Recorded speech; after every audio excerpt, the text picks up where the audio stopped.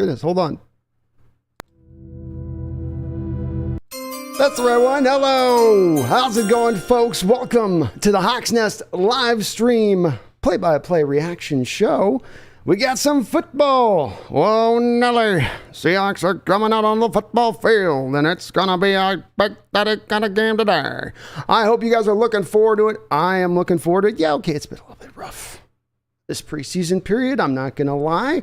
We haven't had a lot of good to talk about, a bit here, a bit there, but yeah, it's been some lesser results, shall we say. But hopefully today, maybe our Hawk team can turn it around.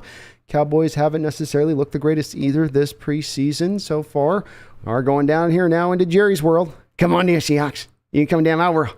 You come down here, you're going to play a Cowboys, okay? It's America's team. Yeah, well, we're going to take America's team and put them to sleep tonight, okay? We're going to show them who's really America's team here. You know what I mean? We're the world's team, okay? You can have America. We'll take the world, okay? How about that? Anyway, we got Geno Smith starting out tonight. We should see a large allotment of Drew Lock, we have been told. So I'm still expecting him to get many snaps. But indeed, at least I would say for probably a series or two, we're going to see some Geno out the gate here. We'll see if his receivers can catch today or not. If they can find their hands, it will hopefully make his performance look a whole lot remarkably better. We also are going to be getting, I believe, Eskridge back into the mold here today. He's coming back in and giving us a little bit of play there. A few guys come back and see Artie Burns coming back in this game. A few other guys still being held out. Rashad Penny's got the vid, though he has no symptoms, but he is being held out. So we will see where that goes with things. But I'm excited for this game. I'm excited to see what this team hopefully can come out and show for me more than the results, more than the win and loss. Did we win the game? Show me just a little bit more effort there as a full team. Show me a little bit more of a sense of urgency out there as a team. You can understand when this problem arises during the mid part of the year, or if you have a team getting to the end part of the year and they're not really in it or barely in it as far as the playoff picture is concerned. But it gets a lot harder for me to understand when many of these players are really, as I've said a couple times, fighting for their football lives here. What you're going to watch out on this field is a lot of guys who this is their last chance. This last preseason game, if they get cut, there may not be another team out there to go pick them up, except for the fact maybe they can put a great performance on tape tonight and allow them to then find their way to another football team and elongate a little bit further that life, or just make the team outright. We'd all love to see that from a performance standpoint as well. Doesn't matter the position, doesn't matter who we're talking about. And so that's where I'm really going to have a keen eye for that tonight. Who's the guys that really show that sense of urgency, a lack of urgency that I'm sorry just wasn't on display last week at home. Maybe it was the short week, Thursday night game, odd time, only the second game of the season. I'll certainly not get too lost in that. But that's the one thing I'm looking for tonight. Hopefully just some good football action, maybe a little bit of sprinkling in, let's say we got Eskridge in here. Let's maybe see a couple fly sweeps maybe. You know, you're gonna be doing that in the regular season. Let's see what kind of tape we put out there with them. Let's see how Lucas can do on one side with that, and how Cross can do on one side with it on the other side. And then maybe, God forbid, defensively run a little bit more. I'm sure they're going to probably do the cards close to the vest stuff, but maybe a little bit more of the pressure packages and whatnot to see if maybe perhaps they can refine some of that again before the start of the year as well. Or maybe they're just going to unveil it all whole hog game one against Russ. Maybe Carroll's got just that much vigor of anger inside of him towards Russ where he's like, no, we're saving it all. I don't want him to know any of it's coming.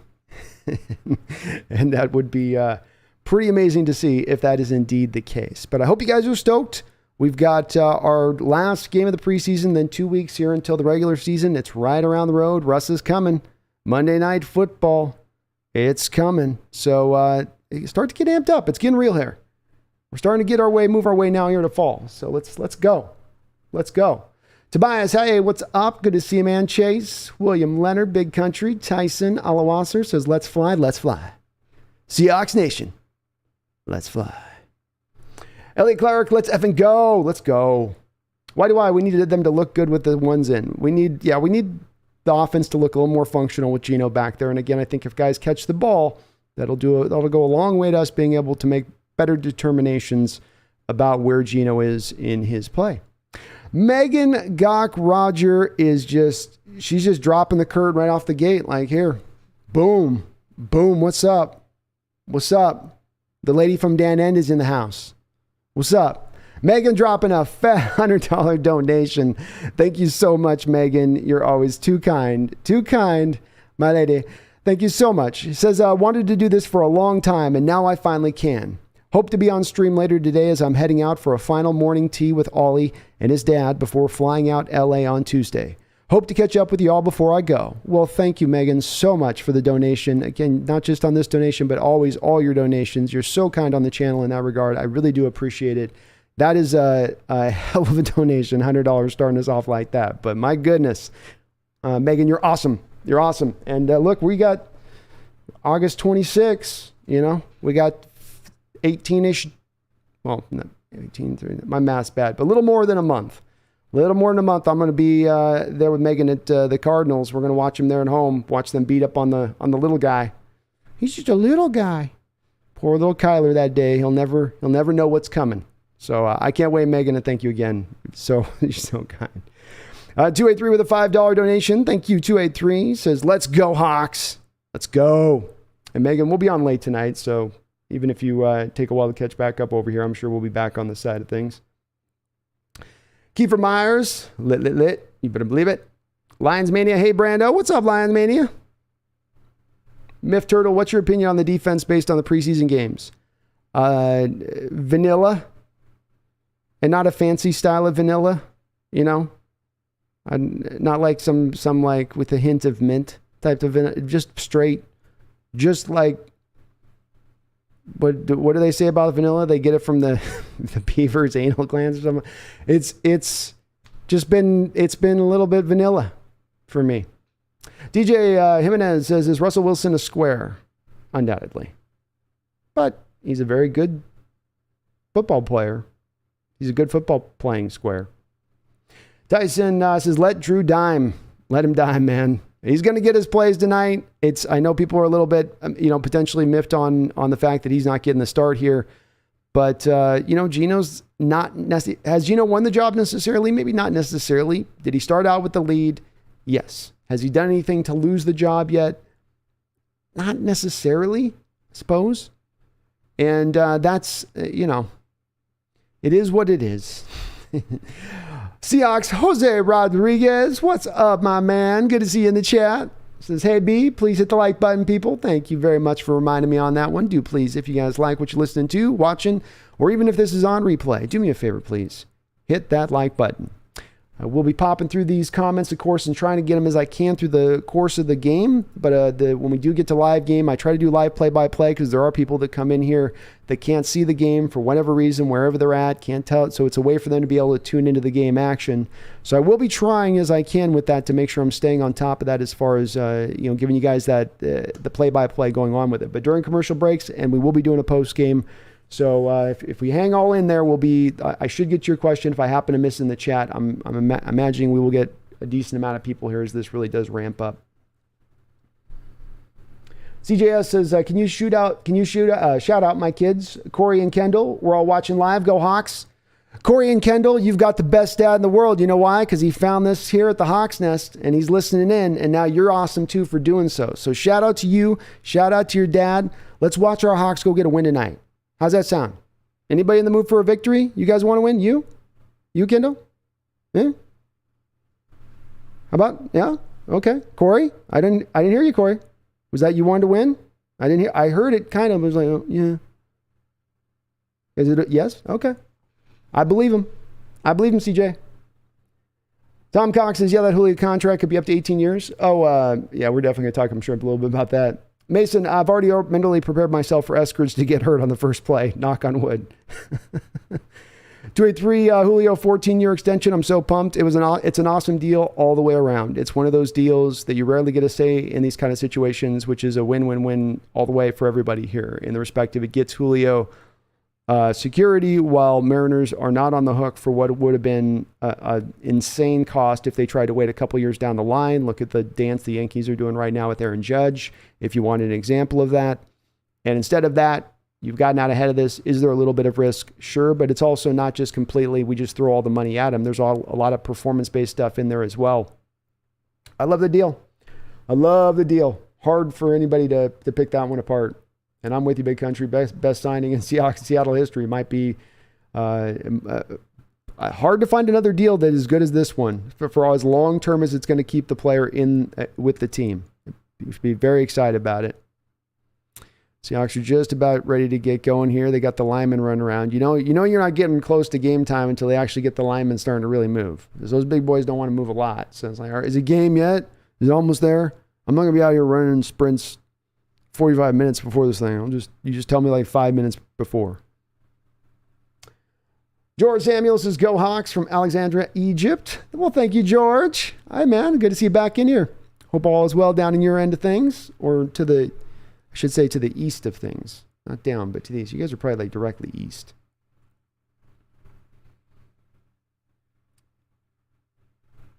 Tyson says, "Who's going to the home opener?" I think Ethan Techworld's going. Lions Mania says, "Can't wait until my Lions versus your Seahawks. Should be a fun one for sure." I'll tell you this, Lions Mania, it's going to be, it ain't going to be one of these pretty type of modern NFL games, you know? It ain't going to be one of these fancy pants type of NFL modern games where everybody's just playing a lot of cha-cha out there on the football field. It's going to be a little rock'em sock'em, test of wills, test of manhood type games. That's the feel I'm getting off that one. I don't know about you, and that's going to make it a fun game.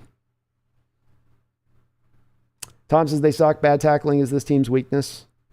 It is right now. That's going to be a part that you mentioned something I forgot to mention that I'll be paying attention to as well in this game is, does it start at any point here to really improve?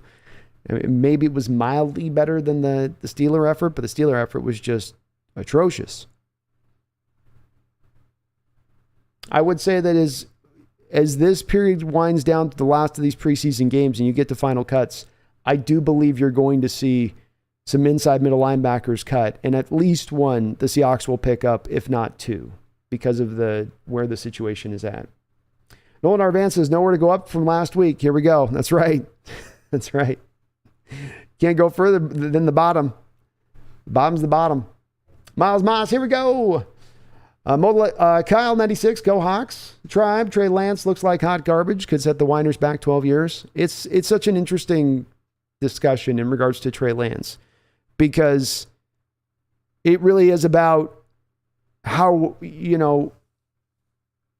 when you're in a position with a team that's in the midst of being a Super Bowl quote unquote contending team, or a team that can go deep into the playoffs, and you do not like your quarterback and want another quarterback, and how your decision making then goes forward into what quarterback you then target. Certainly, I think there's probably a lesson here for all teams in what the Niners might be doing there with Lance. I mean, he may take off, but I'm with you on this, Tribe, in that I do wonder about the consistency aspect. He'll make the big throws that Garoppolo could not. He will run where Garoppolo shan't. But I don't know if he's going to be able to just execute the offense at times or not make the bad throw, the bad interception. I mean, he's a young kid. It'll be an interesting deal to monitor, and we get him week 2. So we'll be seeing him up close very, very quickly. Hope you're doing well, Kyle, too. You as well, Tribe. JP, wish I had not sold the Bronco game tickets. I can't believe you sold them, JP. Those would have been like stocks or something. Just hold on to those suckers. Elliot Clark with a $5 donation. Thank you, Elliot. Says, "I'm not saying I want it, but John Snyder and Pete will take Jimmy G if Niners cut him." I do wonder if that's going to be not going to be the case, Elliot. They've been so weird with this quarterback battle, and the Niners have been so weird about how long they've held out on cutting Jimmy, and as though they're trying to hold him off the market as long as possible. And I long thought it was because they were doing to get the best value back, but now I just think they are a little bit concerned that it's going to be our Hawks pouncing. All right. The game is about to begin here, and thank you, Elliot, for the $5 donation. I do think the Jimmy G thing could happen. Don't forget, too, that a lot of that contract of Geno Smith is not guaranteed. I know he's number one, quote-unquote, right now, but if the Hawks wanted to, they could basically flip Geno's money over to Jimmy G and then ride with Drew Lock through the first couple of weeks as Jimmy G gets acclimated. It's a real possibility. Snail with a $5 donation. Thank you, Snail. Says, "Let Abe cook." That's right, let Abe cook. I want him out there starting, man. Kid's a monster. And we aren't going to see any Dak Prescott in this game. Indeed, the Cowboys, at least, especially after they lost Tyron Smith, are probably going to treat this game in many ways like that last fourth preseason game of years past. So a little easier task here with no Dak, no CeeDee Lamb. Doesn't look like there's any Ezekiel Elliott in this game. Cowboys, of course, getting a tough roll of the dice. Tough break this last week with Tyron Smith going down. All right, first down. The give is right over the left guard there for about 5-6 yards. Good hole opened up there. And indeed, the Hawks are not running any starters out defensively either at this point. And when I say no starters, they're already looking pretty deep into the depths here a bit.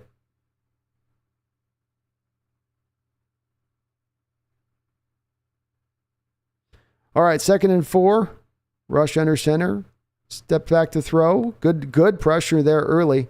We do have a flag on the play.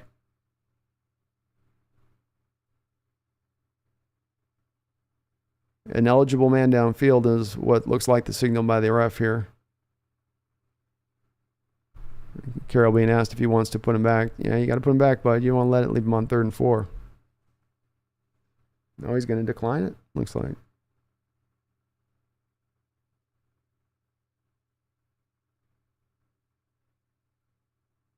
It looked like maybe that was Alton Robinson that generated some pressure there. It was a little unclear, and again, they're not showing a replay. All right, this will bring up 3rd and 4 after the incompletion. Rush steps back in shotgun. Seattle showing a pressure look. He gets him to jump off sides. Free play. Throws it down the field. Completed to tight end. First down. Cooper hit him with the hard count and got multiple guys in that defensive line of the Seahawks to jump. This will be declined, but took advantage of the free play. Randall McDaniel with a $5 donation. Thank you, Randall. I really appreciate it. Says, going to be delayed a bit to watch the game, but so I'll catch up with you around halftime. Hashtag let Lock cook. Let him cook. Let him cook. Michael Jackson and Tariq Woolen starting on the outside for Seattle. 1st and 10 from about the 50. A little pass to the flat. Goes after, that looked like Tanner Muse there in coverage. Makes the catch. Gain of about 5 or 6.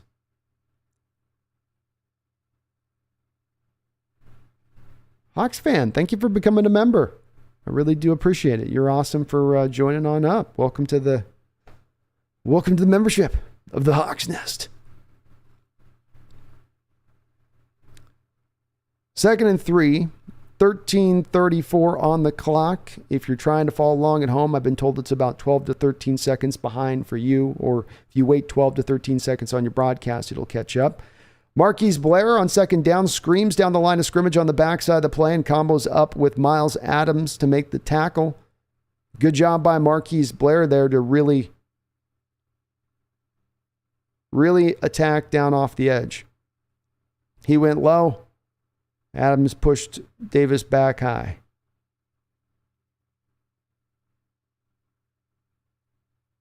Nice play. 3rd and 3.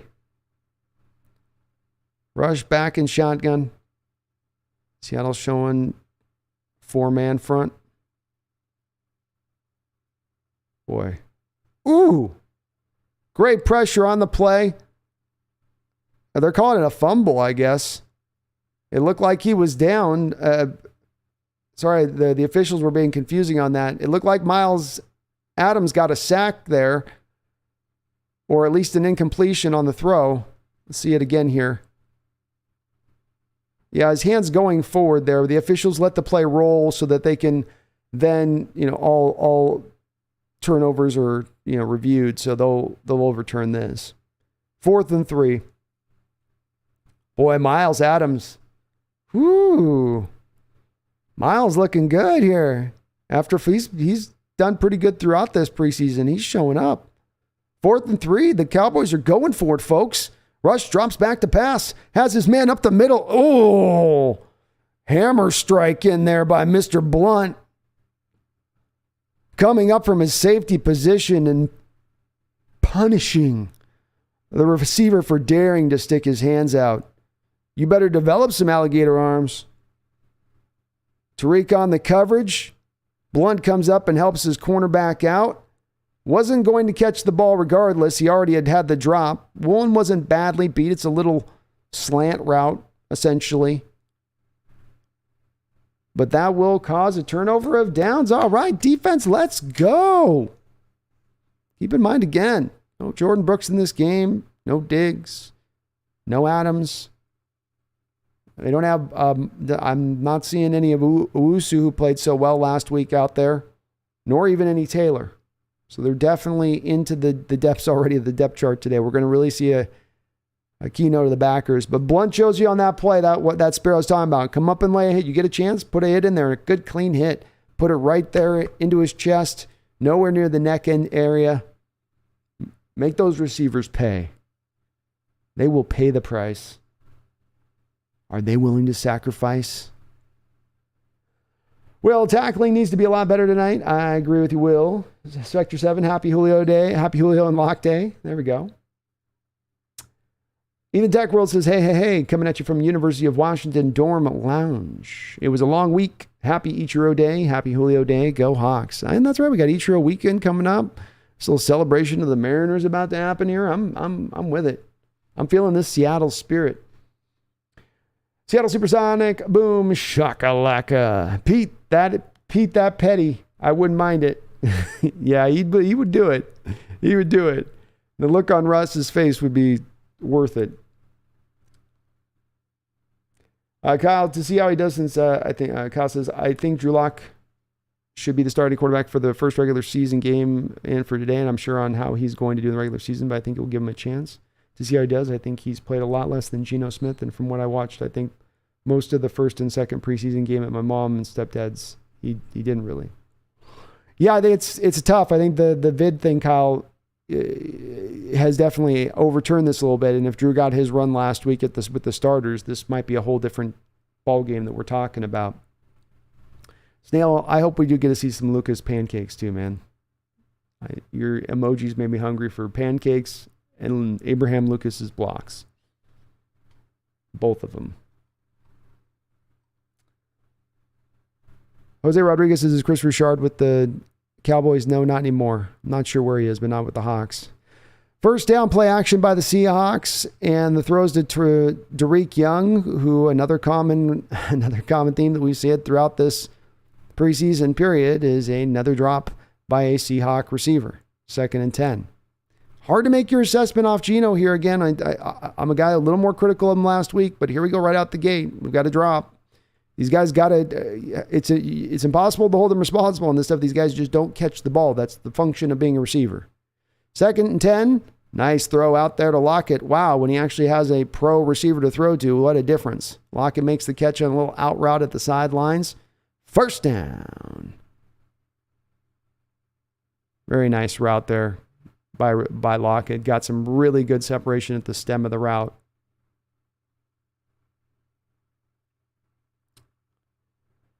.12:11 on the clock. Geno back under center. Takes control at the line of scrimmage. Looks like he's maybe calling an audible. Travis Homer behind him.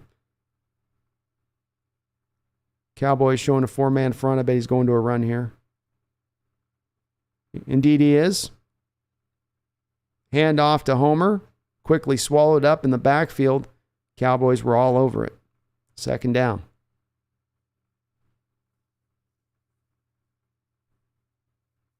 Safety just came up unblocked. Homer couldn't shake him. He was in his kitchen quick though. 11:30 on the clock here, 2nd and 11. Geno back in shotgun. 3 wide receivers. Cowboys showing a 4-man look still again here. Oh, they're going to bring a blitz. Nope.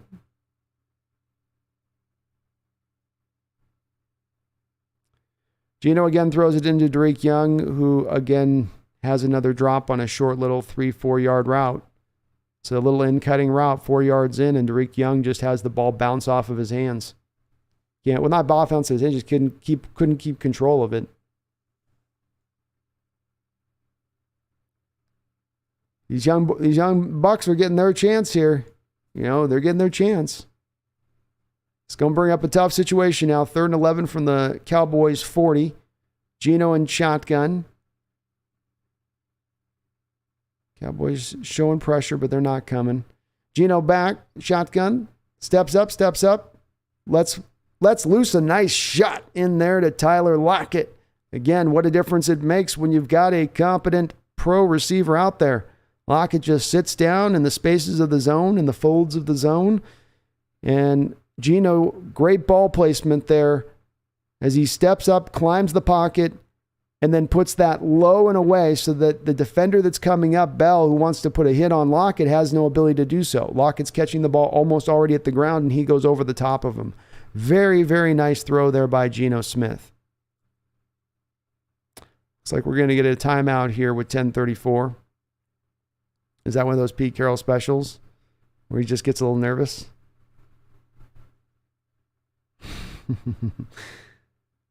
Very good job there by Geno, though. Looking more calm and cool and collected this week. I like what I'm seeing from him. And again, I'm going to try to stay with you guys on the chat, but do keep in mind it'll be hard to stay on the questions with the play-by-play. So if we can hold most of the questions off till after the game, or or put them in there and I'll try to catch them, but if I just happen to miss, that is why. Michael Bell, go Hawks. Tom, I get the feeling the Cowboys are going to beat the heck out of Seattle. Is this going to be a long season? I don't know. Too early to tell. Carl Derney, what's up, Carl? Good to see you, man.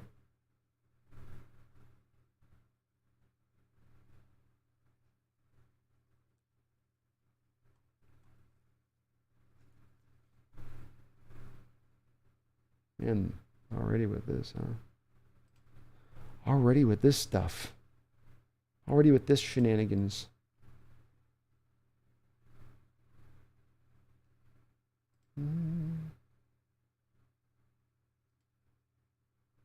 Bye-bye. Bye-bye. You gone now.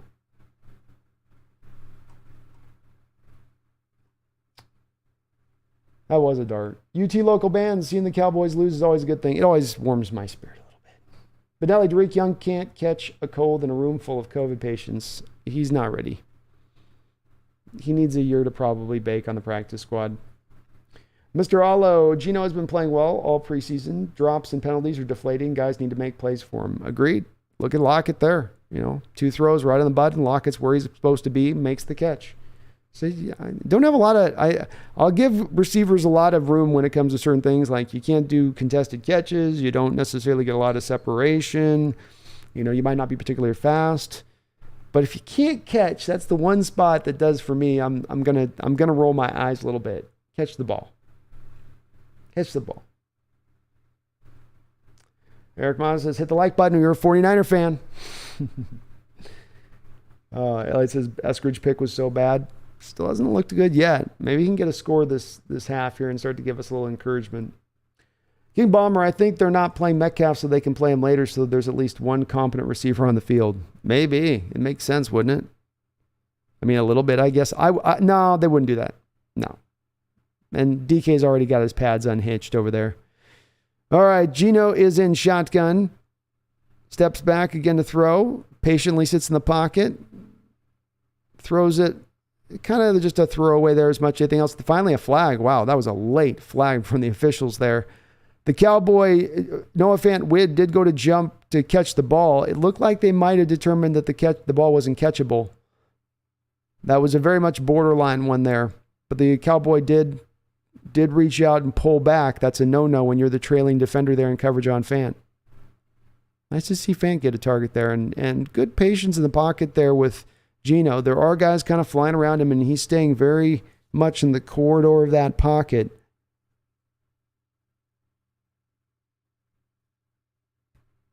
Maybe Pete lobbied for that one over there. He was doing some lobbying.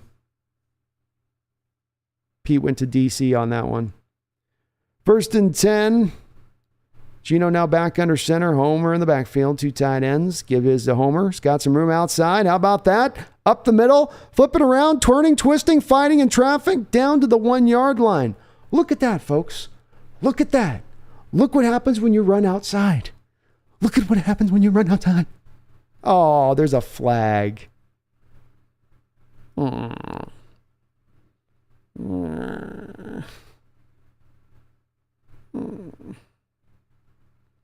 held? Oh, Cross got it.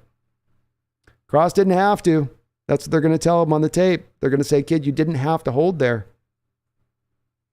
You had him already pinned. It's a little pin block there where he just has to set up and pin in, and then the run goes behind him, and he did a little bit more of this stuff on the guy. You can't, that's right there where the official's going to be seeing it. So with the coach, that's just a teaching moment. The coach is going to say, all you got to do is just lay the block and hold. It's going to only need to be laid down for about a second and a half there. The running back's going to be behind you and gone by the time you lose him. Another throw out here to Will Disley in the flat. Another dropped football by your Seattle Seahawks. It's just a simple little throw out in the flat there to him. And again, these guys got to get on the damn jug machine, boys. It's a play where you're just looking to get 5-6 yards there. Try to eat into a little bit of this penalty yardage. Geno already with 3 drops from his receivers on this first drive. 9:52 on the clock. And again, if you're trying to watch along, about 12 seconds. If you pause it, I've been told, and we can be synced up. 9:52 on the clock, 2nd and 20. Cowboys showing single high, little blitz look here. Drop out of it. Geno looking, scrambling. And he is caught and drugged down for a sack. It's like Cross gave that one up. Geno got fooled on the blitz a little bit there. Cross got walked back there. Very nice job by 54 Williams of the Cowboys there to really give him a strong bull rush there and just kind of testing the rookie's strength a bit. And Geno tried to kind of ease his way out the back door of the pocket.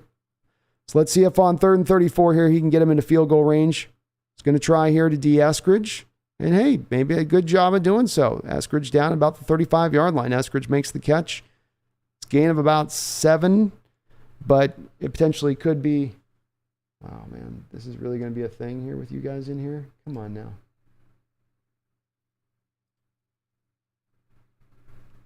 Holy mackerel.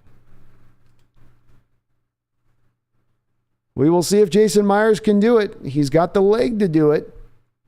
Last season, he was 3 of 5 on 50-plus yard attempts.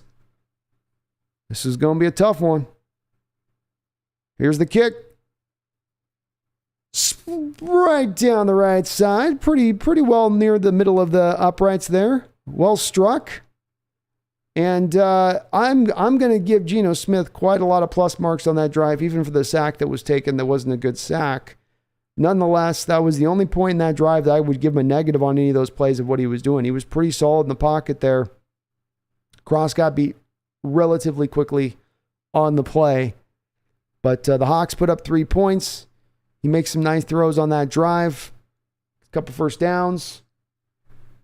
Encouraging to see.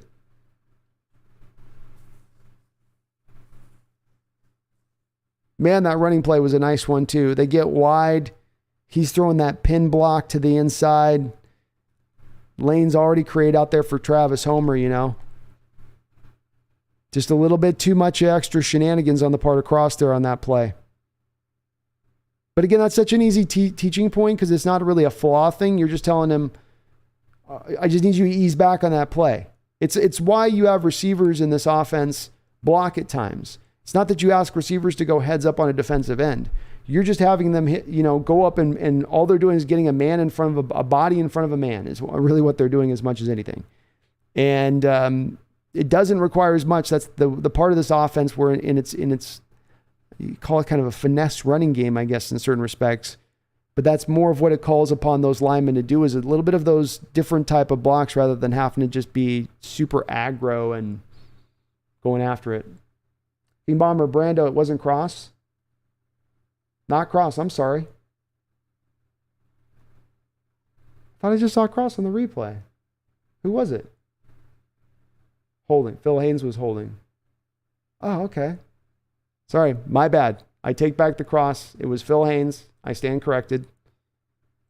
This is the hard part, folks, when they don't show a replay on these things. They just go right to the next play in the preseason. It's the worst of the worst, where it's they want to get to their commercials, and so you can never see it played back. So I guess, well, Phil Haynes has got to learn that block then. So, wait, okay, so he just laid a good block. Haynes just was doing some other shenanigans down there. Okay. Interesting. Oh, kitty.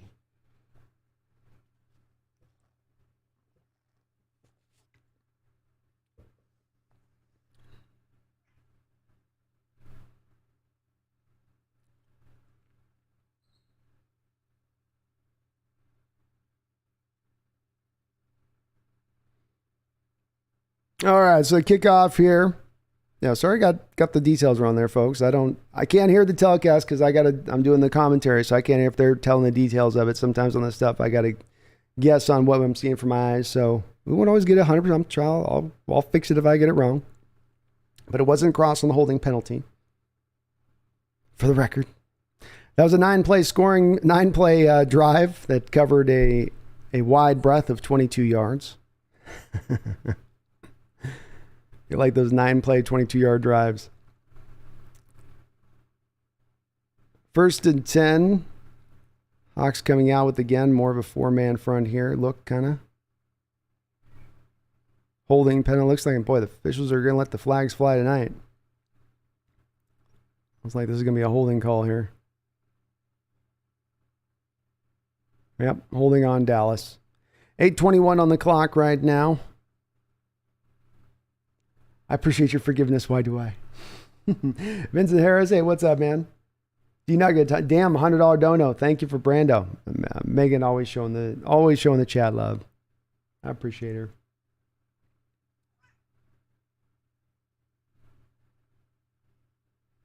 Uh, 16-bit blopper. Geno needs to step up in the pocket. He needs to get rid of it. He's not that good. I don't know what that first drive. I don't know how you put. I mean, the sack is the one play, but he was fine throughout the rest of the drive there. 3 drops on that drive. That's 8:06 on the clock. Cooper steps back. Ooh, gets taken down quick. Who's 49? Ongujungo. Ongujungo went back there and flashed a little quickness. Some hand swipe. Chased him down. That's a little high motor play with a guy with some little bit of quickness to him for the sack. Nice play. Staying active when his first move didn't work. 3rd and 15, 7:32 on the clock. Rush back and shotgun. 3 wide receivers. Looking left. Firing left. Tariq Woolen is down there. Poor throw, but it is an incompletion. Clint Hurt. Jacked up. So let's go. Nice job. Handshakes all around. So good job by the defense there. A little bit of pressure. Tariq wasn't badly beaten on the play, but it was just a very much overthrown ball. If the ball is more on point, it might be a closer play there, though he was starting to engage maximum makeup speed. And when Woolen engages maximum makeup speed, that's the afterburners are taking off like Top Gun. You know what I mean? Here's the punt now. Eskridge is back there to take the punt, and he's looking good doing it. It's got a little bit of space to work up the field and carries his way up to the 45-yard line of the Hawks. Eskridge looking quick on that punt return.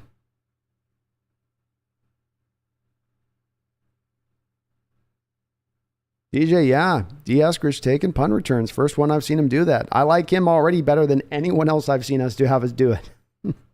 He wins the job. It's his. I need to see nothing else. Why do I? Better special teams game this so far. Better special teams game, better energy and effort level all around from the players. Take that sack. Did you have a guy just taking his one move and went, oh, I didn't get it? No, he threw his hands, pushed the tackle away and then jumped right back on him there. That's what you stay with your effort. Show me effort. You can see effort. It's not something maybe as easy to measure, but you can see it. When you're not seeing it. Last week, I just wasn't seeing it from our guys, mostly. Some, but most of them were kind of out there in a little bit more of the go through the motion stuff. And DJ way better than Swain. Kelton says, I think Lynch is willing to keep Jimmy until the trade deadline. You got a first for Jimmy? If I'm 49ers, that's your cost. How do they... I got to go look at their cap situation, Keldon, on this. I've been meaning to look at this, but I got to figure out how they're doing this with the new contract they signed. Because it was my understanding that you guys couldn't sit with the $24 million, the full $27 million that he cost in your books if you were going to sign that deal. Not to mention, I still think they're going to need to get the Bosa deal done at some point. So does Bosa just play through this year without another contract? Isn't he going into year 4 here? Hasn't he earned the new deal? I don't know. I admittedly need to... I do want to look a little bit deeper into that. See what's going on.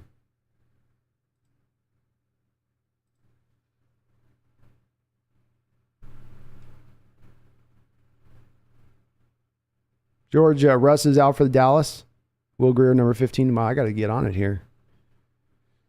So a little bit what I suspected in this game. Teams are going to treat this third preseason game like a fourth preseason game. And we're going to eventually get to the point where people are going to go like, why do we even have preseason games? You know, do you guys dial back from 4 to 3 to make the more 3 important, but now you're going to do this, even with the 2 weeks that they have before the start of games. Kind of odd.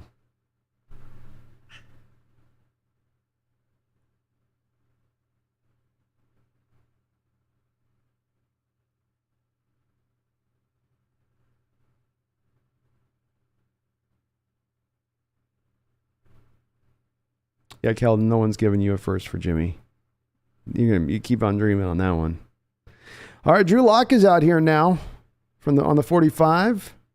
And again, the give is up to, is this Thompson? This would be I guess what we would say now, the 5th string, or Hart. Hart's running back now for us? Okay. Whew. Not well blocked up by your Hawks there. Defender was just sleeping in the hole. Lock and shotgun. 6:45 on the clock. Under a lot of early pressure there. Throws down around near the feet of the receiver, incomplete.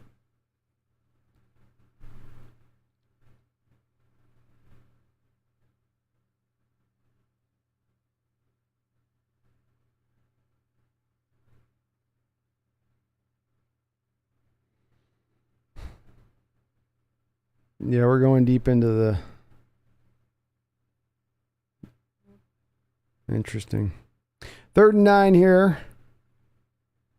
Cowboys showing a little bit of a blitz look here on Locke. Locke drops back to throw. Here comes the blitz. Again under some pressure. Interception.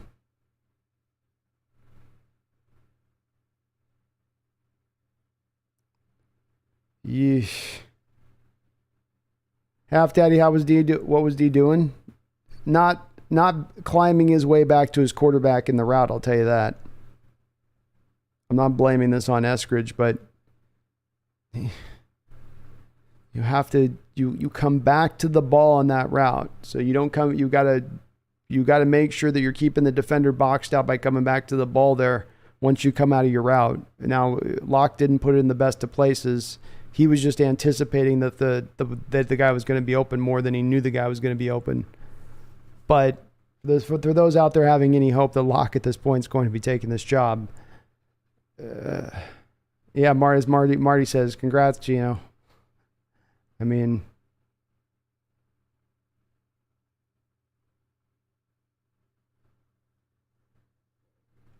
whew.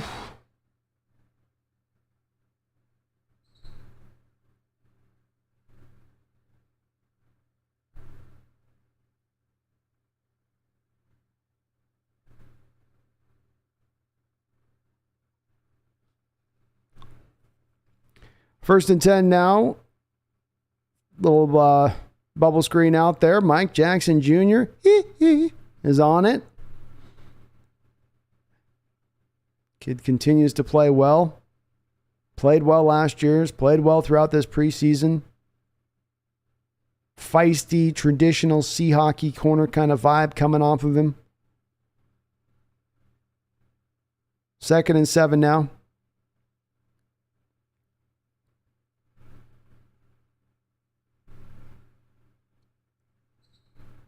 Play action.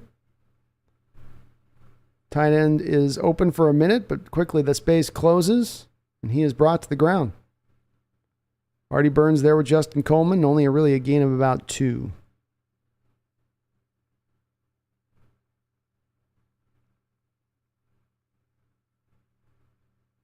Nice. That's how you can help with tackling, is that's where I got guys rallying to the ball. Right? That's less of those, you see guys losing tackles when you have multiple guys hitting a single ball carry at basically the same time. 3rd and 4 now. 5:22 on the clock. Seahawks up 3-0. Cowboy quarterback shotgun here.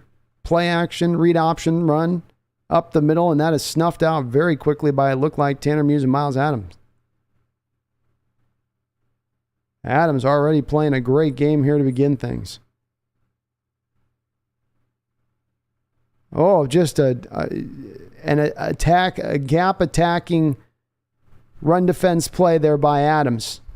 Just gives the offensive lineman a swipe and easily is past the lineman on that. Just really low key power there. It's so quick and fast, almost like a jab hook, like a little jab that he's throwing. 4th and 4, again, the Cowboys are going to go for it. What are they doing? And that's going to be a sack. Owen Robinson and Miles Adams says, hey, let's have some lunch at the quarterback. Meet you there. Yeah? How about by 4:27 to the first quarter? That work for you? Yeah, that works for me. That work for you? Yeah, that works for me. Let's go get it. A little stunt there by Robinson. He comes through, and the stunt man being Adams also gets through. It's so rare you see that, where if you have a stunt run, usually the one guy has to give up his body so the other guy can get around. He ends up getting 2 blockers on one, but somehow Adams got through there and split it through, being able to help him on that combo sack there with Alden Robinson. How about that from the defense? A little bit of pressure. Run some games up front. 1st and 10, 4:27 on the clock. Lock back out onto the football field for a little bit of redemption. Give is in to DJ Dallas. He's in the open field. Breaks through on a nice little run for 9 yards there. Almost, if he kept his feet there, that might have been a play he was able to threaten on. It's like somebody just got his legs there at the end.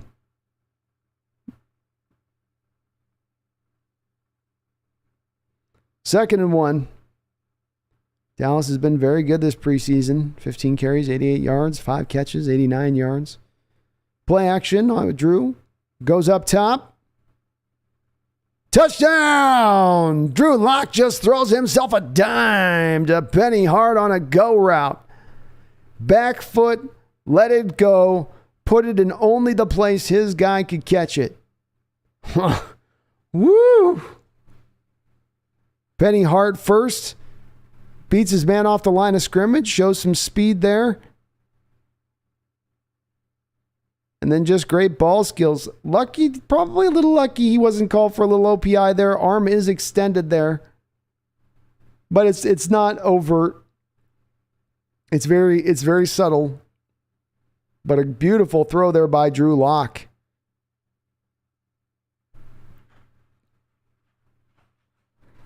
And Penny Hart, where he makes that touchdown happen is at the line of scrimmage. Getting off the line of scrimmage on the press coverage and how he does it with his footwork there is what made that happen.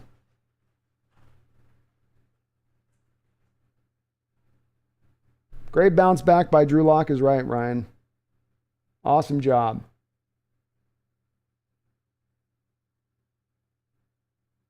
Kenneth says, who win in Seahawks? I know. Yeah, Seahawks are doing it right now, man. They're getting it right now.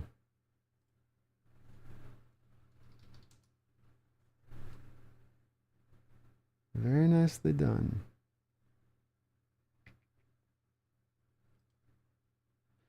Two play, 44-yard drive. That will do.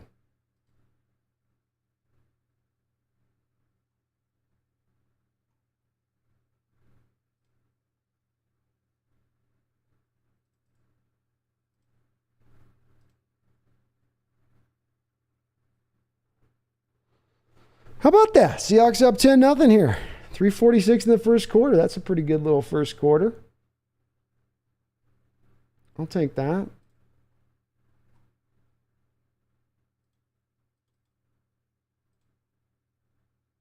If I can make this work here.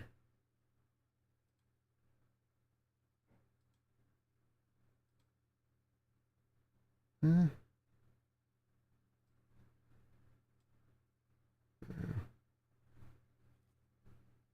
we go. A little statistical analysis there for you guys, you can see.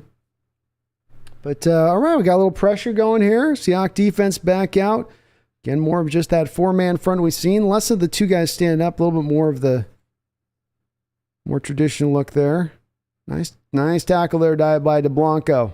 It's just the tackle he was losing last week, able to wrap the running back up around the feet just as he crossed the line of scrimmage. It will be a gain of a couple, but nicely done by DeBlanco there. See, defense looks more awake this week. Such a difference in energy. 2nd and 7. Give us the running back here. It looks like we got offsides on the Cowboys. The country says Dallas is going to be mediocre or bad. I don't know if they'll get to that stage of things. They do get the two teams in this. Maybe, though. It depends kind of how good Washington is a little bit. And I think that NFC East does get to play a little easier run as their secondary schedules go this season versus like us, for instance, who have to go through the AFC West. 3:02 on the clock, 10-0 the Seahawks. 2nd and 13 here for the Cowboys. Will Greer back in shotgun for the Cowboys. Ooh! What a nice play there by DeBlanco in coverage. Running step for step with the tight end. The throw was pretty much on point there. DeBlanco found a way to engage a little bit extra gear there at the end and make a play on the ball and knock it free. Almost intercepted. Alden Robinson bringing some early pressure to force Will Greer up in the pocket. And DeBlanco makes a great play in coverage.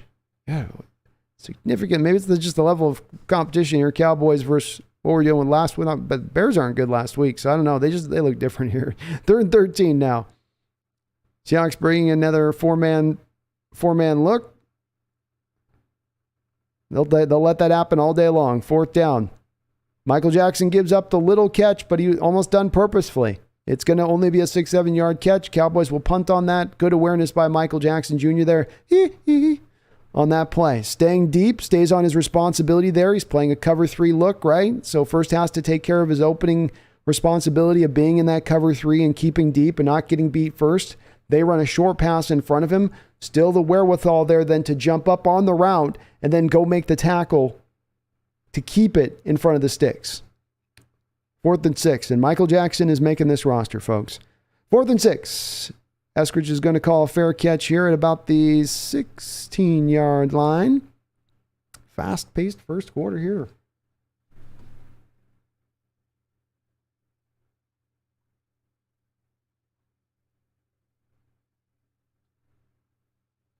Half Daddy says DJ Dallas almost got a pump block. Ooh. Mr. Rook, where did Snyder speak at? I didn't see. Oh my goodness. Oh my goodness with your non-stop shenanigans.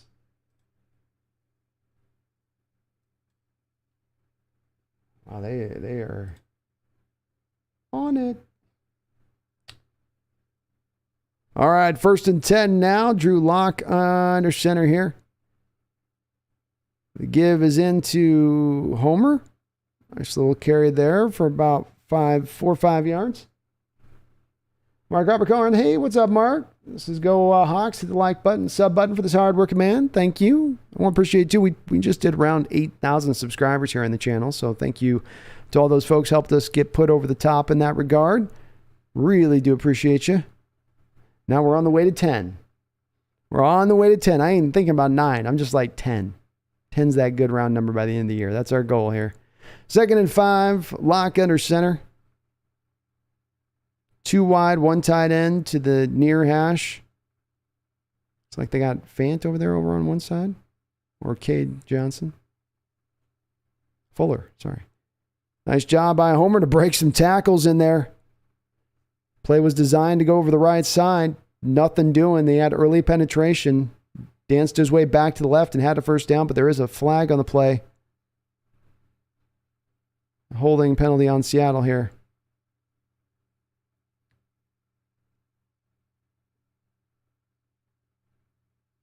Is that Haynes getting hit with that again? Not good on Haynes here. 2 early penalties on our guy.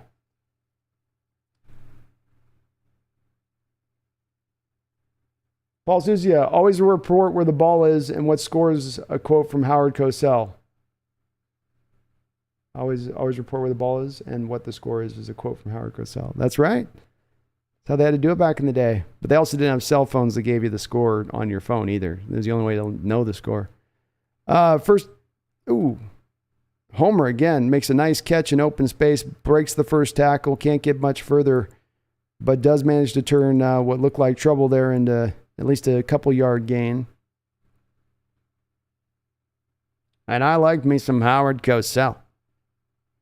Seahawks are up 10-0 on the predacious Dallas Cowboys, whose gusto and chest thumping can only take them so far against this predatory bird of the Pacific Northwest.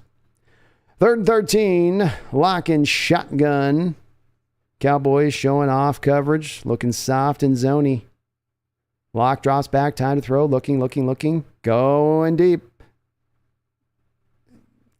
Had a man there in Aaron Fuller. Looked like he kind of misjudged the ball. Definitely mistimed his jump. Misjudged the ball and mistimed his jump. It was a bit of both. Locke put it there where he could have made a play on it, and the defender wasn't looking back, but Fuller just meagerly reacted. All right, it's time for some Big Dixon energy.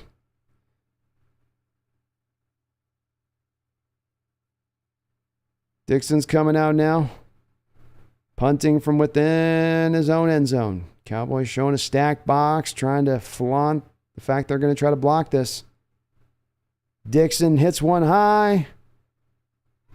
Somewhat deep. Fumble! And the Cowboys do recover the fumble, unfortunately. Goodness, I think we've had 6 fumbles this preseason, and the opposition has recovered every single one. Tough. Okay, kitty cat. What's going on? What's going on here? Ryan Ball says, Haynes underwear, they hold on to your body.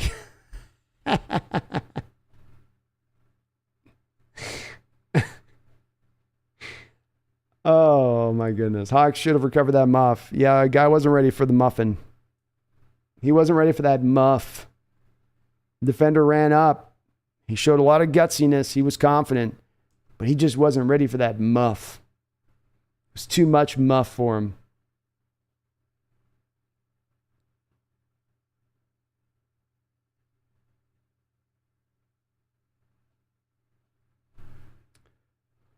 The main takeaway for Pete so far, Geno has not turned the ball over yet. That's it. And Geno understands that being a very key point of what's going to determine this battle and who wins and who doesn't for Carroll. And it quite simply, if it's even Steven, it comes down to that. Geno's going to win out because he has been a little more careful with the football. It is what it is. Kronos, 5 fumbles going back to the opponent this preseason. Yeah, 5 straight, and not one of them have we been able to take back. Half Daddy says, fall on the ball. That's right. Just get it. Lou Allen, Geno is solid. He played solid today, Lou Allen. I think he did good. What he did out there, I was fine with it, Lou. Better this week. I was okay. I liked how he played in the first game. I liked what he did this week. I had a problem with how he played last week. Just in overall the way he was carrying himself and commanding the offense, quite frankly. But he can't help it if he gets 3 drops on that first drive. That's not his fault. Those guys got to catch the ball. And as we saw with Lockett, you give him a receiver out there that's a just normal NFL receiver, they will catch that ball.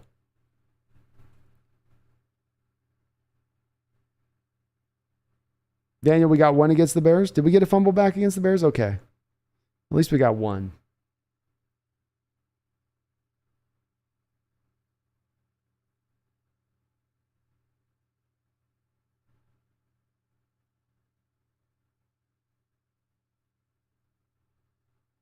But it says all the receivers beside Lockett and Metcalf should be fired. Couldn't catch a cold.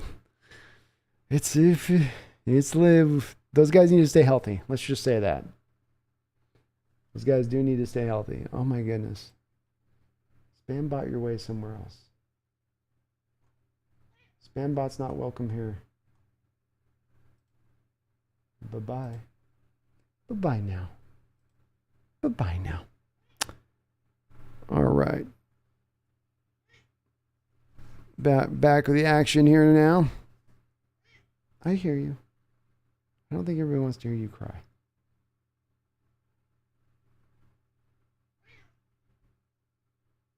Cave Troll, what has happened to Bennett's hair? Retirement. 2nd and 7. 14:31 on the clock.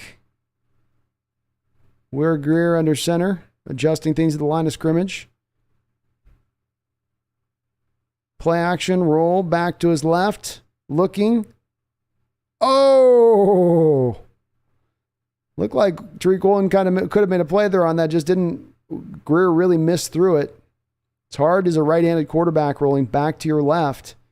It's not as easy to get as much, not only power on the ball, to be able to throw it accurately. And it looked like he might have had a guy open there, but just, well, this is why I guess he's the third-string quarterback, right? 3rd down and 3, 14:17 on the clock. We're Greer in shotgun. He's got 5 wide here. Drops back. Seahawks bringing a blitz. Oh, nice play by Tariq Woolen. Jumps up. Are they going to call? How are they going to call a flag on that? He made a play on the ball. What the F? No way. Chat. What are they talking about?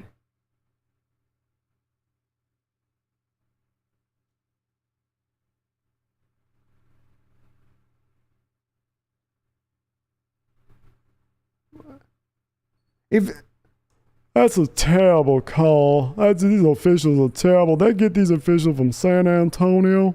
These are some San Antonio officials. We gotta fire these officials. They're just terrible. That was not a pass interference. That was him making a great play on the ball. If that's pass interference, then our Super Bowl interception by Malcolm Butler's pass interference. So which is it, NFL? Which is it? Could do this dance all day. That was dumb. And I'm taking a second to recover to get back to my play-by-play because that was just simply stupid. 2nd and 4 now. Greer and shotgun. Good play action there by Greer. Throws a little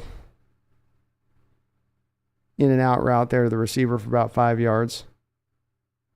Gosh sakes, what a bad call. Maxwell, I think Woolen starts too, man. I think he's looking very startery. That was clean, man. That was a great play. Physical at the line of scrimmage then. There's a lot to that play that was good. 1st and 10. Seahawks were bringing a blitz there. Cowboys got it, kind of gashed him with the run play. If that was play action there, Greer was going to lose his head. Off with his head. Instead, it's a give there right around the right side. A lot of open space with Blair coming on the blitz.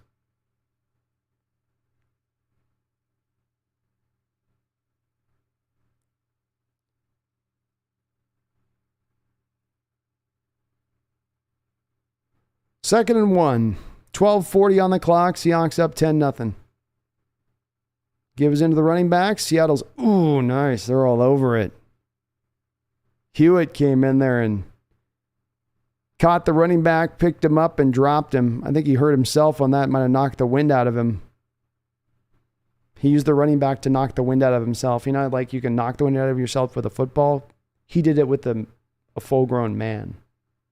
He did it with a full-grown man's body.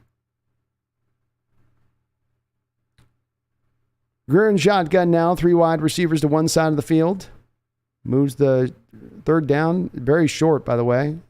And is a read option. Greer's going to keep it and get outside. That will be a 1st down. Greer does a good job of hiding that play action. He buries it.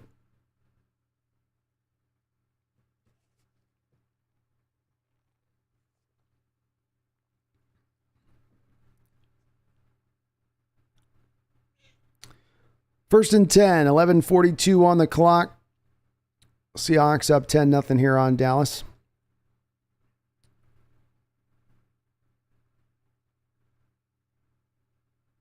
Give is up the middle here.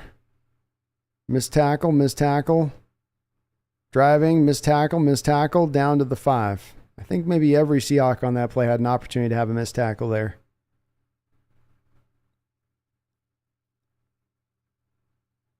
Somebody had him right at the line of scrimmage.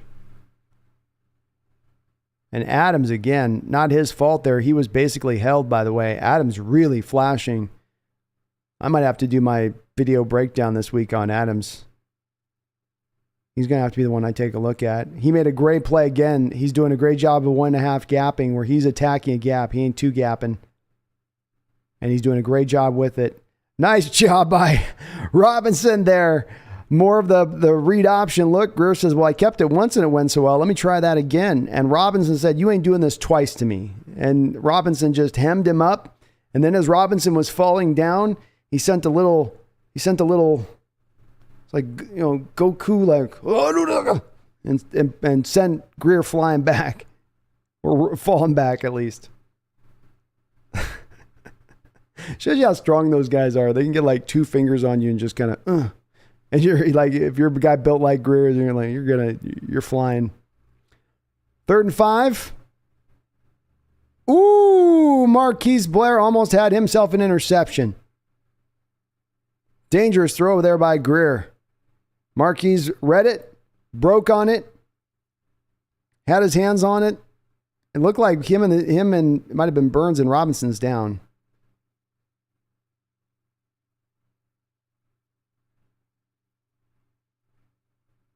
Alton Robinson right now down the turf here. He's breathing a little bit. Looks like maybe he's going to be okay. It doesn't look like they're not reaching for knees or anything like that.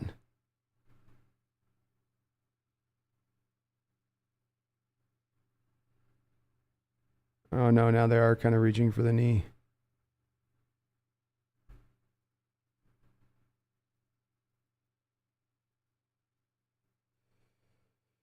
It is the leg. Boy, Robinson's looked so good in this game, too. You're hoping him as number 4 on the depth chart right now as your outside linebackers. It's where you basically see him sit.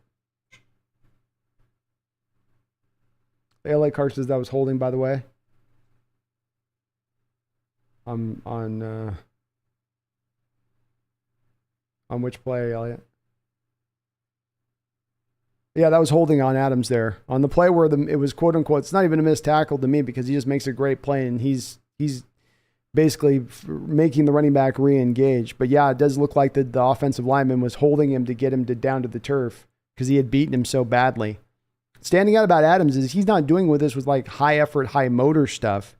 He's doing this with first step quickness, first step power, little quick power, and beating the man very fast in these moments where he's winning. I think it does stand out.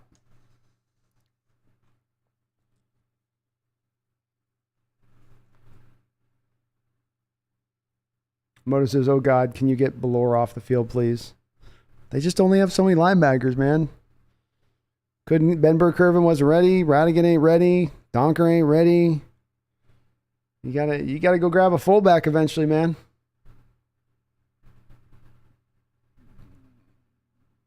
Why do Weiss's Woolen looks far better than Burns to me? If competition's a real thing, if competition matters, I haven't seen a lot of Burns, but I have seen a pretty good amount of Woolen here now up until this point, and it's hard not to look at him and say he's won a job here. Who's outplayed him this preseason?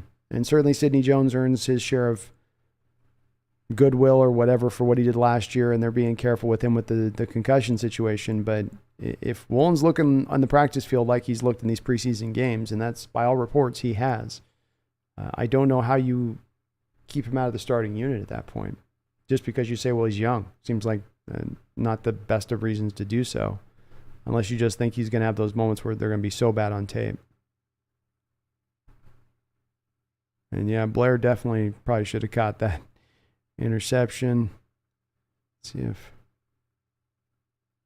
he had his man kind of breaking on him, which probably was throwing him off. Burns was, but he didn't come close to really catching that either.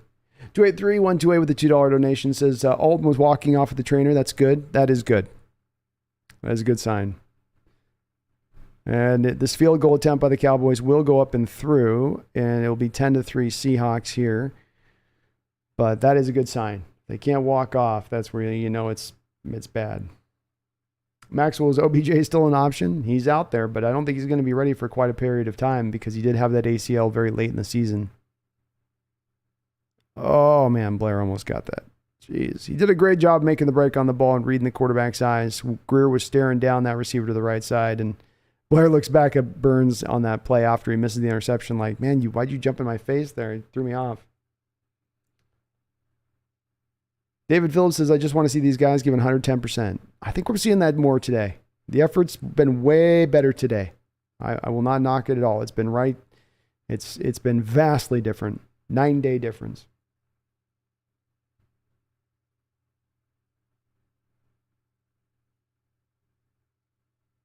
Can you want to revive Jones is making the roster? Laugh my ass off? Yeah, probably. Why do I? Seattle goes all in, trades for Wilcon, signs OBJ. That would be a pretty all-in type of moves, yeah. I think they do. I do think they make a move here before the start of the season. They have a history of doing this. I don't know if it'll be a major one, but it'll be at least something I think that's more than just camp fodder kind of moves. And this is kicked in the back of the end zone by Marr, and so Seattle will take over the 25, the 1st and 10. Yeah, that's crazy to think about with Woolen because the expectation was probably he wouldn't be ready till next year. Agreed. I was one of those people. I was one of those folks in there saying there's no way this occurs this year. He's too rough in his technique, and he's not going to clean that up that fast. But I think he attacked this offseason in a way beyond rookie OTAs and OTAs in training camp, just in his own building up to, essentially joining the organization. He kept working on his game. 1st and 10, lock and shotgun here. DJ Dallas goes in motion. Locke looking, throws it in there to Tariq Young. Boy, Locke really looked him down, looked long there for Tariq to get into his route. Kind of a little bit of a slant route there. And Tariq actually makes the catch after 2 early drops in this game. Nice job by Tariq. 9:40 on the clock. 2nd and 4 from the Seahawks 31. Drew Lock under center here now. 2 tight ends. 2 wide receivers.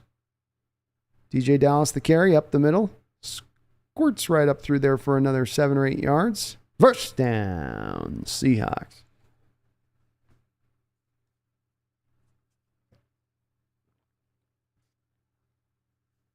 I like Roquan Llewellyn.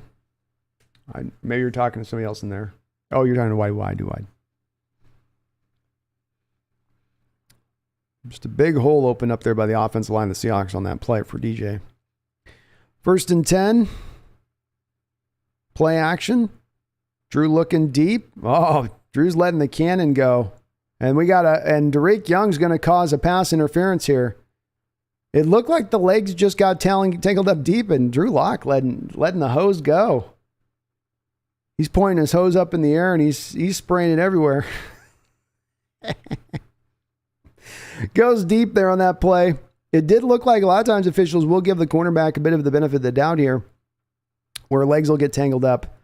But his hands are high as he's making that contact, and that's maybe where the official made a bit of a different determination there, where it wasn't really their legs tangling up. Even though the defender did step on Tariq's foot, he was also up there with his hands. It's one of those calls sometimes that can go either way a little bit. But big play, a lot of yards down the football field. This puts us at the Cowboy 30-yard line after a long pass interference call. 1st and 10. Lock under center. Dallas in the backfield. Little reverse action here back into Bo Melton. Comes across the screen there and gets up a good 5-6 yards. Like it.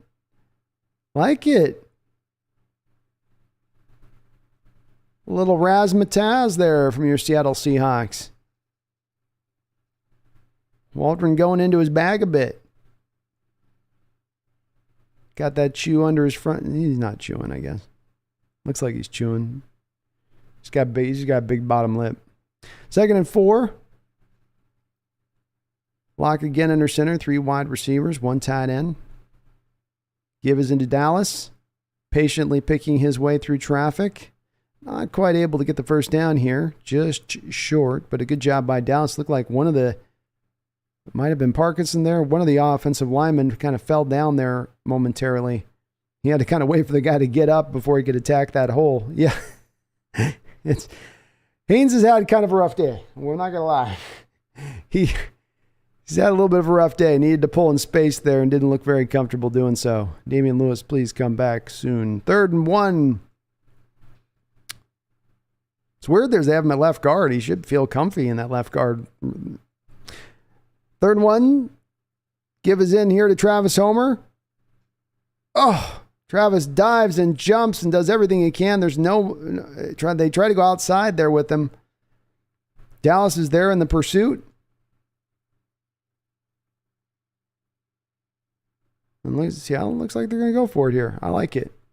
Let's go for it. Dallas already gone for it like 5 times on 4th down. Why shouldn't we? And yeah, I just couldn't. None of the reach blocks were getting there on that one. Nobody got out there in space on that one, including Cross.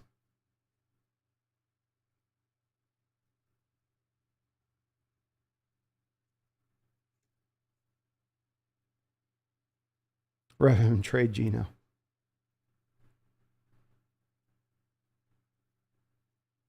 Why do all these messages retracted in the chat?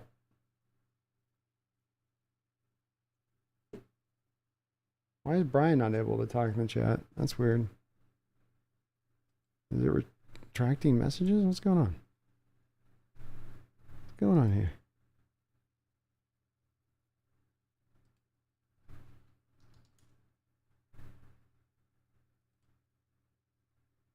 Oh, I retracted myself. 4th and 1 here. Play action pass, roll out by Locke. Finds Travis Homer out there in the flat. Nice job there. Good catch by Homer.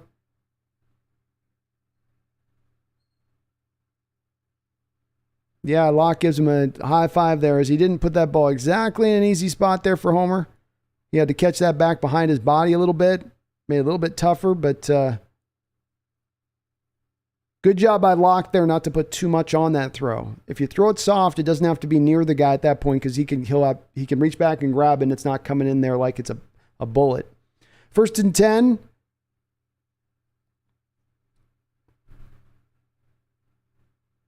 D. Eskridge the give on a fly sweep, and he is brought down wide.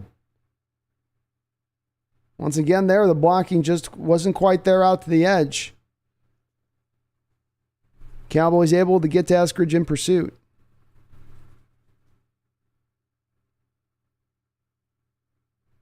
Second and 10.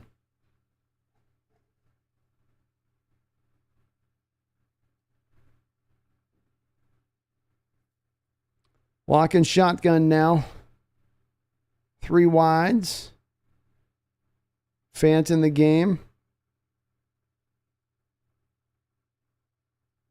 Dallas goes in motion. Locke drops back, looks to throw in the back of the end zone. Oh! He put it right on Penny Hart. Great throw right on Penny Hart. A little bit of not even a fade route. He zipped it in there. And Hart had it in his hands, but the defender came in late to disengage the ball. Good play by the defender.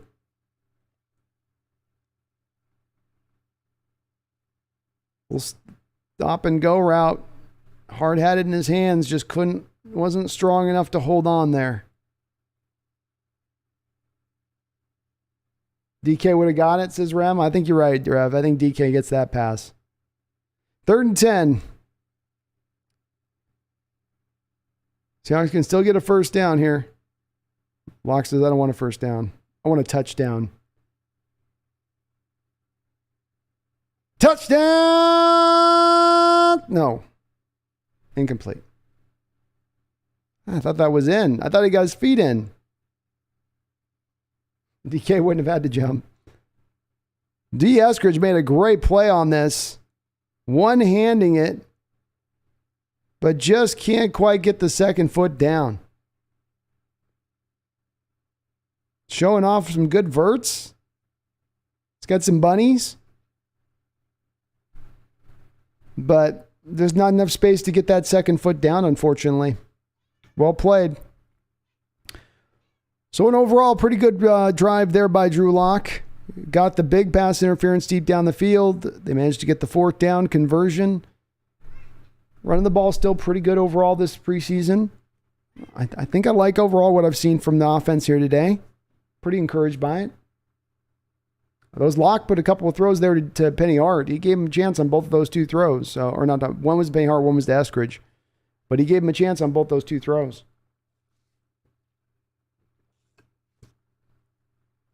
Grono says DB fought for the ball long enough to push D out of the end zone. He did. Moy Joseph, thank you for subscribing. Appreciate you. Pete Gorman, Seattle's going to sign Jimmy G. It's possible, Pete. It's possible. They got the money to do so if they want to.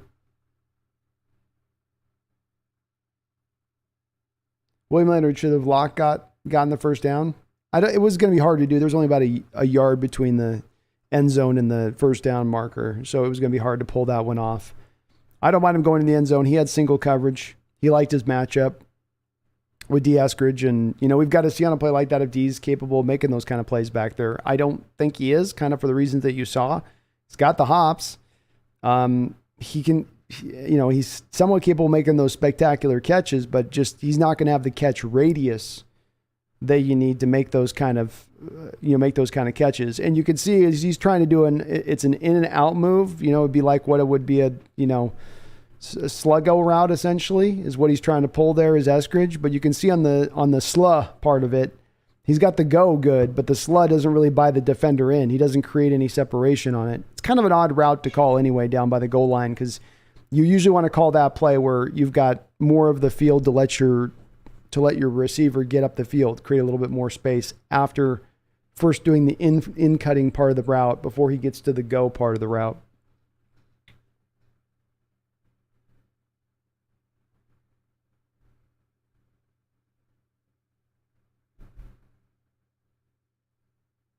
Why do I hate the counter fade? Yeah, I'm not a fan of that one either. Sly Pro X, who do you think is winning the battle right now, Locke or Smith? I think Geno Smith's probably winning this. Coach Carroll is always going to favor touchdown or interceptions and not throwing interceptions as much as anything from his quarterback. And, Drew's already got a fumble this preseason. Now he's got an interception. And he's still playing well around that. I don't want to knock it on that, but that's something that's going to weigh heavily on Carroll's determination. Big Country says, I don't think Jimmy G would last a whole season. Well, it's 5 games of Locke, 5 games of Geno, 5 games of Jimmy G. That's the plan. It's the new quarterback model. 3 quarterbacks are better than 1 star quarterback. It's the new model. All right, 5:23 here now. Seahawks up 10, 13-3. Kick is here to Dallas returns. Got some space to work and a nice little punt return. Another fumble. And once again, another fumble that the Cowboys are able to recover. The Seahawks are causing them. Just can't quite get the ball to bounce into their hands after they cause the fumble. Good job by the Cowboys return unit here of starting one way and then returning, then kind of changing fields all the way back to their side. And it looked like Justin Coleman caused that fumble. Little peanut Tillman punch there. I like it. I like it. Sean Hines, when do you think the 49ers cut Jimmy G? The 30th of August. That's my prediction.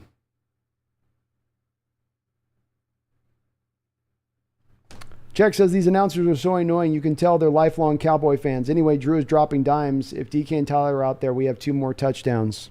I could see it. Receiver position's definitely held back this team in the preseason so far without having those guys out there. Lockett was out there in this game making 2 quick catches, and it looked wholly different with him on the field alone. 1st and 10, 5:15 on the clock. The give is up the middle here. The Blanco has his hands on him, or Muse has his hands on him, slides out of it. team's eventually able to come back over there and wrap him up. Last drive by Locke was 10 plays, 64 yards, taking 4:41 off the clock. Myers hitting a 29-yard field goal. And how about Jason Myers? A couple kicks here today. Tariq Woolen still on the outside. For 2nd and 4 now. Play action.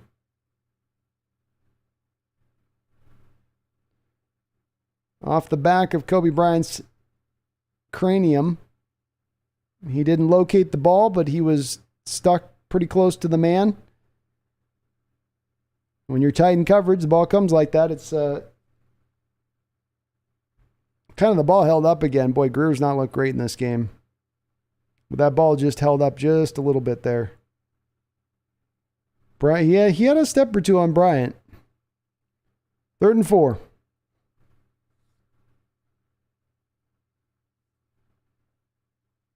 Wow, Seattle was in a real soft zone there. Bryant had dropped really far back, gives up the completion in front of him.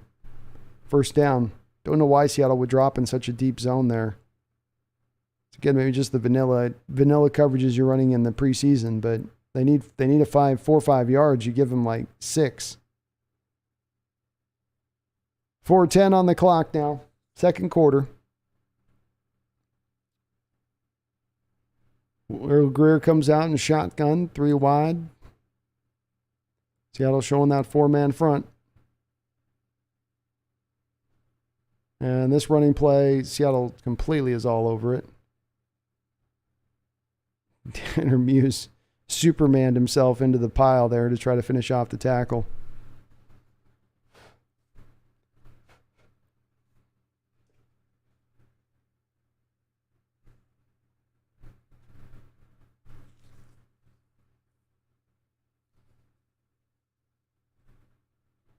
Second and 8. 3:26 on the clock. Will Greer in shotgun. Again, they've shown this look a lot. 3 wide receivers, shotgun look for Cowboys. Drops back to throw. Whoa, Michael Jackson Jr. puts a forearm in the back of the receiver. Don't you dare try to catch it on me. Another poorly thrown ball by Will Greer, who's going to get his butt cut here pretty quick after this game. But Jackson, again, even if you got a step on him, even if you got him beat, he's always going to be close. They just tried to dirty Diana him, and he came back at him like a smooth criminal. Okay, I'll stop. I can't keep doing that. 3rd and 8 now. Greer in shotgun. Under pressure. Ball tipped up in the air by who? By who? By who? I'm looking at the man in the mirror. Michael Jackson Jr. Breaking up another ball in coverage. Out there looking sticky. Out there looking like sticky tape. Looking like fly paper. Looking like Gorilla Glue. Looking like Elmer's glue. Looking like something else that's sticky. And that's a fair caught ball there. Any surprise is that Swain fair? Yeah, Swain's fair catching it. Not a shocker there. Shamo. How about Michael?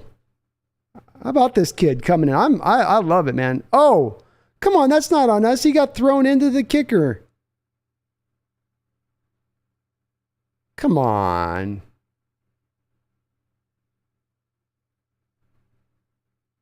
He got thrown into him. It's right there in front of the officials. Oh, it's holding. Okay. Well, that's not too bad then. That's fine. That guy doesn't like his kicker. I'll say that. That reminded me of those blocks from, who was it? That guy was drafted by the Saints at the Senior Bowl, throwing defenders at the quarterback's legs. Like, that guy's trying to get his punter hurt.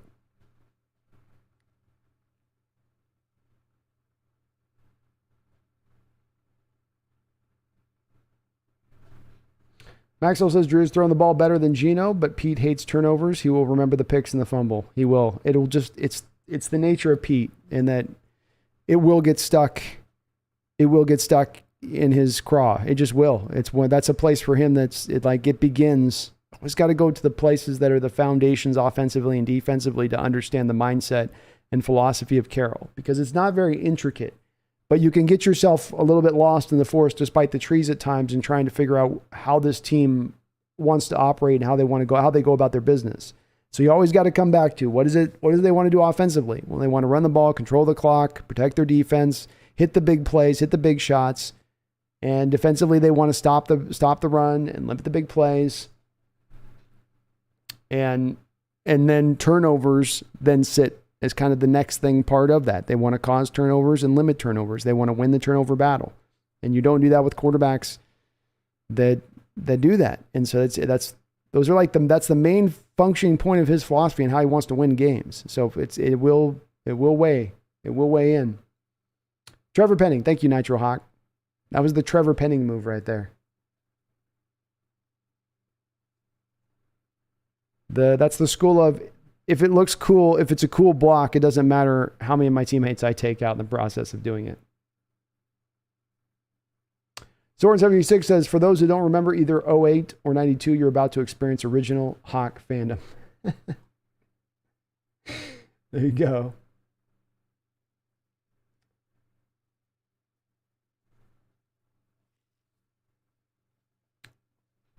Oh, thanks for reminding me, George. Please do, if you could, for me, hit that like button if you're liking what you're watching. Does help the channel out. Helps me grow. Helps the channel grow. We're on the road to 10,000 here, so you hitting that like button helps me get a couple steps further. Boy, the kitty is definitely needing some love here. Goodness. Fun little game here through this first couple of quarters. 3:05 left here in the second quarter, but defense has played with a lot of grit, determination, fire. Offense has moved the ball. Drew Lock under center here, 1st and 10. Penny Hart goes in motion. The give is in to DJ Dallas. Picks his way through traffic as he has throughout this preseason to get himself a solid gain. About 4 yards there.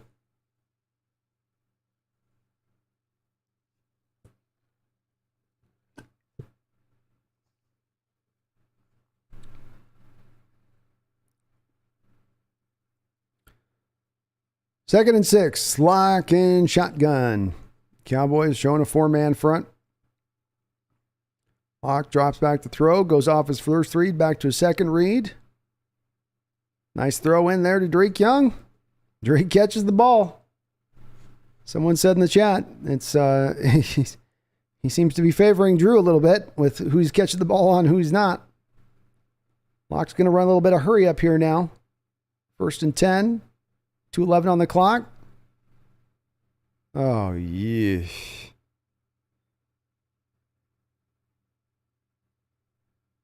Intercepted.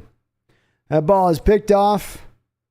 Short in-cutting routes all over. Locke determined where he was going to go with that ball before he threw it.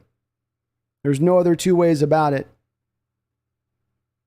He had a guy wide open just to the side of Hart. He had Tariq Young open over there, and instead he kept going to, he had determined that, boy, what does he see there?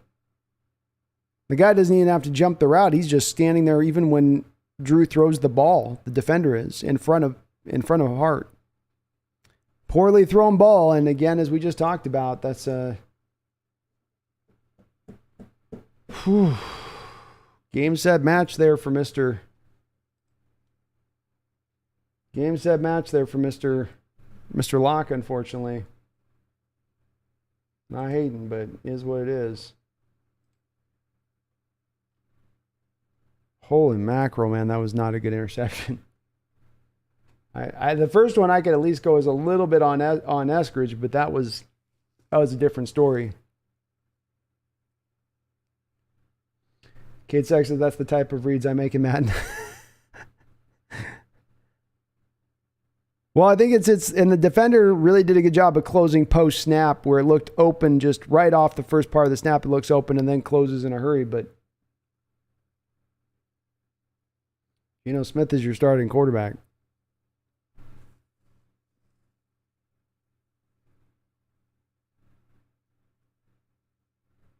Marty says, okay, I see what people are talking about, Drew. Yeah, decision-making is the problem there. That was one thing you had to key in on him. Processing and decision-making, and that's what it is right there. What is the pre-snap process telling you, Drew? And then what is your post-snap adjustment when you see that your pre-snap read isn't on? Do you have an ability to adjust then post-snap, or do you just buy into that first read and you're going on it? And that's the way you have to play the position with it. And that's the case with that. You get those type of bad throws where it's just, it's good to be, I like decisive, but not decisive completely at the cost of just simply never thinking and just trying to go kind of all off of that gunslingery gut mentality of things. Nolan Arvan says Homer Simpson backing into the bushes. Oh, man.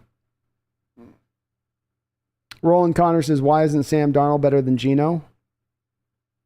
I haven't seen any proof that Sam Darnold's better than Geno. He might be, but I haven't seen a lot of the way Sam Darnold's played the position to believe that he is. I don't think statistically he's done anything I don't think he's outperformed Geno statistically in his career up until this point. They both played on the Jets. They both played on bad Jets teams, bad Jets offenses, but Geno probably got a little more out of it than Darnold did. Not a significant much more, but I mean, Darnold's contract's guaranteed at $18 million this season. Panthers can't move off of him. They just lost Matt Corral for the whole year to a Liz Frank injury, so that's just not unfortunately going to happen. D Nugget with a $2 donation. Thank you, D Nugget. I really do appreciate it. He says, congrats, Brando, on the 8,000 subs. I know, man. We crossed 8,000. We're getting up there now, man. We are definitely getting up there. I appreciate all the folks hopping aboard too. It's we've had we have had our best year so far here at the Hawks Nest by far. Usually we've been sitting on about 2,000 a year new subscribers every year for the last 3 years, and we've already hit that mark this year. Not, in 6 months, 7 months, 8 months into the year. So not even before the season starts. All right, let's see if the defense can keep showing some of that fire here. Still got Tariq Woolen on the outside. I like seeing them give him a lot of run. They want to get a lot of looks to him here.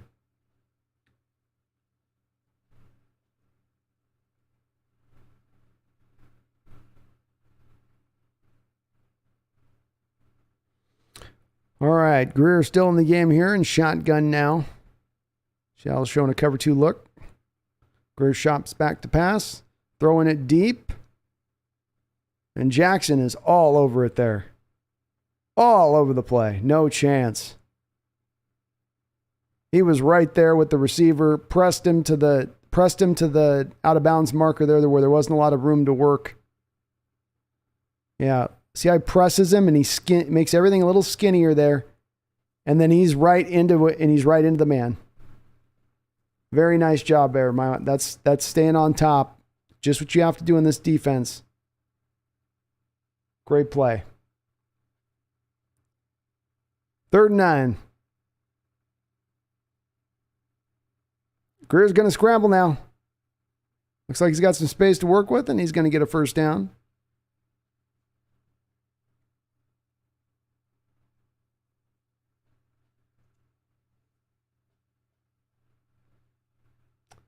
D. Brown says, thank you all so much for giving us Russ. Well, might want to wait on that thank you. You want to make sure you're sure about that thank you. All right, the Cowboys are knocking. Can you hear them knocking? 1st and 10, 1:43 on the clock here in the second quarter. Cowboys on the 14-yard line. He gives there to the running back, cuts it up to the left, breaks through a few tackles, and gets down to the 1-yard line. Best run of the day there for the Cowboys.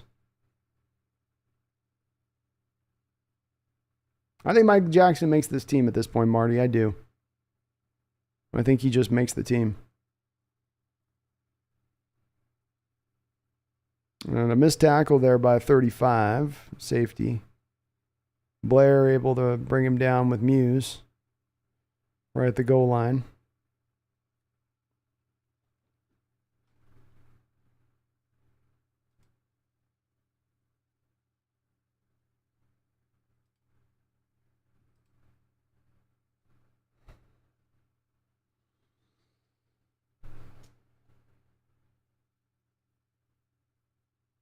Zorn 76 to start Eason. It'd be fun. A lot of Broncos in here. You gotta share. I think they're uncertain. I think they think Russ is gonna be good, but I think there's like a little uncertain. Like, what if isn't the thing? Good goal line stand there on 1st and 10. Tanner Muse coming up to clean things up. The whole defense was on that run. Miles Adams did another good job there of initially pushing, just mucking up that hole. Running back had to do a little bit of an early, and Adams has really stood out in that defensive line today. But he forces things back. He forces that running back from the first part of the hole. And when you've got him third and on the 1 yard line, of course, you get him that running back going east-west rather than north and south. That's where the defense could then rally to the ball a little bit. 2nd and goal.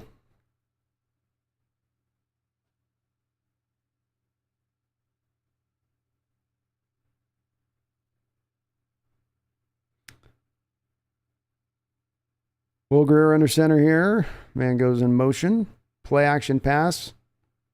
Greer's got him out of the back of the end zone. Touchdown, Cowboys. 13-9. Seattle was really buying on the run there.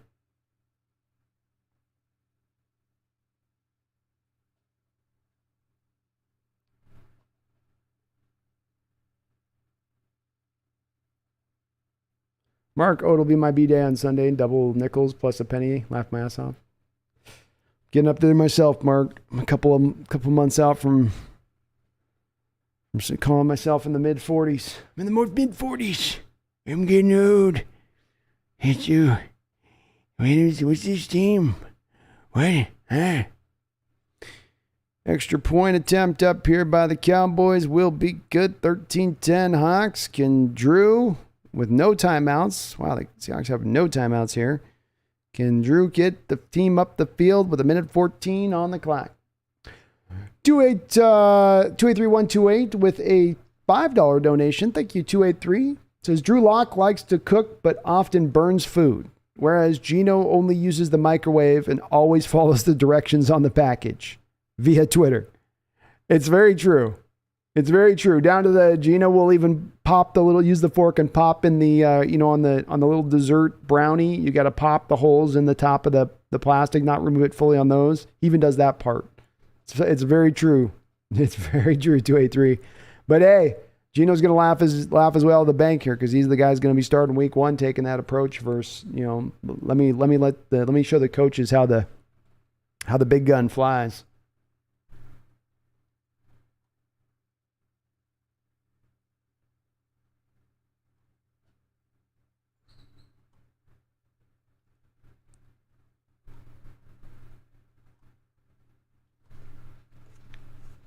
AZ Old Guy says, I have zero faith in the Hawks this year.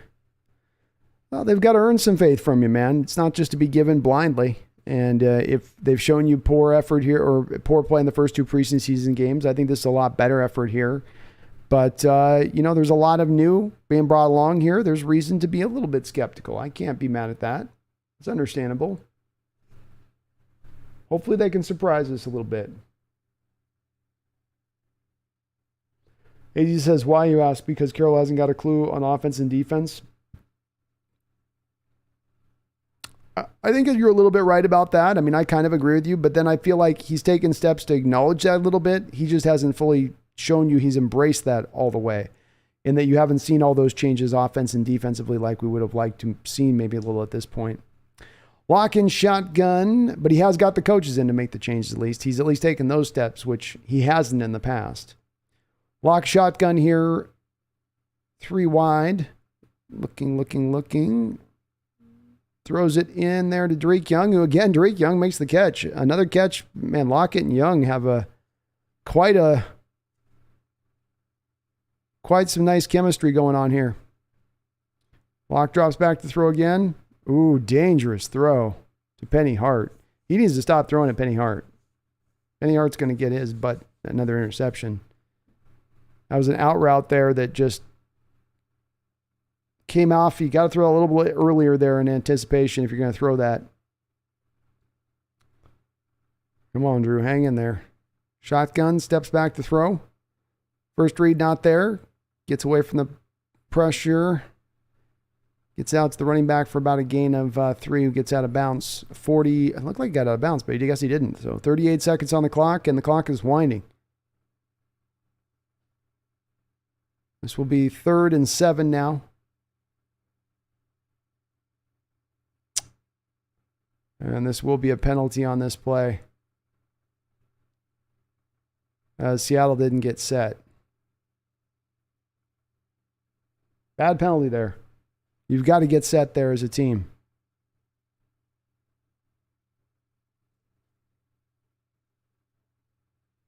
It looked like Colby was trying to tell the receiver to get set, and there was some confusion on it. Receiver's got to get on the line of scrimmage there. And I thought he did acknowledge from Colby that he was getting on the line of scrimmage prior to the snap, but the official called it right there where they were having that very discussion between Colby and the receiver on where he needed to be as they were trying to get back to the line of scrimmage. Something you wouldn't see during the regular season is this is what you get with backups in.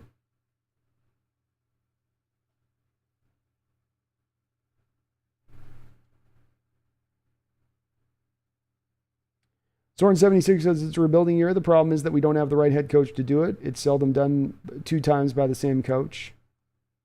I agree with you, man. I think we don't know yet. It might not. I mean, from my point, I can understand people saying they feel like it's time's passed on Carroll and he can't do it. I'm not completely sure yet. I've got suspicions one way or the other. But, you know, there's certainly going to be markers for this, whether or not he is the right guy or not the right guy after this year. And maybe the team won't still move on at that point if he is the wrong guy, but we'll at least be able to better tell. But he does have to make some adjustments. As was said there by the AZ old guy, you know, that he's brought the defensive coordinators in now to change this thing up a bit. Now you actually got to go and do it. And almost another interception there.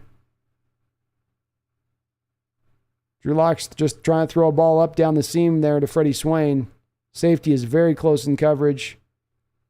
There's other pressure down there, kind of an ill-advised throw to make there. It's only 17 seconds, so even if the ball's picked off, you don't hate this play. And Freddie Swain, again, can't catch for his life. Why is Freddie Swain on this roster if he still is after this game? I have no idea.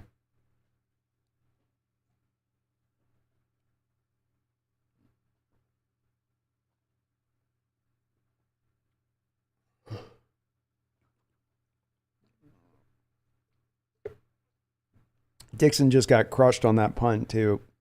And not like on his leg, like the guy just straight hit him. That was weird.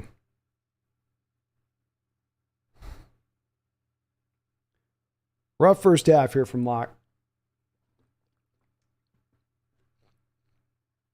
Not all bad, but a rough first half.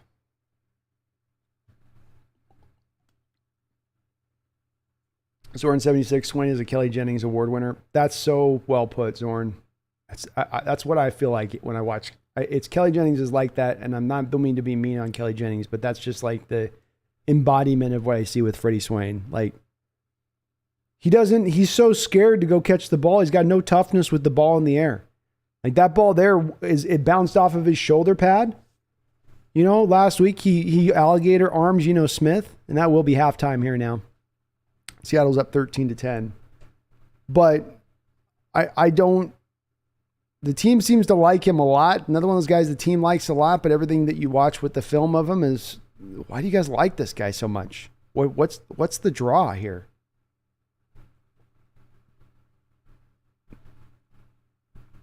John says Locke isn't playing like he was before COVID. He's definitely not the same. He's being a little more flippant with his throws in this game. Definitely a lot more perilous type of throws out there than we saw in the first game, which does stand out. We're getting a little bit of the worst of the decision-making kind of situation going on here.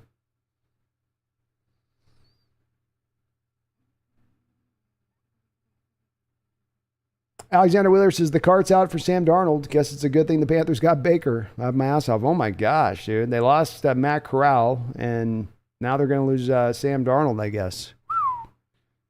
Well, Baker better be the guy for them. Jeez. Carolina's suffering some slings and arrows here. And again, with Corral, we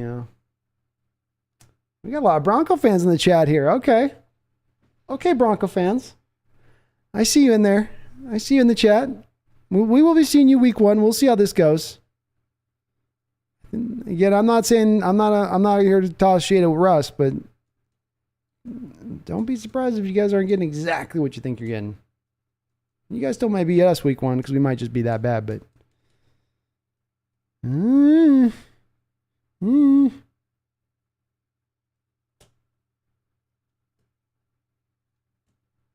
Yeah, but D Brown, Russ isn't exactly that dude in the way you're thinking of him. It's not like the same of what you did with bringing in Peyton Manning. It's a different type of situation, even though you guys are kind of trying to make it the same thing in the way you're looking at it. It's a little bit different. But you'll see soon enough. You will see so very soon just what I'm talking about. Snail says 100% Swain's fault. That should have been caught. Yeah, catch the ball. He's scared. Like last week, he's scared of getting hit. That's why he dropped that ball. Just like the Geno Smith drop last week where the safety was screaming up on him and he was scared for the safety to hit him. I'm sorry you're scared for the safety. That's kind of a prerequisite job description of being a wide receiver. You're gonna get cracked by a safety from time to time. Good news is the NFL's created all these rules to protect you pretty well so that though you can still sustain a hit, you need to catch the ball.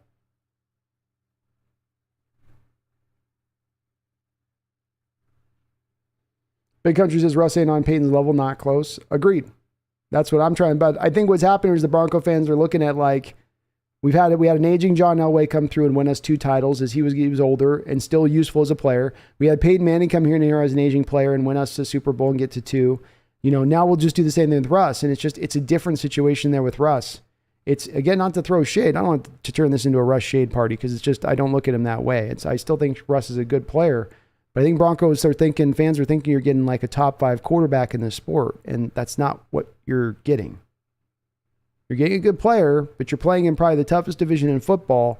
You're getting more of a guy that's probably a top 10 quarterback in the sport and more closer to the 10 edge than to the 5 edge.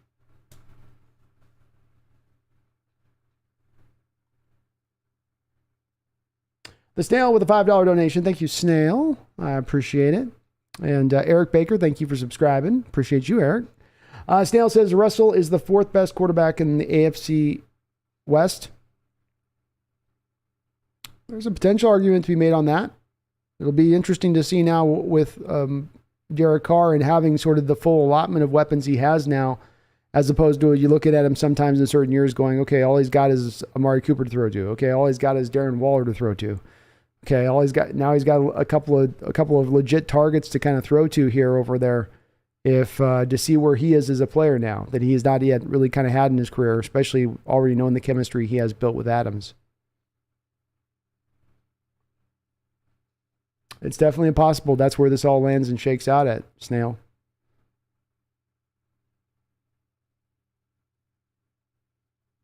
Delikey, Swain to the Jacks for a 4th rounder. I'd do it like yesterday, but there's no way you're getting a 4th rounder for Swain. You're not getting anything for Swain. I don't think so. John Ruiz, Owusu is worth the money? I think so. And if you guys didn't get a chance, I did a video breakdown on Uchenna Owusu yesterday. A little film breakdown from his performance against the Bears. If you guys get a chance, go check that out. I'm really a lot higher on him, watching him a little more in this preseason. And I went back and did go watch a couple of his games in San Diego last year to get a feel for him just after we signed him. But he's really flashing. And the thing we have to remember with this kid, too, is that he is still a young guy, 25 years old, just going into his prime, and a very complete football player. ATM351 with a $5 donation. Thank you, ATM. I really do appreciate it. Awesome of you to do so. Says off topic, but what's your take on Julio's contract? Happy to see the M's have their superstar locked in for so many years to come. Well, the first blush for me on this one, ATM, when I look at the Julio deal is I say, I love it right out the jump because I know that we're going to get to keep a superstar in Seattle for a long period of the foreseeable future. There's no reason that he's going to be moved off of. And that gets me so excited because of the fact that we've had so many superstars walk out our door. We just saw this last season, 2 of them leaving one offseason from our football team alone this offseason. We've seen guys everywhere from guys from, if you want to go back to deep into the 80s, Tom Chambers, Mark Langston, Ken Griffey Jr., Alex Rodriguez, Randy Johnson, Gary Payton, Sean Kemp.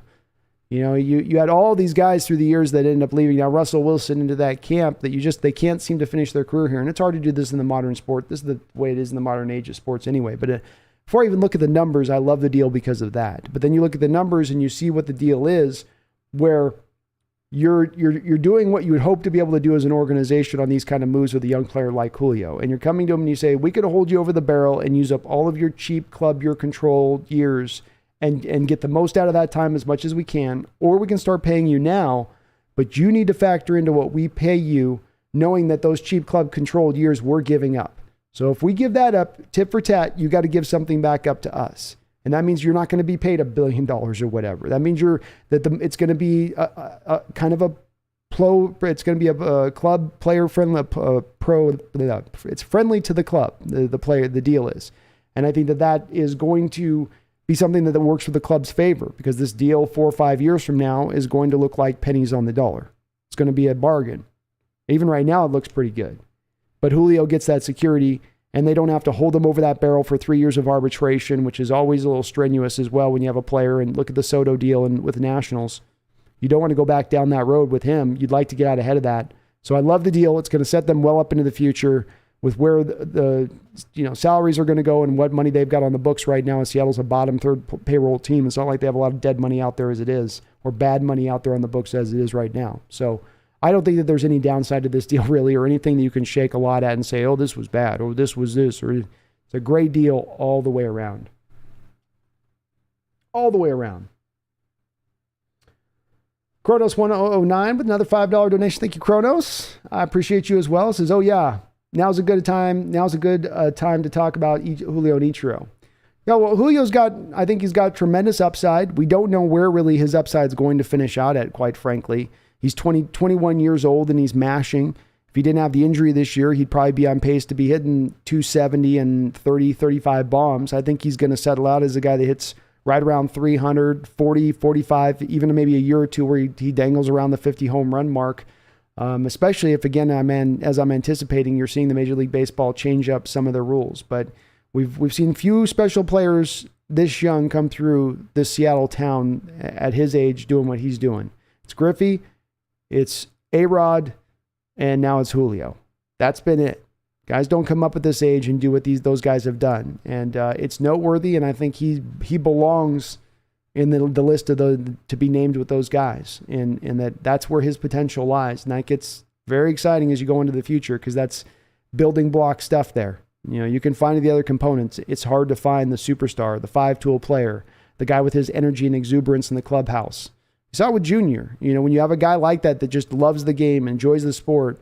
So often in baseball, you have those grinders in there that are just, it's like they're treating it like a job, and they forget about the joy of the game and how to have fun out there. And it's the 162 of the game season starts to wear on them a bit. Having guys in the clubhouse like that can keep it light and fun and keep you remembering you're playing a child's game at the end of the day is also another little added benefit in this process, I think. But I'm so stoked for the fact he's going to remain. It's just awesome. Awesome they got this deal done. Very forward thinking by our Mariners to do this. This is not a normal deal in baseball that you see all the time, but a great deal nonetheless.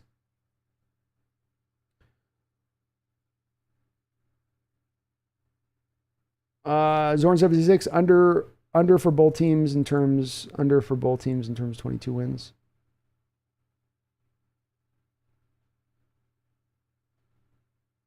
Go on. I'm relieved, but no playoff wins since they'll be whatever else do. Oh, sorry, you guys are talking back and forth in there.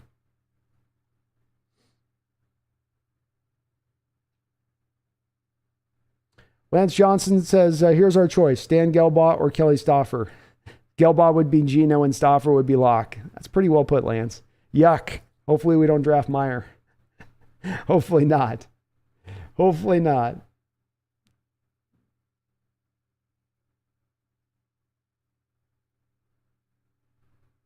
Three RR, the Broncos are worth more than the Seahawks. Explain.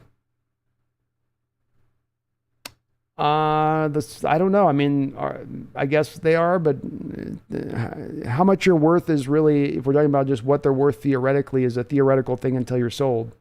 I think if the Seahawks went up for sale tomorrow, they probably end up being sold for more than the Broncos were just sold for. I think that's more of the determining deal here. Alexander says nothing can ruin my mood with the Julio extension. Mine either. And congrats to Ichiro getting in the Hall of Fame. The Mariner Hall of Fame, I think it is, right? Tomorrow. Delikey says, oh my God, what if Eason starts against Denver? The ultimate curveball, Del. Sam the Great says, we learned from Griffin A-Rod, don't let the stars go. Yeah. You get this on this contract and you can make this work. It's hard to make it go, but I think there's a good reason why I can here. And if that's the case, again, it's a forward-thinking move. You just want your front offices to be a little ahead of the curve. You don't want to be on the curve, behind the curve, slow to recognize the curve. You want to be ahead of the curve. And these kind of contracts aren't in the norm in baseball. You know, the baseball, you end up getting stuck in these situations so often where you have to sign some aging guy when you can have the chance to do it, and you have to overpay him, and he's going to be 30 years old, and you're giving him all this money and you hate it. Like you saw with Trevor Story or Chris Bryant. And that's where we did it with Robinson Cano. You're paying for past performance rather than what you're going to get in the future. And here's a move that's about paying for what you're going to get in the future. 23 says Swain isn't worth a bag of Cheetos. Nope. Not even like a bag of Cheetos that's been open for a couple days and it's got a little stale. Goak says cap hit on Freddie Swain is 64,706, so maybe he's gone. I think there's a good chance of it at this point. I mean, what has he done this preseason to earn a job? He looks like same old Swain to me. But the team does like him. I have to acknowledge that. They seem to like him a lot more than I do. All right, we'll kick off with the second half here. Geno went out for a drive, looked good, got a field goal, had 3 drops on an early drive. Wasn't his fault. Did take a bad sack, but again, outside of that, he was pretty positive all around there. Locke had a couple interceptions here. Has not looked as good as he looked in the week 1. Not like all out just bad. He's had some good throws as well. Him and Tariq Young seem to be hooking up really well. Defensively, Adams, our defensive tackle out there, Miles Adams has looked, he is maybe the best player of the half there defensively. If not for him, Michael Jackson, both those two guys in tandem were your defensive players of that first half, no doubt about it. Seahawks defense was scrappy first half as well. Okay, so Drew Lock is going to come back out here for the third quarter. Seahawks are up 13-10. Seahawks bringing out an offensive line of a lot of backups here now. Stone Forsythe over on the left side. Can't quite see who they've got there at right tackle. It might be Lucas. DJ Dallas in the backfield. Lock under center here, 1st and 10.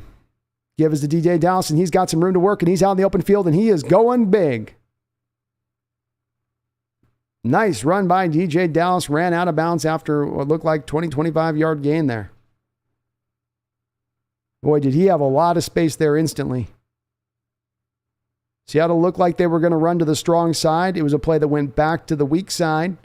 And Dallas had just kind of bought into everything going to that strong side there with the way Seattle ran the motion strong side. So Dallas really kind of bucked up there a little bit for the run to that side of the field. 1st and 10 at the 48 of Dallas. Lock again under center here. Play action. First read not there. Second read not there. He's going to go ahead and run up through for a 2 to 3 yard gain there. 2nd and 7. Nice job on Lock there, getting what he can get.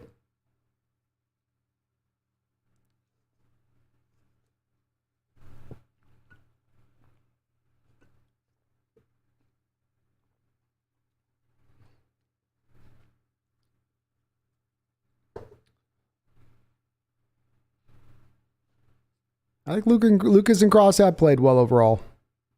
Cross had a couple struggles a little bit here, tiny bit. Not bad, though.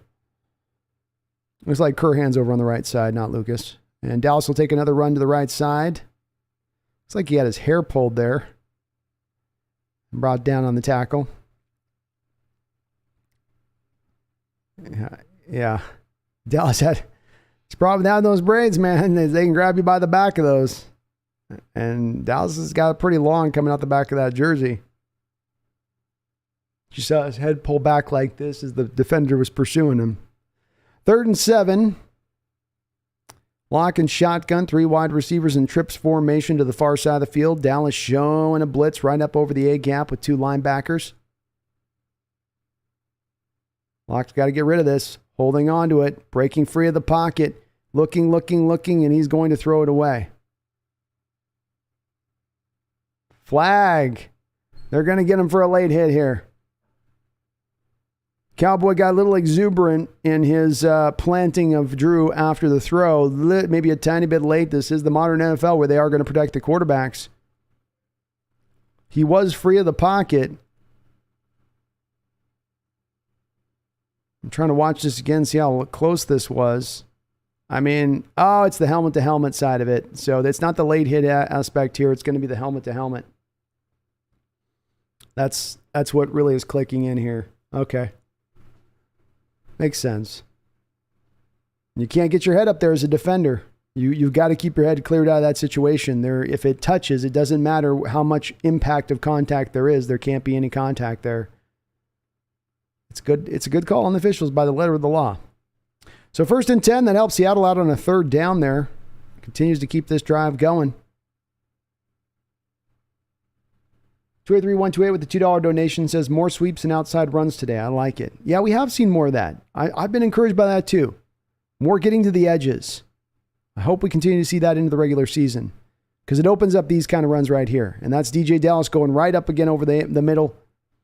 Part of what I have as an instinct on this is that we've been so heavy on our A-gap runs over the years, on those inside runs over the years, that teams have really now, from keeping their splits tighter to having just safeties concentrating down more on those gaps, it's a little bit of the ignoring the outside now completely. And if they can just lean into that a little bit, they can stretch some of those tight splits back out on the defensive line at that point, and now the inside stuff will open back up. 2nd and 3 here on the Cowboys' 23-yard line. Lock under center. He's changing the play at the line of scrimmage. The give is to DJ Dallas. Outside zone. He's got some space to work. He bounces it out the outside and ran out of bounds at about the 11-yard line. Nice run there by DJ Dallas. Bo Melton throwing some great blocks out there from the wide receiver position on the play. Parkinson looking good there. Bo Melton laying blocks. Boy, great job by both those two guys on that run. Greg Island out there, the guard position doing it. Everybody did their job on that one. Well done. 1st and 10. Lock back under center. Cowboys are stacking the line of scrimmage. Lock changing here. No doubt to probably a pass play. Mo Melton goes in motion. Give is up to the middle here to Dallas. It actually is a run. Maybe a fake call audible there. Cowboys showed that heavy box, and I thought Locke was moving out of what was going to be maybe a run look there to something more of a pass. Maybe it was a fake call there by Locke. Nice drive here by your Seahawks. 11:21 on the clock. 2nd and 9. DJ Dallas, 9 carries for 69 yards in this game. Has he looked great this preseason or what? Locke back in shotgun now. Dallas to his right. 2 wide receivers to the far side of the field. Dallas goes in motion. Flips it out there to DJ Dallas. Nice job there by Locke. That's a throw that's all a bit more about timing and ball placement because Dallas is not going to have a lot of room to work with on that throw to the flat. Linebacker's kind of on it. But if you get the ball out there quick enough into his hands, he's got enough burst there to give you the 6-7 yards of just quick, easy space. But the throw's got to be right there. Can't be behind him. Can't make him wait. Got to throw with enough oomph to get it into his hands quickly. 3rd and 4 and shotgun. Hurry up here by Seattle. Hand off to DJ Dallas. He is hemmed up there. Fights.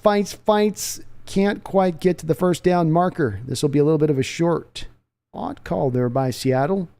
Certainly are going to catch Dallas a little unawares. They're thinking past their 3rd down, especially in a hurry up. And DJ Dallas is definitely sucking some air here. And Drew Lock just takes another hurry up, and he's going to take a quarterback sneak right up the middle. He says, fine. He de-Thanos to that. He said, fine. I'll do it myself. Nice job, Drew. Nice job here. Clock continues to roll. Great drive here. Start things off in the third quarter. Already down to 9:55 on the clock. A little mix of run and pass, a little under center, a little in shotgun. Drew back under shotgun here, under center here. Give us to DJ Dallas. He's hitting the backfield early. Again, does a great job of fighting through early contact where the linebacker is almost on top of him right after he takes the carry. Still, he's able to kind of wind out of the tackle enough to draw forward for a couple of yards. Just instant penetration where fullback completely missed the linebacker coming through.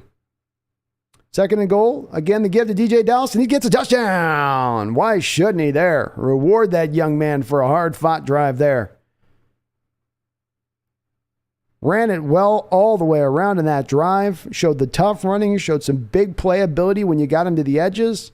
A nice mix in the running game of both in and outside zone. It's a little bit of what I said there about this running game is that you can have a running game where passing becomes very reduced if you can run, and not only run, but run with a diversity where you're hitting, going to the outside, the fly sweeps, you're getting to the outside zone runs. You're not just hitting everything up the middle. Because if you're just going to make your whole running game about everything up the middle, or that's 90% of what you do in the running game, that's very predictable for defenses, very easy for those defenses to then counter you on that without necessarily then just countering you from an aspect of we just have better talent up front to deal with that. Now they can actually do schematic things to adjust around that. But if you attack all the way around, you don't need as much in the passing game. The Niners have shown this over the last couple of years. But this is the opening spot that the Seahawks need to embrace for this upcoming year is truly understanding, okay, if we want to lean into this type of play now, it can't just be we only have one style of way of running the ball. You've got to embrace all of it.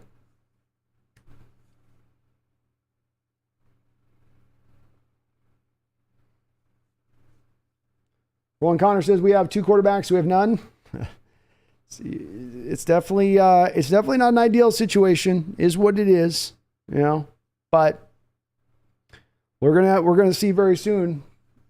The conjecture will be done. The prognostications will be done. The projections will be done. The predictions will be done. And we're eventually going to get to the point here where the rubber meets the road.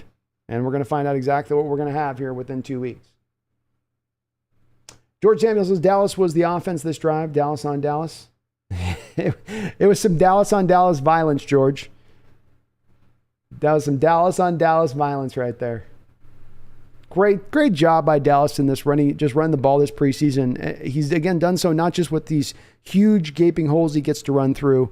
He's had to do it at times by picking his way through traffic and fighting. I mean, that touchdown was good, but to me what stands out is the play before that, where the linebacker has instant penetration in the backfield, goes unblocked, and he's got DJ kind of hemmed up there, and DJ's still able to get a couple of yards there, so that then on the next play, all he's got to do is just fall forward to get into the end zone. Great job by DJ, though. Great job.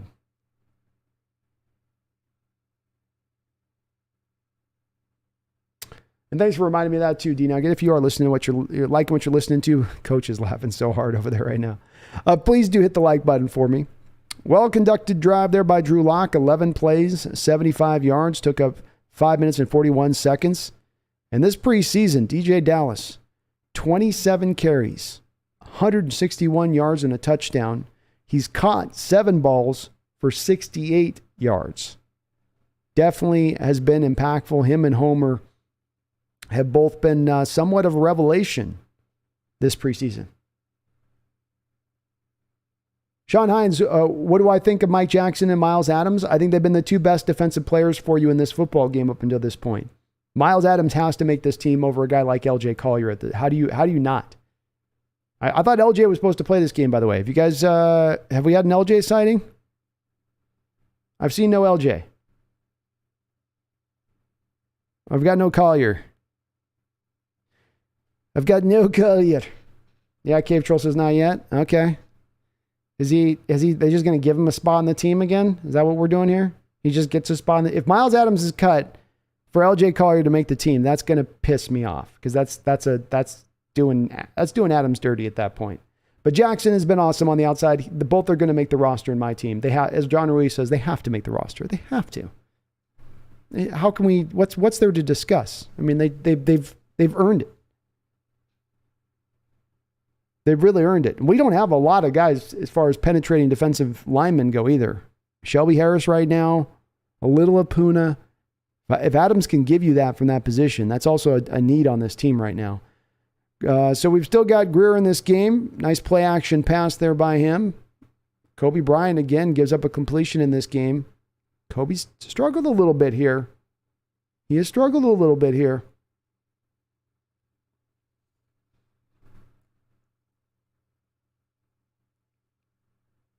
Pete for quarterback, pocket passing Pete. The triple P. That's also what they called him back in the day, is the triple P. 1st and 10, 8:45 on the clock. Seattle up 20-10 here. Dallas on the 46 of their own territory. Greer back to pass again, set up to throw down the field, and that ball is knocked away. Was that John Reed? Nice play there by John Reed.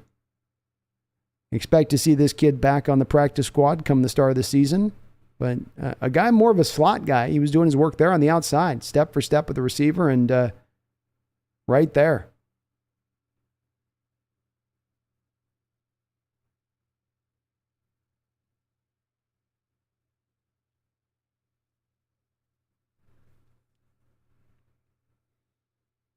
Seahawks with 6 passes defense tonight. Nice job. Greer in shotgun. Read option. Gives us the running back. He's got some space to work here.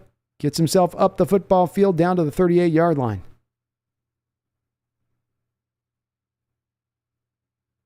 Dallas's running game is somewhat recently in this game started to come alive just a little bit. Magic Vlogs, we have 4 running backs to take snaps, and I like all of them. I do too, Magic. It's one of those rare moments that we haven't had here in many years. I can't think back to when we had 4 guys deep on the roster that I felt this good about. 1st and 10. Give us the running back.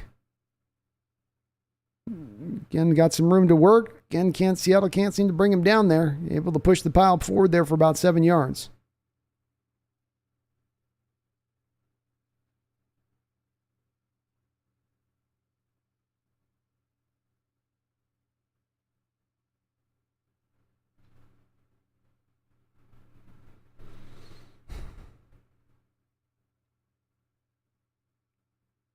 Holy Rastafarian.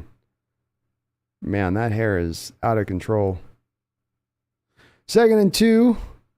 7:18 on the clock. Cowboys all the way down to the 29 of the Seahawks here. Greer under center, 2 tight ends. 1 tight end, sorry. Passes out to the receiver. Nice little easy catch out to him. Another 1st down. Come on, Clint, Carol, let's dial up a little bit something here solid. We're giving a little bit of the soft stuff here now at this point. Let's start pressing this action a bit.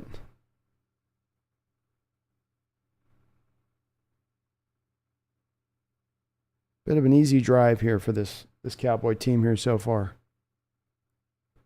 6:42 on the clock, 1st and 10 from the Seahawks 19-yard line. Greer directing action. Seattle running a 4-man front here. Another easy pass and catch there for about 9 yards. Down to about the 10 of the Seahawks. Seattle playing off coverage and basically playing to prevent deep balls here more than they're staying close and tight on these receivers. A little of what we saw last week where the soft zones start to get picked on a little bit when you sit that like that.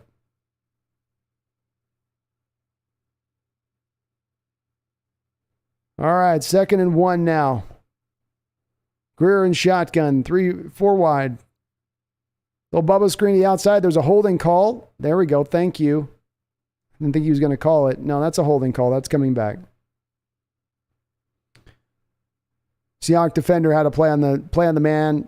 Got pulled down to the ground. There was no doubt about it. All day that's going to be called a hold. Yeah.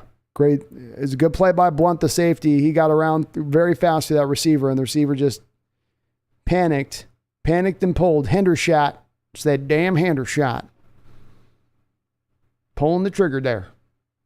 Megan coming back with another 50 donation, Megan. What? Megan already dropped a hundo on us. Megan coming strong in the chat tonight. Thank you, Megan. You're so kind. You're so kind. I really appreciate it. Goodness gracious. 50 big bones, Megan. Thank you so much. You are amazing. Second 11. Greer back to throw. Michael Jackson in coverage. Well done on his part. Megan, you rock. You rock hard, Megan. You rock like AC/DC hard. Now we're messing with her. Megan got Roger. Now you're messing with her. Megan got Roger. 5:48 on the clock. 3rd and 8 here for the Cowboys. Empty set. 2 wide receivers stacked on top of each other on either side of the formation. Greer back to pass, looking quick pressure by your Seahawks. Adams in there, flushes him outside. Linebackers are all over it to hem it up. Linebacker comes away with the ball on that play, but I guess they will say he was down. Still, well played all around by your Seahawks defense there. And how about bringing a little bit of pressure look there? They showed a pressure look, which then mucked up the protections of the Cowboys, ran a stunt off the blitz look that they showed. So it all threw off the whole protection scheme at that point. Linebackers able to float around to Greer once he got flushed out of the pocket. Very nicely done there by the defense. I like the little bit of the exotic look up front there. 4th and 8 now. And that kick will be up, and it'll just get inside the upright there on the right side of it. Man, that was a close one. So that'll make this game a little bit closer. 2013 Seahawks able to keep that drive held up. Megan with a $2 donation says, you still owe me some Cassell B. I do. Well, one can only feel enthused about this Seattle Seahawks performance today. They have turned it around in a way that cannot be foretold through superlatives or merely prose. This has been a team that has reignited its competitive switch and turned it up to 11 like the Spinal Tap movie. One can only be impressed by this performance and understand that this team is going to surprise potentially some people this year. Yes, the quarterback position is what it is, and we can't do anything about it. Jimmy Garoppolo will not save you. But if this team can run the ball, if this team can play good defense, you may find as of yet a team able to push for a late playoff run. We shall see. I can only say that I am in wonder and happiness at the performance we are seeing today. It's still a little off, Megan. I can't get my Cosell right. I don't know what's up. I don't know what's up here. I'll bring it up again here before the night's over with. I gotta find voice on that one. But again, Megan, you're awesome. Thank you so much. Thank you so much. Flamix says, haven't been watching our games all because of work, but how are we looking? We're looking awesome. We're looking really good. Maybe not awesome, but good. It's been a couple of bad interceptions by Drew Lock, but he still has moved the ball around those interceptions, so it hasn't been completely bad. Geno looked good, I think, on the opening drive. You had 3 opening drops by the Seahawks receivers on that one opening drive that Geno ran. So, he can't do much of that. Still kind of worked his way around it overall pretty well, I thought. Defensively, this has been a big jump forward today by the defense. They've looked a lot different than the first couple of weeks. Tackling has been improved. They looked a little more competitive here out in that respect of things. And look, they haven't had the biggest of tests. They're the 3rd string quarterback of the Cowboys in this game. But we're also running right now with our 3rd and 2nd, 3rd string guys as well. 4th string guys in some places. And so it's a little bit of, I'm still encouraged by what I see from it. It's a good game, though, so far.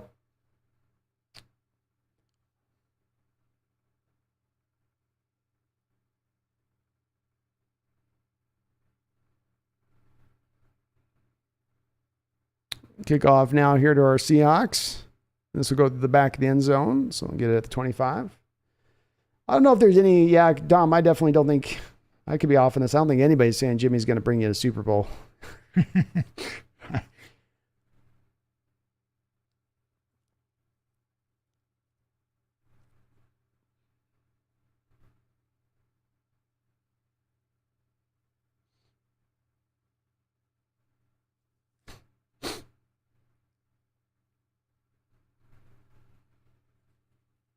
Yeah, Jimmy G would never make. I wouldn't do that. I haven't heard that one. I hope there's nobody out there saying that. 1st and 10 now here. Drew Lock still out on the football field. He is indeed getting a lot of run here in this game. I like to see that. 4:57 on the clock. It's a read option give to, I got a Thompson who's on the field now, and that goes nowhere.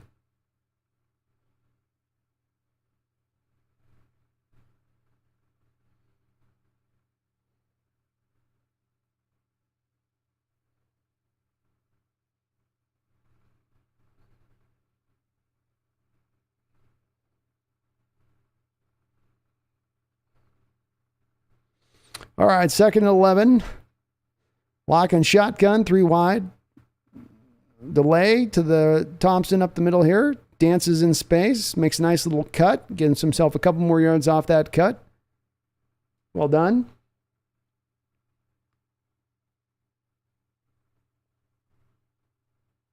Megan, again, you're too kind on those donations. You're so kind. Dropping the big 150 bomb. My goodness.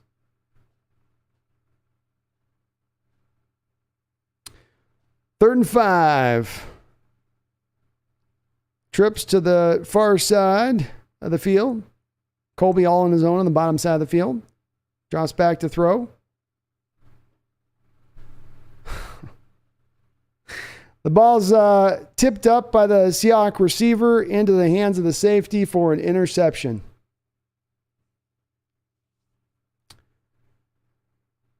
Ooh, the Seahawks receivers over this preseason, in a preseason that's got a lot of overall, at times, bad play in a lot of different spots, they may have been the worst aspect of this in the amount of drops we've seen. I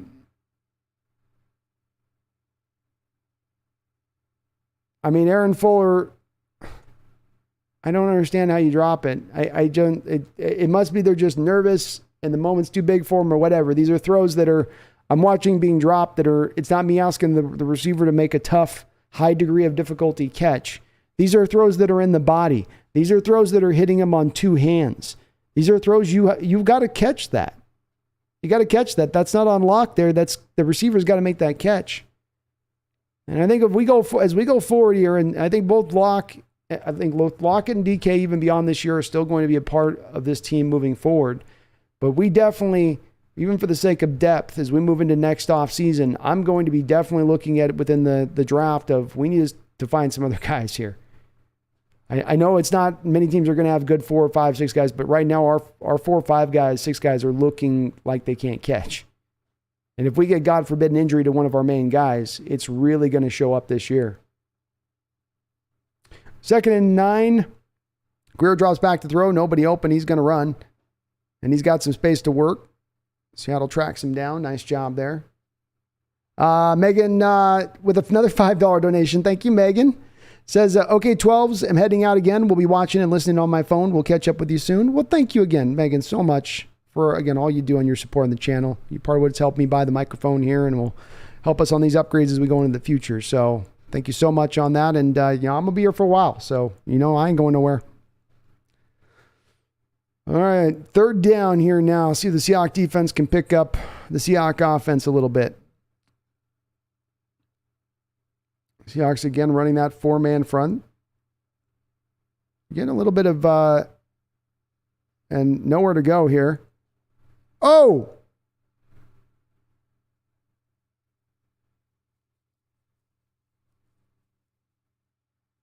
Touchdown Cowboys. A long delayed signal there by the referees. He tiptoed it on the back end zone line. Greer with his probably best pass of the day on that throw. Had to really touch that ball in there.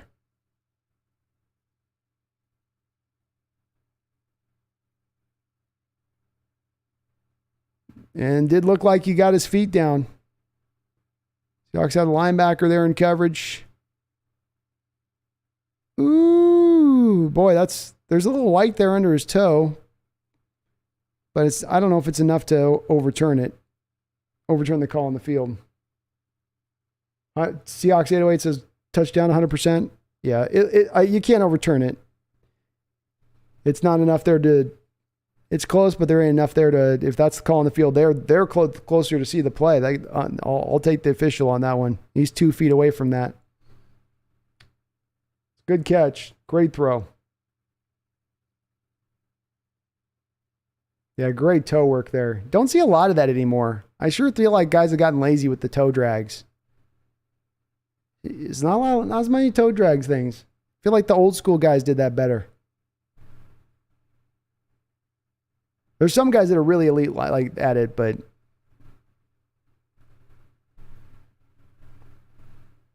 Randy Wagner says that interception is not unlocked. Shouldn't even show up on the stat line. They should have a wide receiver interception stat. They should. They absolutely should, Randy. That was 100% on the receiver. And boy, Drew just not a lot of luck working in his favor so far this preseason. Not his fault with the vid and the intercept. Just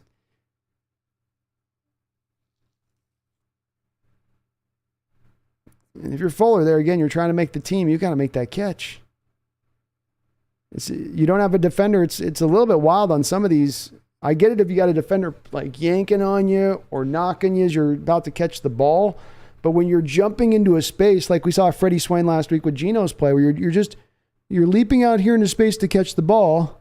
Defender's not on you. You've got separation. The ball's here into both of your hands to make the catch. And it just pops off. It's the oddest kind of drop for me to see. Zarin76 says neither of these worthless quarterbacks are on the roster next year. Drew could be cut next week the way this is going. It's possible. Ryan C. Actually, everyone was saying Locke was going to start before today. Deadly says after the game, you need to do another poll of Geno versus Locke. I will. We will do a poll after this game, and we'll find out where the folks stand on who should start. Who should start? Let's see what the fans say. It was 86-11 2 weeks ago. Feeling it might be a little different here after this one.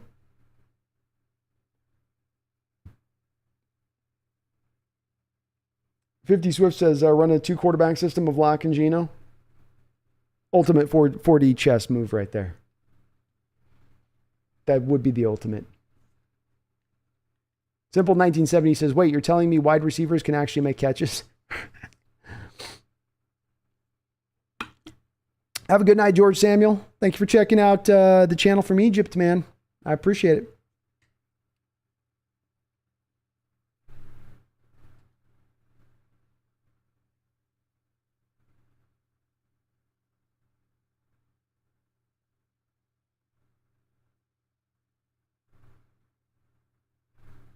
Jason Wolf says, I'll take Eason over both these clowns.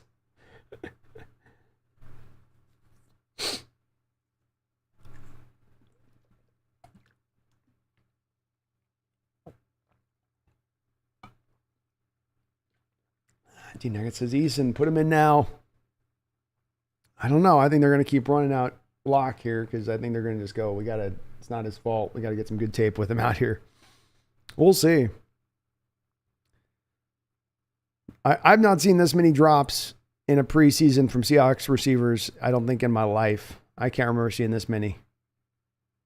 I mean, it's got to be at least just today alone. By my count, rough count, it's like 7 or 8 drops in this game alone. We're not even through 3 quarters. There was 3 on the opening drive alone to Geno.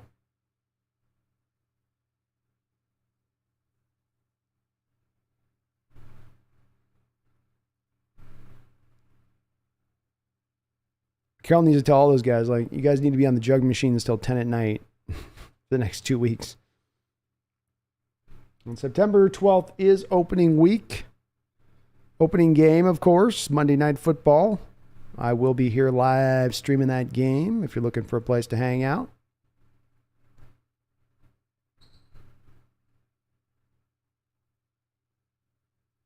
Pete wins the quarterback competition. Well, maybe by default.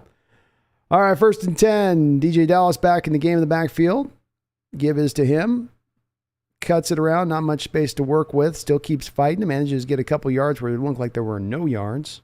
Good hard fought run by DJ. Jake Curhan coming up holding his hand a little bit after that play. Kind of trying to work it out of his hand a bit there.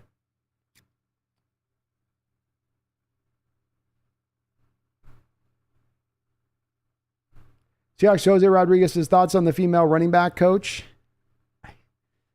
I mean, Jose, it's like, I guess it's cool if she's done the work to earn the job, then it's good. If she's earned it.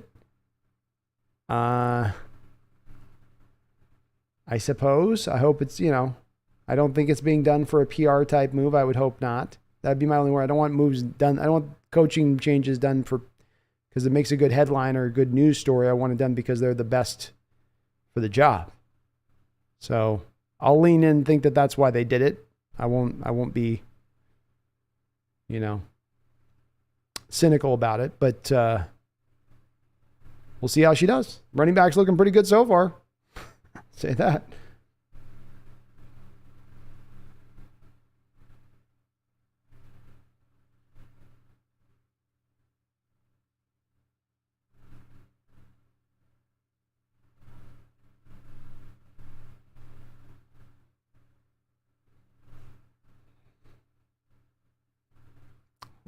But chat's going dark a little bit. Chat's going dark. I get it, folks. It's, it may be a rough year this year. We'll see. We'll see. It's going to be interesting to see how this all kind of unfolds this year. Marty's Matt Flynn still playing? No, he's living off that $20 million they gave him.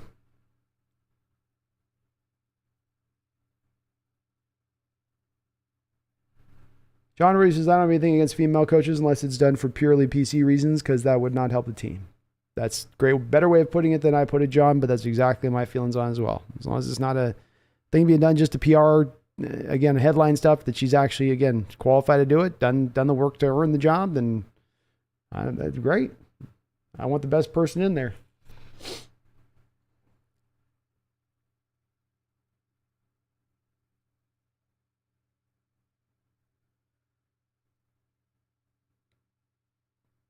And everybody's being awesome in the chat. And I know you guys are having some disagreement, and guys are being, I'm reading it here, and everybody's being nice and respectful. It's the only thing I just remember to say with everybody in the chat on this is that even when we disagree, please do keep it in that respectful realm of things.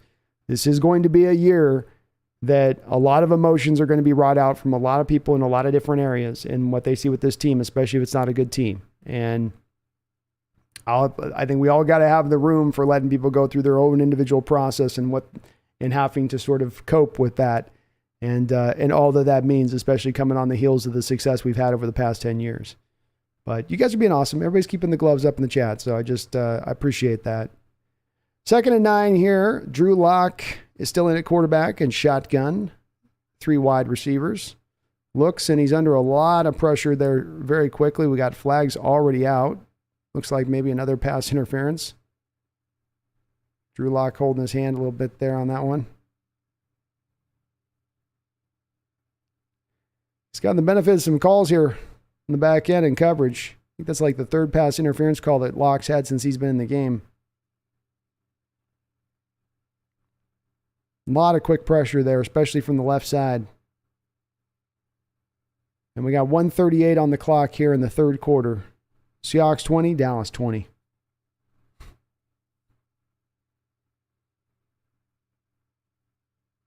Drew back in shotgun, 1st and 10.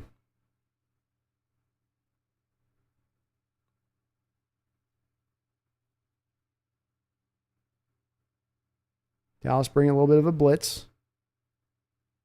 A 5-man blitz. There we go. Kid Johnson with the catch over on the side of the sideline. It's a little 15-yard throw there on a little out route.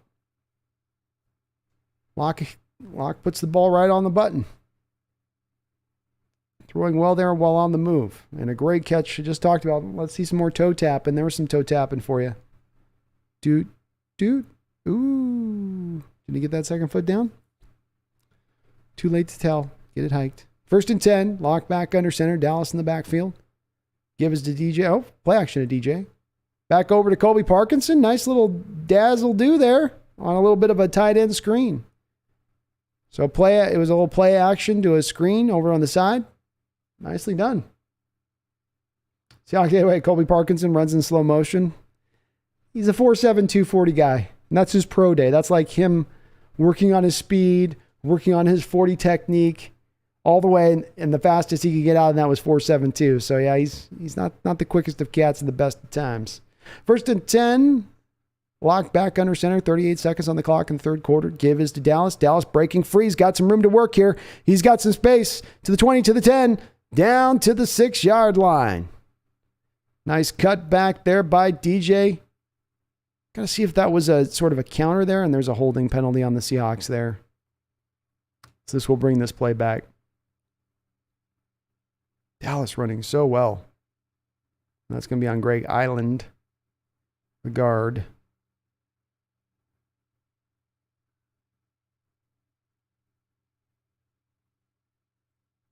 I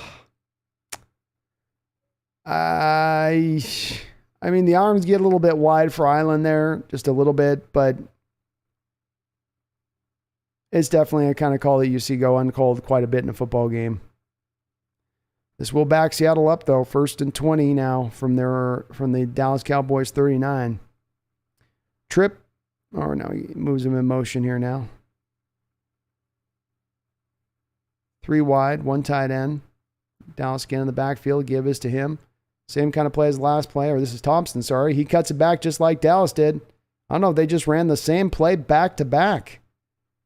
Started out to the right, comes back. It's mine kind of just a subtle counter run there where you start to the right side, then just bring everything back to the left. Yeah, just kind of a it's not your typical counter. It looks very much like they're going power to that right side and then come back counter left. Back-to-back plays, do it here with Dallas and now Thompson, and Thompson gets all of that penalty yardage back and more. 18-yard, 19-yard gain there. He does got some speed to him, doesn't he? And that will be, I guess we'll go to commercial. That's probably the end of the third quarter there. Seattle driving. Quest 49, good luck. Quest 49, good luck to you too and your Niners, man. We'll see you week 2. I believe I'll either be going on Last Second Sports channel week 2, or he'll be coming over here. So we'll be having we'll be having a Niner channel over on our side of it that week. Discuss the state of their team. Michael Bell, the Vanilla is Pete. He's big vanilla, Michael. He's big vanilla. I hope they just are sitting on a plethora of stuff that they're looking to unveil come regular season. That'd be great if this is the way this breaks out. Running games looked a little more diverse today. Michael Bell says with these penalties, stat line won't reflect how good Dallas and Homer were. It's well said, Michael. I think that's again the case of why you can't always lean into just stats, nor can you just always lean into analytical stats. It's where you need the eye test at the end of the day to go with all three to me to get the full measure, to get the full view on what happened. And if you're just leaning on one and ignoring the other two, or just leaning on two and ignoring the other one, you aren't getting the full picture of what is going on. But we can't deny the fact that if you're looking for what we quote unquote call the stars of this preseason for the Seahawks team, Travis Homer and DJ Dallas have been 2 of those guys. They have been awesome players for us, playing and play out, being absolutely consistent in what they're doing. And they're going to help make this maybe the deepest running back room that we've had in Seattle potentially ever when we get these guys to all shake out. I don't know when we've ever been this good 4 deep in the running back room. We've been 2 deep before. I can't even remember being 3 deep, quite frankly. I'm sure it's happened at some point, but I can never remember being this good 4 deep, right, as we are. Seattle 8-8. San Francisco is looking dangerous this year. They're very dangerous this year. I think, the Niners, the key with them is Lance. And it's for a team that's so well put together as they are, that has so many good players. And I think Nick Bosa is going to be a Defensive Player of the Year candidate. In fact, if I was laying him down betting money, I would put it on him. He's going to be my season prediction show. He'll be my Defensive Player of the Year prediction. But Lance and his ability to be consistent, not throw interceptions, decision making. So much is going to be riding on their season on that item. Second and 4 here now. Lock in shotgun. Throws out here to Cade Johnson. A little bit short of the first down, a little out route. Just a quick little 4-yard route there. This will bring up third and a long one. 14:45 to go here in the fourth quarter. The Seahawks and Cowboys are all tied up 20-20.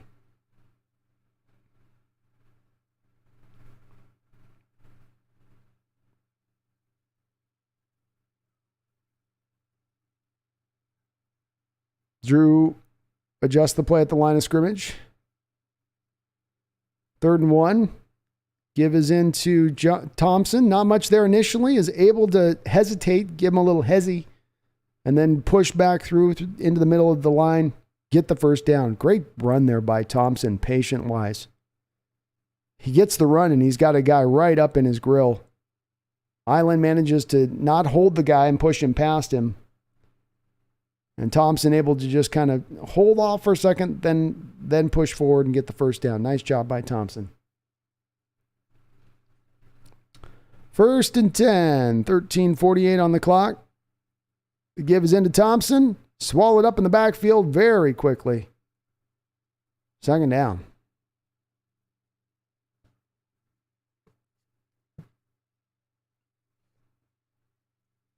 Nothing Thompson could do there on that one.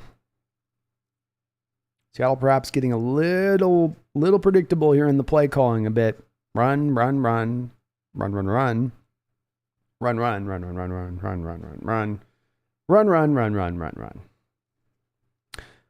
2nd and 12, Drew Lock and shotgun. Cowboys haven't done a lot of blitzing in this game, just a lot of 4-man fronts from their side of things as well.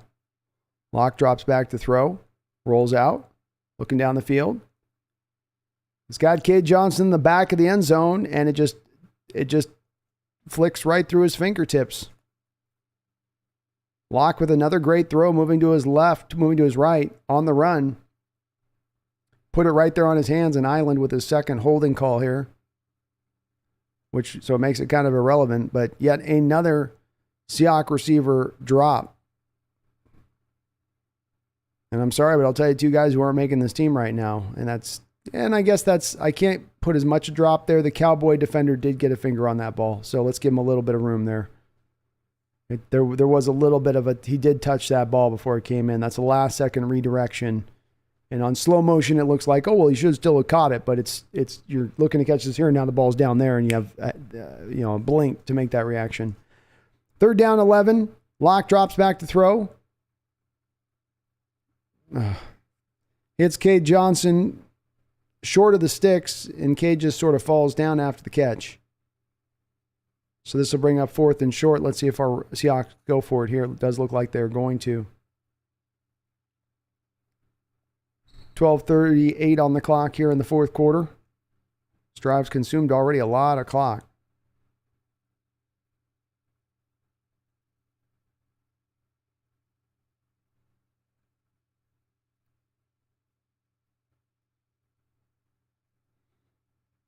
Myers steps in to kick. He's already 2 for 2 on the day. 12:16 to go.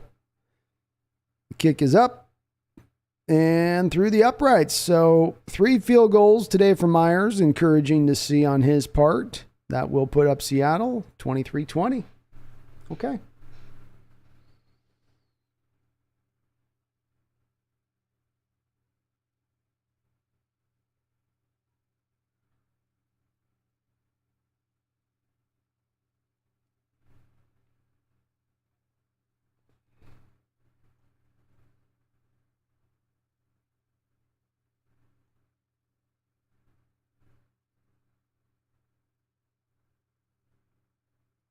Roland Connors' cross has been playing. He was pretty good today. They didn't, I think, have him out there quite for as long, but he did overall okay. There was some still mixed bag moments in there too. But I didn't see him giving up a lot. I think he had the one pressure he gave up. So I think that's the first pressure in the preseason he's given up is the one he did in this game. And he's probably not going to be rated out as highly as he's been rated out in other previous games, but he didn't play badly. Yeah, Island's probably going to be a practice squad guy right now at the best case scenario for him. Nobody can catch is right, Big Country. Somebody's got to catch that ball. Bash Gordon with the $2 donation. Thank you, Bash. I really do appreciate it. It's very kind of you. Filthy Swift says, honestly, I would like to see the Niners keep Jimmy G as a number 2. It's great from a football standpoint, just possibly bring controversy. It's too late for him to be a starter week 1, so you not be our number 2. If I was a Niner fan, I would wish that I could keep Jimmy too. It gives me insurance if Trey isn't really into that developed spot. And again, I think Niner fans who've come in here before know where I stand on Trey Lance, which is that I very much do like him. I do think that you, though, should draft the most roughest of those allotment of 5 quarterbacks that were taken in that first round. You took the one that was going to take kind of the longest to develop. Is in year 2 he ready to be at that developmental point to take that step forward? I'm not so sure. And having Garoppolo that you know is not going to set the world on fire, but you at least know what you're going to get. With all of the talent on that football team, if I'm Shanahan, I would love to find a way to be able to just keep Garoppolo there for that insurance. I think it's going to be a little perilous of the Niners to just lean wholly on Jimmy or lean wholly on Trey Lance and think that this year he's quite ready to take them to, let's say, the Super Bowl aspirations that they do have. So a 10-play, 65-yard drive there by the Seahawks. Took off 4 minutes and 55 seconds. Jason Myers hit a 28-yard field goal to cap it off.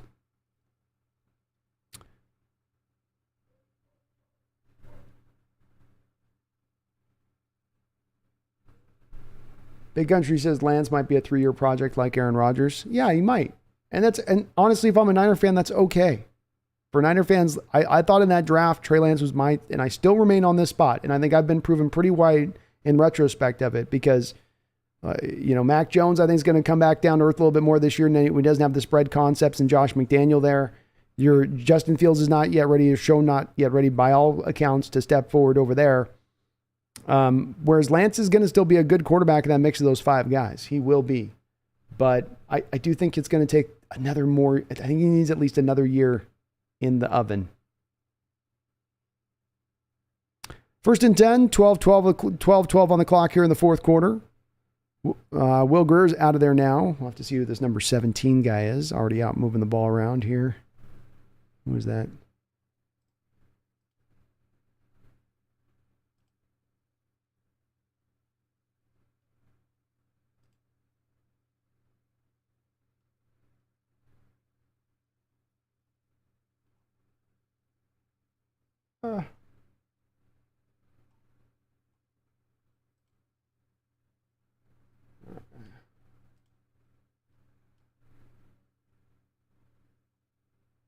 There we go.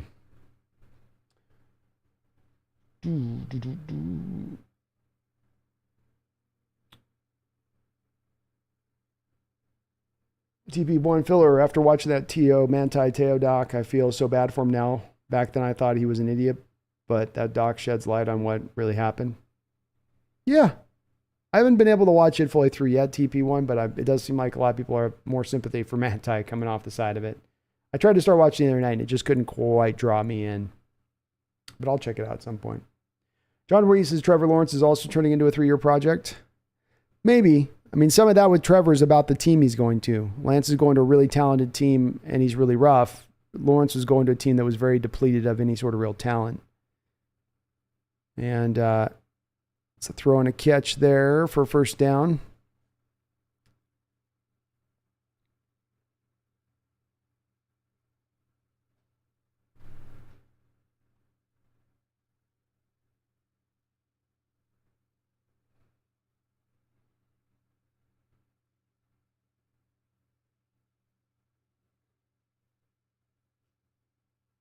Both defenses run a lot of 4-man fronts here in this game. Not a lot of blitzes. Even when they do show blitzes in this game, both teams have dropped out of it more often than not. A lot of 3 wide receiver looks by the offenses, too, on the other side of things. 1st and 10. Give is up over the right side. He'll give a couple yards there. Brian Monet gets his helmet knocked off. And his helmet's knocked off and the Cowboys on the ground hurt. I don't know if those two things are related. Cowboys offensive lineman, that is.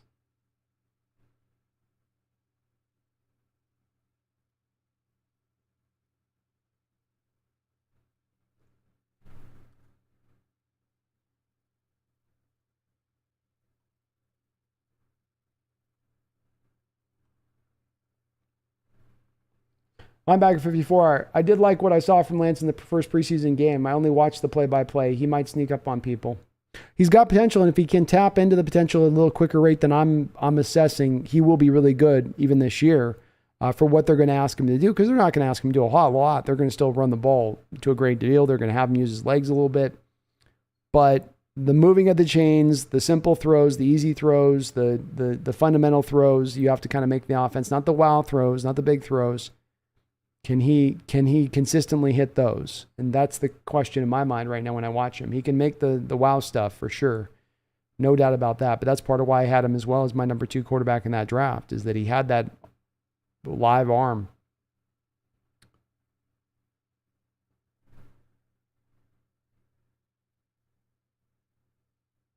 D-Nuggets says, why isn't DK in the game now?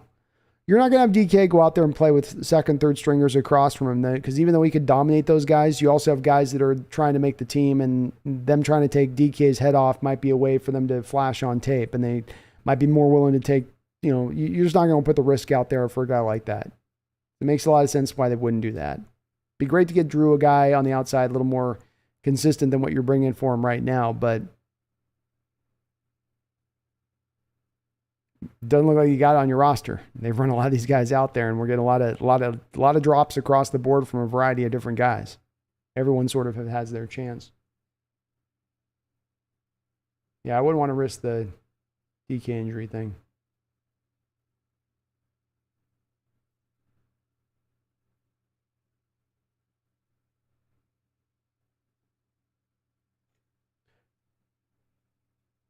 King Bomber says, oh, ha, it's a huge W if they have to give up picks and Jimmy G to go to a different team just to make sure we don't get a quarterback that we probably don't even want. That would be awesome, King Bomber.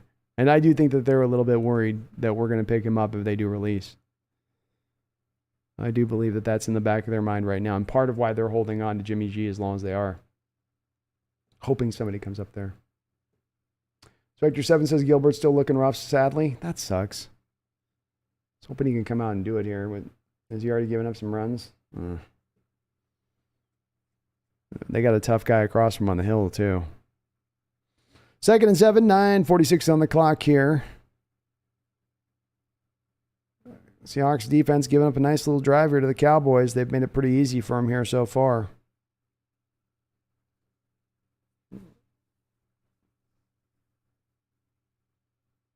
King Bomber DeBlanco's tackle has looked a little bit better today. Just a little bit. But he was bad in the first 2 games, so it's been a good mark, this one. 9:18 on the clock. Cowboys on the 45 of the Seahawks. Give us to the running back here. Seahawks are all over it there. Looked like that was Adams again, and DeBlanco on the tackle. Short gain.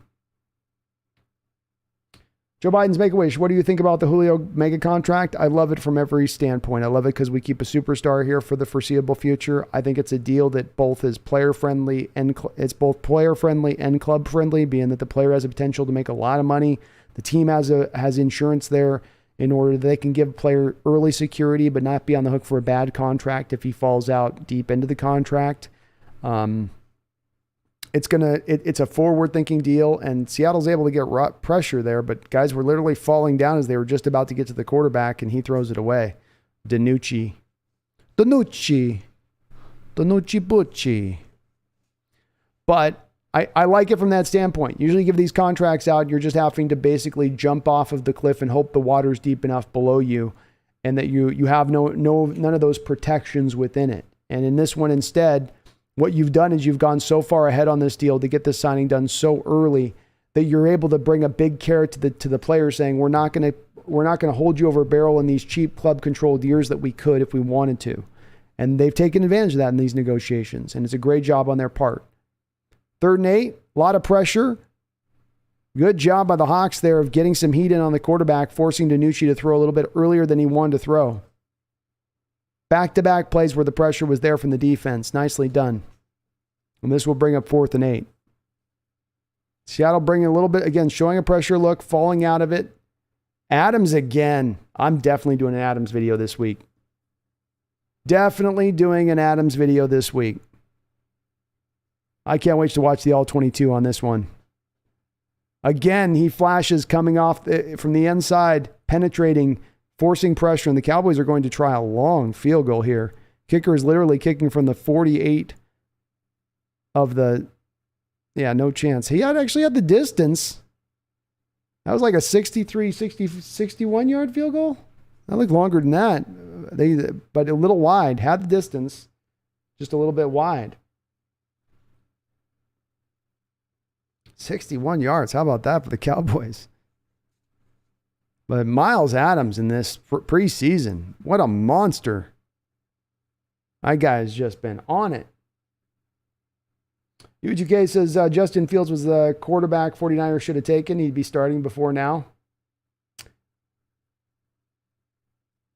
See, I think so. That would be a little bit of, this is where we go into a deep argument on it, where it's I do agree with you, but not for the reasons of thinking that Justin Fields was a better quarterback than Trey Lance. But that I think Justin Fields, though he was going to take, I think Justin Fields needed that year to develop. I think Lance needed the 2 years. And considering where the Niners were and being that they're, with their roster and where everything's at, they're competing for the now, getting the guy that's quicker to being ready to go is more beneficial than getting the guy that has more of the top end potential to him if I'm in that same kind of scenario as a team. I don't know if you meant it that way, Yui, but that's the way I mean it. Furlack 22 has been a member of the Hawks Nest Ring of Honor for 6 months, and you were awesome, Furlack, for being so. He says Tuesday, Jimmy G's $26 million is fully guaranteed, but if they cut him, they save $25 million.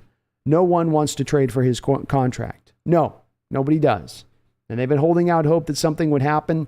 Certainly, it behooves them to wait and hold out because you never know when a quarterback injury will come up out of nowhere and a team will suddenly then get desperate to make that kind of trade. They've been holding out hope that would happen with Jimmy for the whole offseason into now. But it's not coming down the track, and they're indeed going to have to eventually release him when it's all said and done. Why do I says this Dallas line's horrible? It's not good with the backups in there, that's for sure. David Phillips says Crawford's mic'd up while playing defense. Nice, dude. I wish they did more of that in baseball.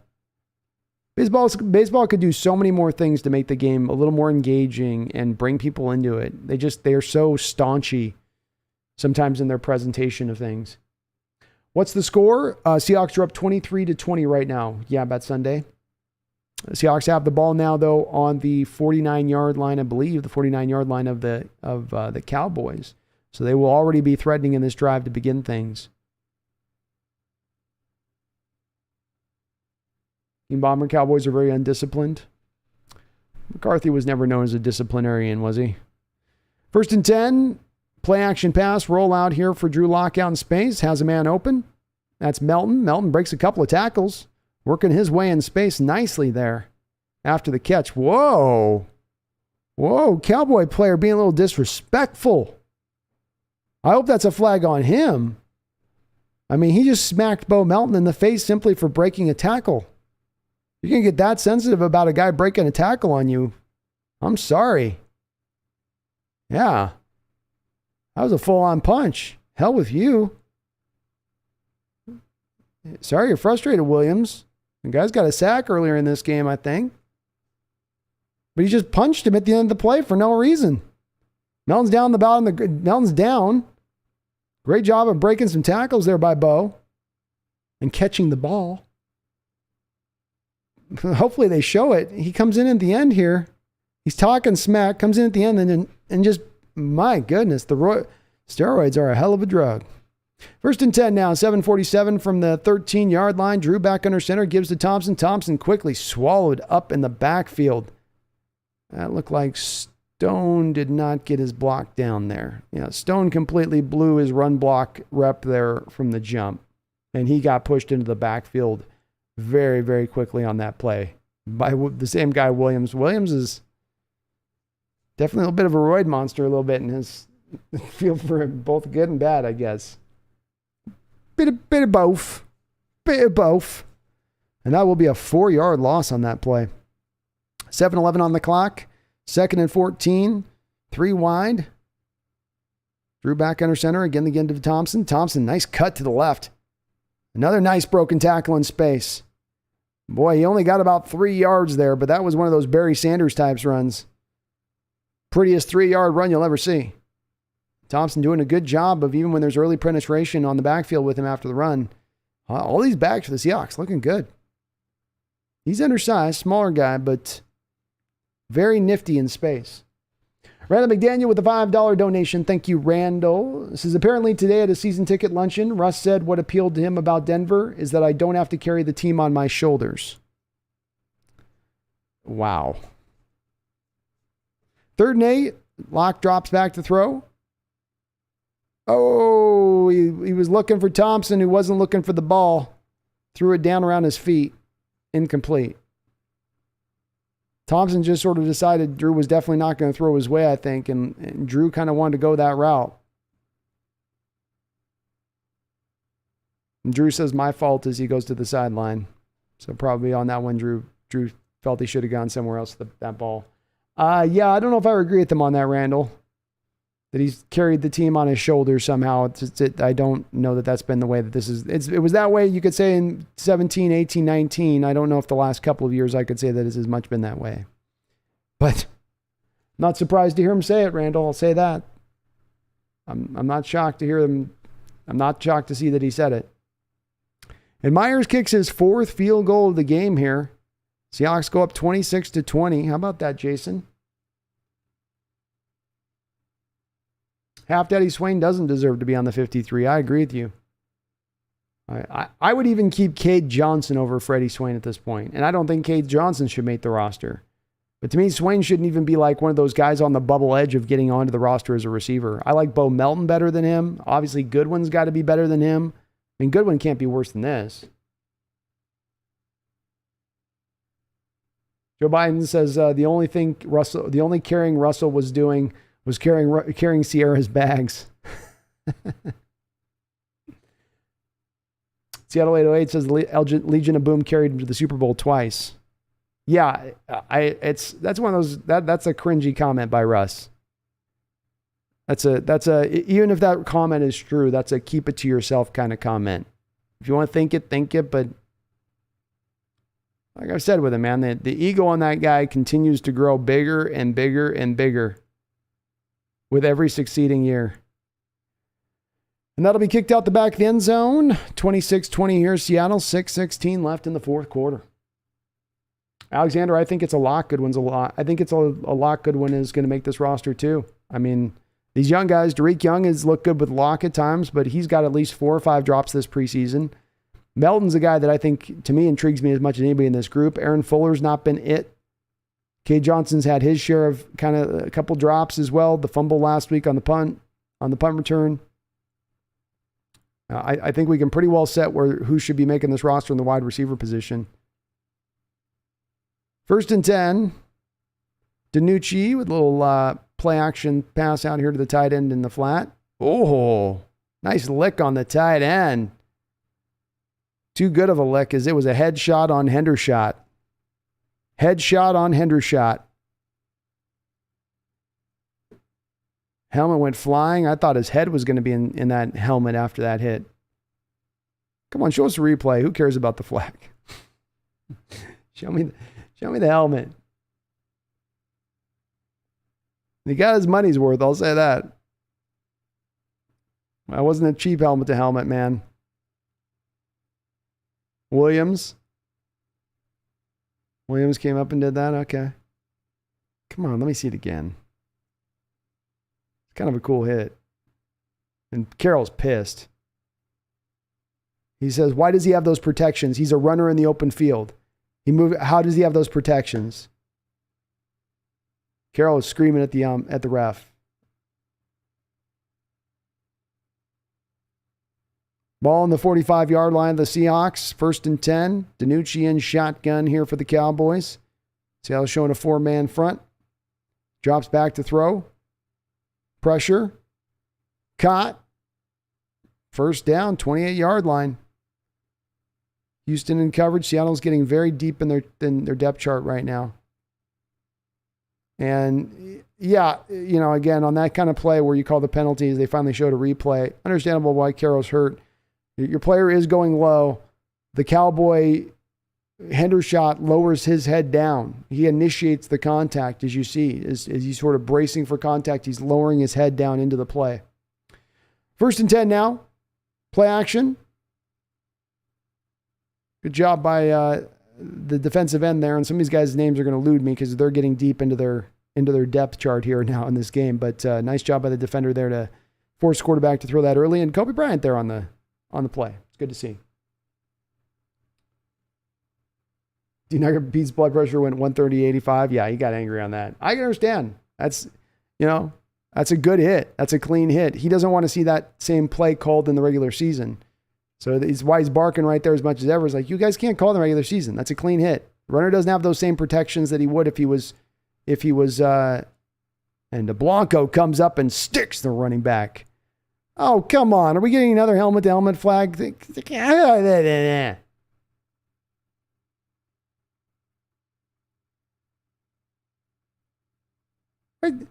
What am I missing here? I thought running backs don't get the protections. What?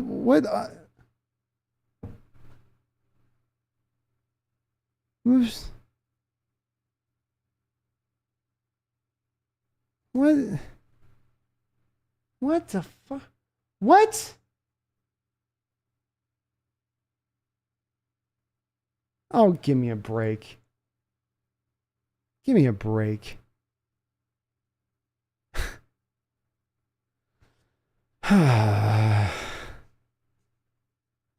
Patty cake BS. 1st and 10. Seattle's all over that play.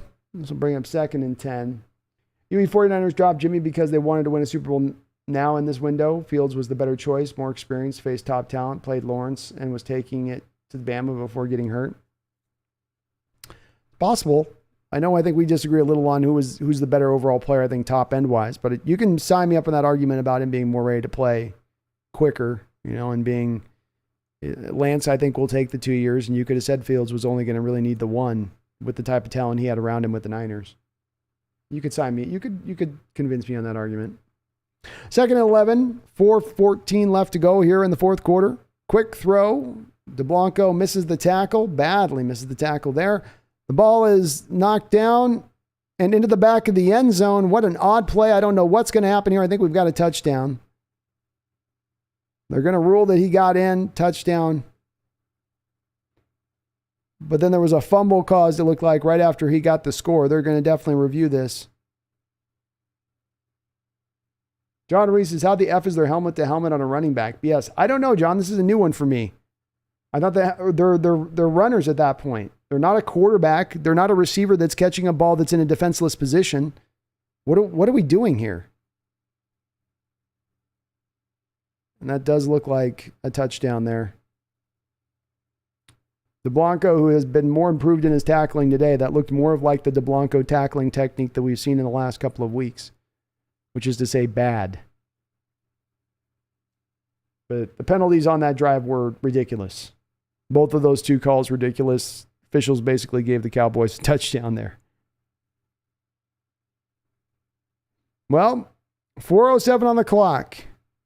Do we call upon the magic of Eason, or do we look to give Drew Lock a chance to reclaim this day, to change the narrative? 3 interceptions, 147 yards for Lock in this game. Do you give him a chance here, or do you go to Eason? Robert, my brother Pennington, what's up, Robert? It's good to see you in the chat, brother. Says, I thought runners were expressly forbidden from lowering their helmets. I did too. If he's going to initiate the contact, the penalty's supposed to be on the running back. That's the way that the letter of the law is supposed to be called. And then in preseason, they tend to call this stuff a little more sensitive than they do in the regular season. And Clint Hurd gives an F me on the sideline. I bet he does. I would too. And yeah, Big Boy Jess, those calls were bad. Both of those 2 calls were that's 30 yards of penalty yardage. That's football. That's football. Pretentious Cameron has welcome to the Hawks Nest Pro Bowl. Thank you for joining the channel membership. You all can join the membership too. I'm going to be writing some articles, working on my next article for the channel here shortly. We'll be trying to do some normal bi-weekly articles if I can here on the channel for members of the channel on top of any kind of special videos I can put together for it. So please do sign up for membership if you're interested. And again, it's Jacob Eason time. Boy, if Jacob drives this team up the field, you're going to hear you're going to hear a lot of the dogs coming out of the woodwork. A lot of UWites. The UWites will come out of the woodwork. I'm telling you. 4:07 left on the clock. The Seattle Seahawks have their full complement of 3 timeouts here. They can run this offense however they want to run it. You don't have to just throw the ball over the field. You got plenty of time. Down 1 point here, 27-26 Dallas. K. Johnson goes in motion. That gives up the middle here to Thompson. Gets a nice 6-yard gain right up the middle. Nice job. Joe Biden's makeaway says, no, it's not Jacob Eason. It's Jacob Beeston. Beeston Eason. Kraken Hawk says Ken Norton looks pretty good about right now. I hope we don't come to that. Oh, it's Ronnie Rivers in the game, not Thompson. I'm sorry. Ronnie Rivers. It's a great comic book name. Ronnie Rivers by day. Vengeful spirit by night. Eason drops back to throw here.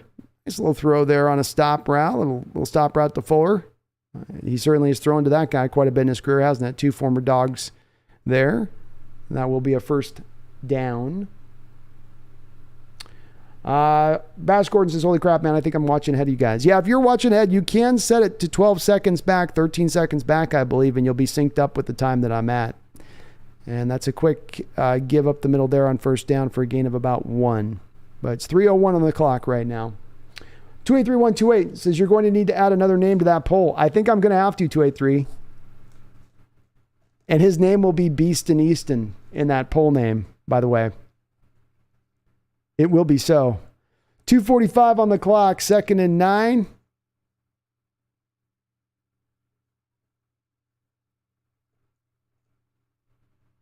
I don't know who Rivers is, Randy. I didn't even know he's on the roster, quite frankly.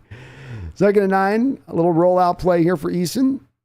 Nice throw out there to the outside. Another little short completion there, but it does give him a couple more yards. Eason looking all right. All we need is a field goal. That's right, UT local bands. Just a field goal. Bass Gordon, Easton, 6'10". I think he's pretty tall. I think he's 6'8". 6'8", 6'7", something like that. He's a big boy. He's a big boy. 3rd and 7. 2:27 on the clock. Cowboys showing a blitz look here. See if Eason's ready for it. Gets it out fast. Cowboys knock it down. So Eason recognized the blitz, looked to get to his hot receiver. Cowboys did a good job of getting the pressure into the backfield there.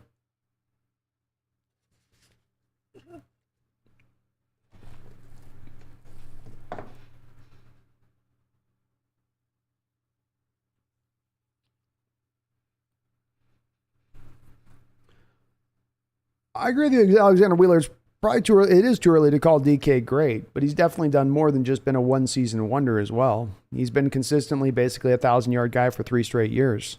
And the start of his career from the receiver standpoint, if you go back, Alexander, go look and check out that video I did on the live stream talking about the day of the signing on him and the comparison I made to him on not only the first 3 years of other Seahawks receivers throughout the entire history here, but also, and it is going to be punted back to the Cowboys. Seahawks do have 3 timeouts here, so if they can keep them from getting a first down, you can still get the ball back. But, you look at him not just within the Seahawks, but historically match him up against names like Julio Jones, Calvin Johnson, even a guy like Jerry Rice, who had an amazing start to his career from a productivity standpoint, not merely for his time. He had amazing for any time, an opening run of his first 3 years. And DK is right there with those guys. So he's not yet gotten to the point where I'd say, oh, you said Debo, my bad. All right, Alexander. I was going hard on that. All right, Alexander. Head fake.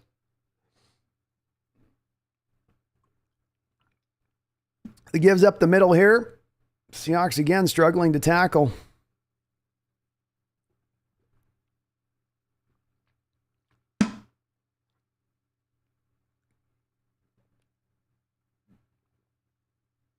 And I think you're right, Sickerman. DK is the most gifted receiver to ever wear a Seahawks uniform. We've had some gifted guys. Go beyond Largent, who's really, wasn't necessarily just a naturally gifted guy. He's just great. But even a guy like Joey Galloway, who was also an amazing talent. It's like we got maybe a timeout here called by the Seahawks. 2nd and 4.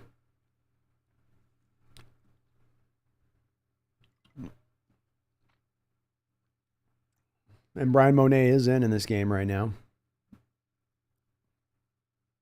Why is Monet still playing? I haven't seen him get a lot of run this preseason. You got 2 weeks before your next game. You do want this to serve as a way of kind of building these guys up a little bit. Oh, great penetration by Hewitt. Can't quite make the tackle, but absolutely stops the running back in his tracks until the cavalry can arrive. Hewitt does a great job there getting early penetration on that play. Seeing a little bit more of that gap and a half stuff here from the defense in this game, especially in the defensive line. Less of the two gapping stuff, more in this game of guys really getting upfield a little bit more. Mr. Hollow says Joey Galloway has a strong argument, freakish speed. He does. He does. I think DK's got him by a little bit, especially when you factor in the size quotient that DK brings to the table. But Galloway was a freak athlete. John Reeves, I think Hewitt's been playing pretty well too. He's been pretty solid. Adams has probably flashed a little more, but he's been solid.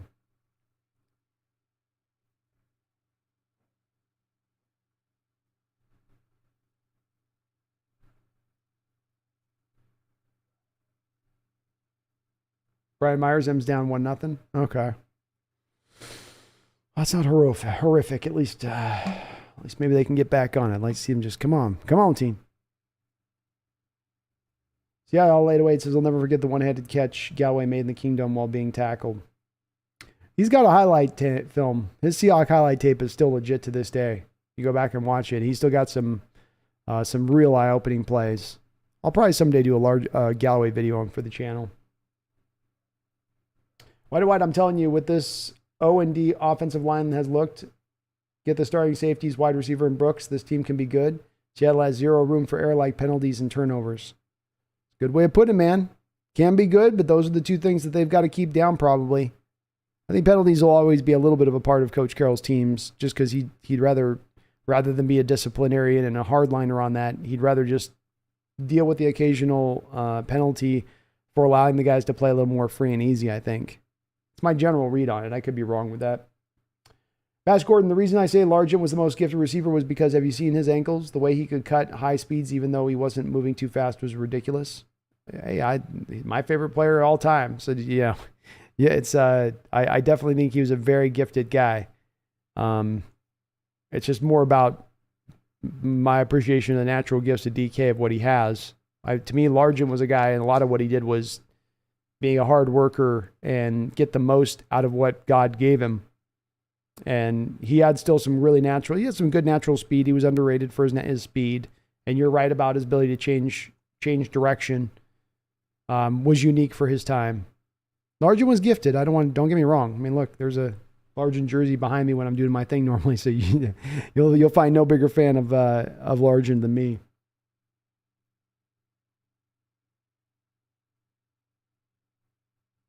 Quest 49, as a host, I like you, but your fans are trying hard to convince me. They tough. Quest 49, you can't look. The Niner rivalry in Seahawks rivalry is probably, I don't know if you agree on this, but it's probably still kind of the most, maybe it could be the echoes of 2012-13, right? When everything was really, cutthroat between those two teams and Harbaugh and Carroll's hate, and that stuff is still kind of carried over, and the fan base still remembers it, and it's in both sides. I think that there's just, I think it's a good thing, and boy, the Cowboys able to get the first down here. We do have a flag on the play though. Holding is going to be the call. So Quest 49, how it's going to go. That's when you got this kind of, you got a Steeler Raven chat going on right now and guys on cross reference on that. You're going to get some vitriol. You're going to get some, it's to be expected, man. And I welcome it. It's better this Quest 49 than it is that we're just sort of like meh to any kind of rivalry, or that there is no rivalry. This makes the games always a little bit more interesting, in my opinion. But I think anybody over this division, I don't think the Rams look at the Niners like that's the biggest rivalry in this division. Right? I think it's the Niners and the Seahawks. And I do think it's from, even from back 10 years ago, kind of what's bore this out a little bit. Because you got time, even in, I think, 2013, those were the best two teams probably in the entire NFL that year. 3rd and 10 here. Minute and 50 left on the clock after the holding penalty. DiNucci drops back to throw, throws one up. Great play out there. Great play staying with it. Initially looking beat. Receiver had it in his hands, and then it was knocked free by who? By who? By who?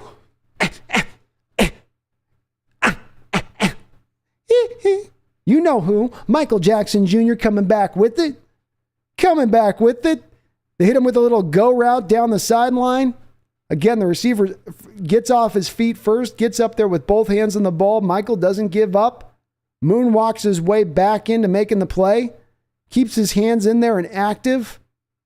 Can't even see the ball. Just puts his hands up over his head and just starts ripping at the receiver's hands.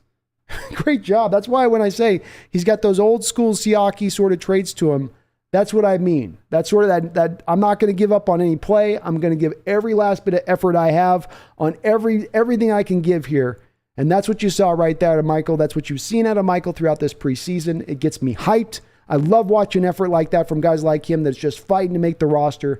Put this guy on the roster. He's earned it. He has earned it. Shamo, Shamo, Shamo. Dude, come to Hawks channel, talk about irrelevance.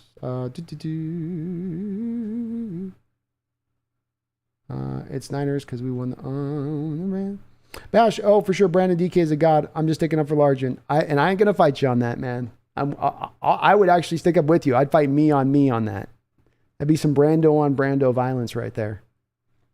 All right, 1st and 10. Can the Beast and Easton take them up the field from the 44-yard line in shotgun? He's going to start things off.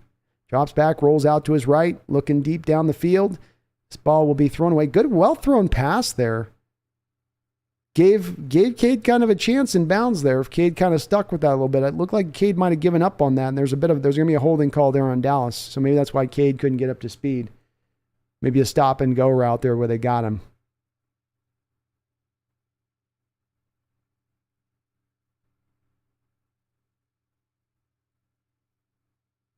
Quest 49, did you just hit me with a hee-hee? No, Quest 49, we have a guy on our team by the name of Michael Jackson Jr. So whenever he makes a play, I do the Michael Jackson hee-hee. 1st and 10, horrible snap. Oh my God. Jacob Eason's taller than a house, and somehow the center found a way to snap that almost over his head, and that will end this game. Tough break for Jacob Eason there. Boy, Derek Shepley just put that snap way too high.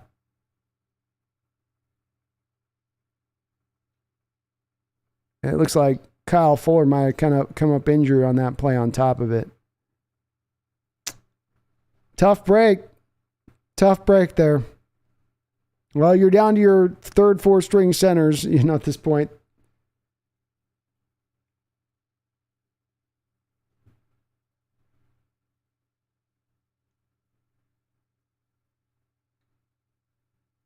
And Shepley, man, just that snap was one of the tallest quarterbacks in the NFL, and you almost threw it over his head.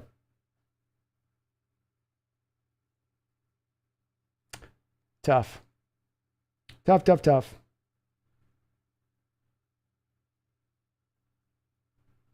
UT local bands, that was tough, man. You started feeling pretty good about that. Eason was ready to roll there, and tough on the kid. I hope he can still hold on in the practice squad if he doesn't make the roster. I've liked what I've seen out of Eason. It's hard to hear those 3rd and 4th stringers. John Reeves, Brendan's correct about Fuller. Yeah. Fuller didn't snap that, though, John. That was Shepley. Bash, we got a lot of people in here. I think we need a little more likes on the episode. Get the like button. Donate to my mans. Let's keep this rolling. Oh, thank you for reminding me on that. Please do, if you guys could for me. I know it's a small thing, but it's a big thing in my heart. But do me the favor, we got 218 people in here. If you guys could just all go up and click that little like button for me, it helps this channel out considerably. So it just helps me show up on the search algorithms and all that. The AI goes, okay, we shall help this YouTuber because they are hitting like button. And I'll help him. Green Bomber, the Blancos making this team? Well, probably, but as much because you don't have anything else. What else do you have? You know, what, Tanner Muse is going to beat him out? Yeah. I think they make a move after the last round of cuts, where if it's not them signing a decent guy that might have been cut from a team because of contract or whatever, they'll probably make a trade. Can't imagine they look at the depth at the inside middle linebacker position and go, yeah, we're good here going into the year. 1:14 on the clock here. 3rd down and 6. And Fumbalaya.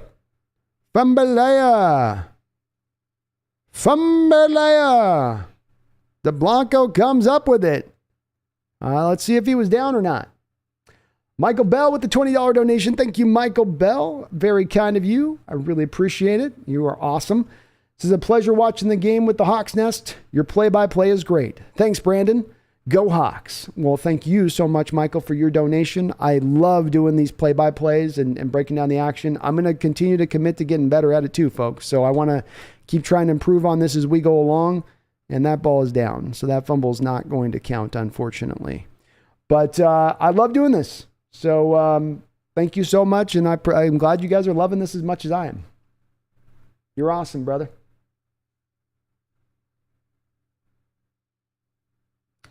And fumble caused by Vi Jones. That's right. And who's down right now on the field? Is that a Seahawk or a Cowboy? It looks like a Cowboy there. Down on the field. Zach the Potato, did I see that Sam Darnold got injured? Yep. We have about 5 or 6 quarterbacks this offseason that were in contention to be added to your Seahawks.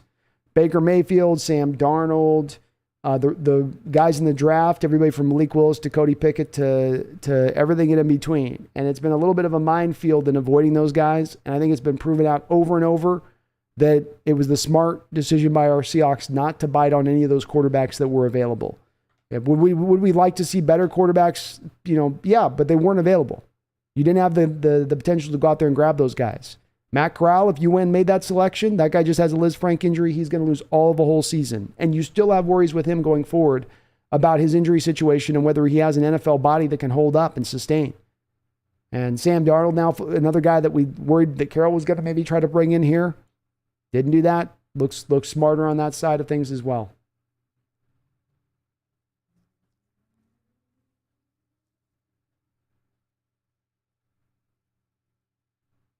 We do get the ball back here. What's the interesting part is that there's an injury by the Cowboys that does stop the clock, even though the Seahawks don't have a timeout.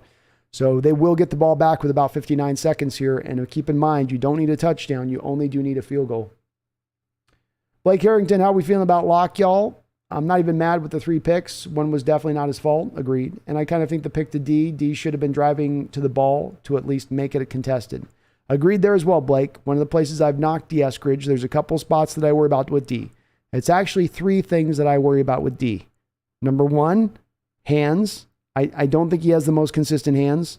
Number 2 is route running. And number 3, which is the biggest, most major thing with D. Eskridge, is injury. Those are the 3 question marks to his game about where he's at and whether or not, he's going to be able to hold up at the NFL level. And on that play, you saw a little bit of why I have questions on route running. Route running isn't always just running a clean route where you break wide open and you've got separation. It's also on a play like that where you're on a comeback route. Do you just sit down and sit in the zone and just stay where you are, allowing that then defender to be able to come back up on you? Or do you to continue to move back to the ball? And that's what you're supposed to do naturally as a receiver on the comeback routes, is go meet the ball. Don't have the ball come to you. Go meet the ball out there in space. And on that play, Eskridge definitely did not do that. It's very good on your part noticing that little small detail of it. I think overall, whether there's an excuse for it or not, at the end of the day, Coach Carroll's going to look at this preseason and he's going to say Drew Lock had a fumble and 3 interceptions and Geno Smith didn't turn over the ball. And that's going to be enough if it's close between those guys to allow Geno to carry the day.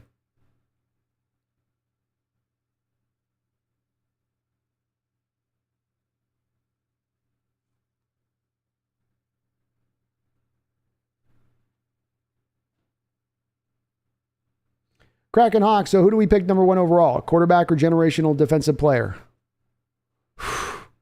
That's a deep debate, Kraken Hawk. That's a deep debate. Depends on how good that number 1 quarterback is. Is he more like Andrew Luck or is he more like Baker Mayfield? Is he more like a John Elway type or is he more like a Jamarcus Russell? What's that number 1 overall quarterback going to be? And I don't know. I think it's probably too early to make that determination. We need that final year of tape to know. Part of the reason why I'll be doing a Tuesday show this week around the quarterbacks coming out in this next draft. Eason with a throw on first down that goes through the receiver's hands and is intercepted. This is the worst preseason I've ever seen for receivers catching the football in the Seahawks. In 35 years of watching Seahawks football, I can't remember receivers having this hard a time of catching balls. And these are, again, not balls. These are not footballs that are being thrown wide of them or anything else. It's a tough catch, but it's just going right through their hands. I mean, you would think that the ball is greased up. The Cowboys defenders aren't having a hard time catching it.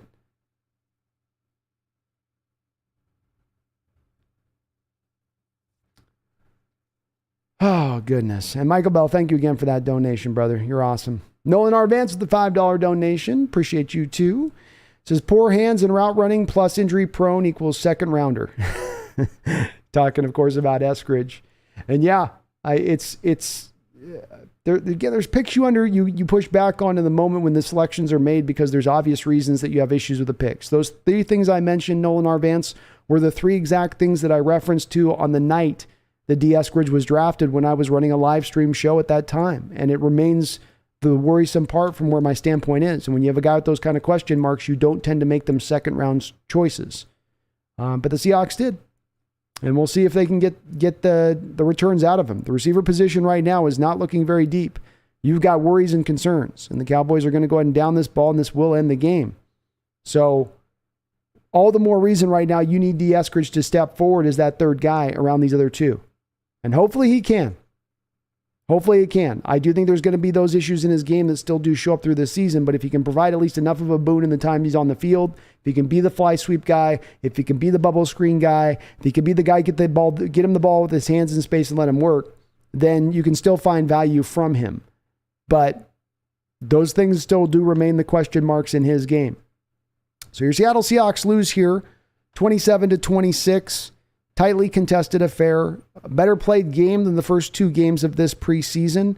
You certainly were deep into your depth chart very early on in this game. You were looking second, third stringers here, and so you weren't making determinations on first string guys here.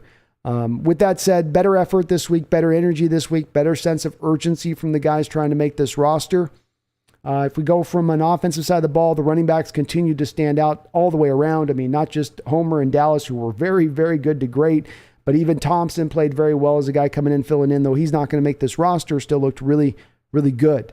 Receiving, pretty tough all the way around to give anybody any props in this game, receiving outside of Tyler Lockett, who had two early catches and then was taken out of the game, but looked way different than the receivers throughout the rest of this preseason who've been dropping the ball time after time after time. But he looked good. Other receivers, not so much. Did you get anything out of that? Offensive line held up relatively okay. Cross had, I think, 1 sack he gave up in this game, or a pressure he gave up. And I think it was a sack on that play he gave up. But other than that, he held it down pretty good. Quarterback-wise, Geno Smith looked good on the opening drive. Has done nothing to lose the job here. He had 3 drops on the opening drive alone. Still managed to come out of that opening drive with 3 of 6, 43 yards. So again, can't knock him on that. Defensively, Miles Adams, and defensive tackle, flashed all over this game. I'm going to probably be doing a video this week just showing some of him and what he did in this particular game, because he really did stand out. Michael Jackson Jr. played great on the outside. How can he not make the roster now at this point? I mean, if you're looking at it, you're going to have he probably makes it out over Artie Burns at this point, quite frankly. I don't know if Artie's going to make this roster.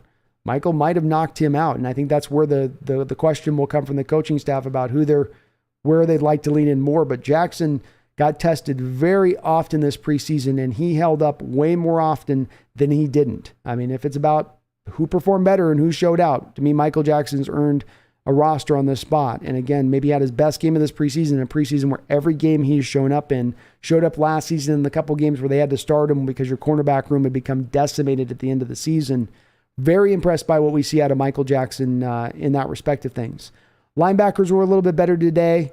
Not as many missed tackles. Marquise Blair had a couple moments where he flashed, came downhill in the running game to help make a play, and then almost had an interception in the end zone, the ball just right in his hands. Catching right now for the Seahawks team is a little bit of a question mark across the board.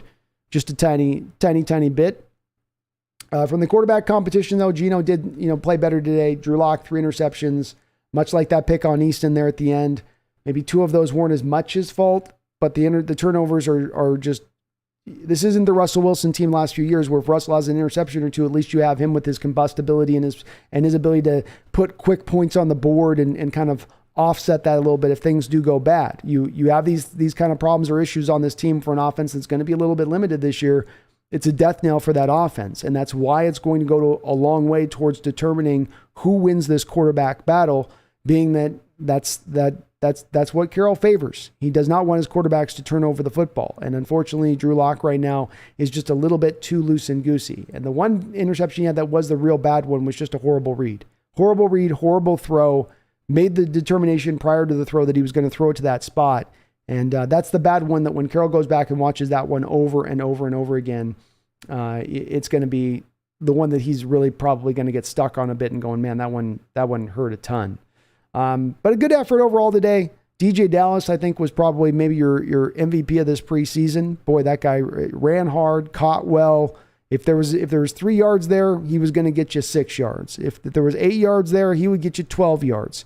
This whole preseason, with every carry that he's had, he's gotten the most out of every single carry. And I talk that sense of urgency. I talk about that. You want to put on your best tape in the preseason and show you belong. He's a guy that looks like he took that to heart this preseason. He, like Homer, have looked better than they ever have here in Seattle in their last couple of years. And I really like the way this running back room is going to round out for this team. We're going to learn if it makes a difference having these guys that are talented in the backfield, or if it's all just completely driven by your offensive line, as some of the analytic folks like to tell you it is. But overall, this was at least an entertaining game. You didn't have to avert your eyes as you did through that first half of last week's contest against the Bears. The team took a couple of steps forward, I think, in this game in that respect. We don't know what's going to happen during the regular season. Don't take too much away from this preseason. Preseason is not always really very often much of a predictor for where a team's going to round out during the regular season. Maybe you can land and say, well, there's some questions on depth here. I'll give you some ground on that. But you saw none of you got the highest paid safety room in the entire sport. You saw neither of them in this preseason. Jordan Brooks is a guy who I think is going to be in contention to push for an all-pro status this year from the middle linebacker position. Not first team, probably second team all-pro type guy. He's not taking any snaps this preseason. You've limited some of that stuff. So we're going to get some of these guys back into play here a little bit. We're going to see we get DK on the side, Tyler on the outside. We'll see if that makes a difference once this comes to the regular season. But I'm not going to make any ultimate determinants until we get to the point where this team's actually playing live games, and then we'll make our determinations then. Then we'll come to our conclusions at that point in time.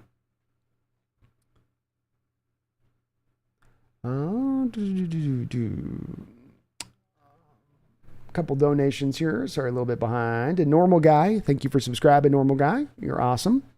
Washington Visquest with the $5 donation says, onward to the season. Looking forward to the reign of Geno. DK, Lockett, Penny, Walker are going to eat. Eskridge will be solid. Go Hawks. Let's fly. Well, you talk about it right there, Washington Visquest. DK, Lockett, Penny, Walker. Can you work it between those playmakers, feature a little bit of Fenton, Disley within that, and be productive enough as an offense to move the chains and put up enough points, protect the defense enough, and the defense be good enough on the other side of it to have the team kind of come together in that way? That is the blueprint recipe for success this year if they're going to reach it. Is that we're not looking to have a guy like DK go out there and get 16, 17, do a Debo Samuel type year. That's not the requirement here. Everybody just needs to be productive within their given role. Penny is the bell cow. Walker is the changeup, is the guy to give him a blow.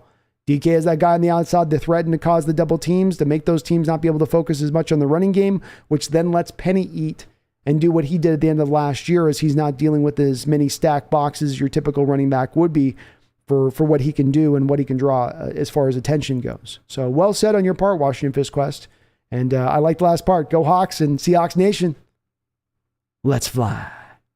Megan Gok Roger, my goodness, Gagan. You're too kind, Megan. You're too kind. My lady from Danenda with another $5 donation. She's put like about $160 tonight on this chat alone, I think, minimum. Thank you so much. Says much closer than I thought. Rock on to the regular season. Hey, rock on to the regular season is right, Megan. That is absolutely right. Here we go. It's about to count. It's about to get real. It's about to get real.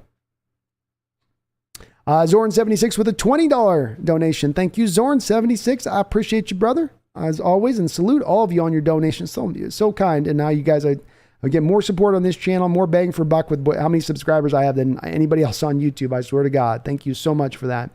He says, as usual, great job with the show. Well, thank you, Zorn76. I love game day, man. This is when I'm in my, I am in my most happiest. I don't care if it's preseason. I get to watch the pads pop, my Seahawks play, man. It puts a smile on my face. I don't care where this team's going to be this year. I love this team. They're going to have my support this year. I'm going to keep the positivity in this chat. It may drive you guys crazy at times, but I ain't going dark. Brandon's not going dark this year. He's committed to letting this process play out, let this thing unravel a little bit, just enjoy himself with it, and doing this play-by-play is so much fun. I have such a good time with it. I can't wait till the regular season. But thank you, Zorn76. I really appreciate it, man, and your perspective in the chat as well. Keeping everything debate lively and kind. And like, again, we had people, again, as I always say, people disagree in the chat here throughout this, but everybody's still keeping it respectful, man. I just really do appreciate when I can watch that in the chat and see that, and it's what I want to have this be a place that we can come and have the kind of debate like that in this chat, even if it's with Niner fans, even if it's other fans, and we can just keep everything. Let's argue back and forth. Let's go. Who's got the better points? Who can present the better argument? And trust in your argument. Don't have to go to personal attack. So you're awesome though, man. Zorn, you are amazing, man. Bash Gordon with a $2 donation. Thank you, Bash. Says, great job, Brando. Mahalo. Well, mahalo to you as well, Bash Gordon. Thank you for the $2 donation, man. I appreciate it. Very kind. D Nugget with a $2 donation says, long live these live game casts from Brando. Well, thank you, D Nugget. I love doing it, man. I love it. I'm going to keep doing it. As long as you guys keep watching, I'm going to keep doing it. Megan with another $10 donation. My goodness, Megan, you're going to make me blush here in a second. Thank you for the $10 dono, though, sweetie. He said, last one, I swear. How did my boy Charles do? Overall, he was okay, Megan. I'm not going to lie. He's probably, from the PFF standpoint, going to have his worstly graded game overall, but he wasn't bad. It's just that he's been so probably really good and upper level the first couple of starts here that this one will be just a little bit of a backtrack to a degree, but not as bad on a penalty standpoint this week. He cleaned that up. No false starts from that side of things. And overall, I thought he was solid this week. Solid pass protection, solid in the run blocking game. So did give up one sack, gave up his first pressure, I think, at the preseason, but if I'm not mistaken, that's the only pressure in 3 games that he has given up this preseason. So that's been outstanding on his part to look as good as he has. I didn't see much of Abraham Lucas in this game. It looked like Curhan got a little bit more run over on that right side. So I would say that this pretty much cements in Abraham Lucas as well as starting. But Charles has acclimated himself very nicely in this preseason, Megan. He looks like a guy that's going to be a nice stalwart left tackle for us for years to come. I don't know where his upside is going to land at, if it's a guy that is one of those guys who can be one of the best in the sport. But a top 5 guy, a top 6 guy in the sport, yes, I absolutely think he can ascend to that at a bare minimum. And he looked good. He did look good. He got walked back. It was a bit of a bull rush, Megan, where the guy just kind of walked him back a little bit into the kitchen sink of Geno Smith, and he got. But for that to be the first time that's happened in 3 games for him just speaks to how well Charles has done in this preseason. Pearl says, speaking of rapist, what's the word on Ariza? Probably going to be cut. There's a lot of calls out there for him to be cut. So, I don't know. We're in an odd age here where it's, I don't know. I hate those kind of stories as they come out. UHK, Seahawks definitely could have drafted Ritter. He was the best of the bunch. I think we missed an opportunity. QB this year, while more heralded, not guaranteed to be more successful. I'm okay with the fact that we didn't do Ritter myself. To me, I'd rather go get a talented guy for our next quarterback rather than go and getting a guy you got to talk yourself into. And I think with what the league also told you in tandem with what the Seahawks told you by passing on him a couple times, is they didn't think Ridder was it. And Falcons finally took him in the 3rd round. Falcons absolutely needed quarterback. So it was almost like they were prescribed to draft one more than they just loved Ridder that much to draft one. It's like, well, he's all the way down the 3rd round. I guess we just better do it. I guess it makes sense. We just might as well. But I don't think it was because he was just spinning the ball just that well on his pro days and whatnot. And with what he showed on the film.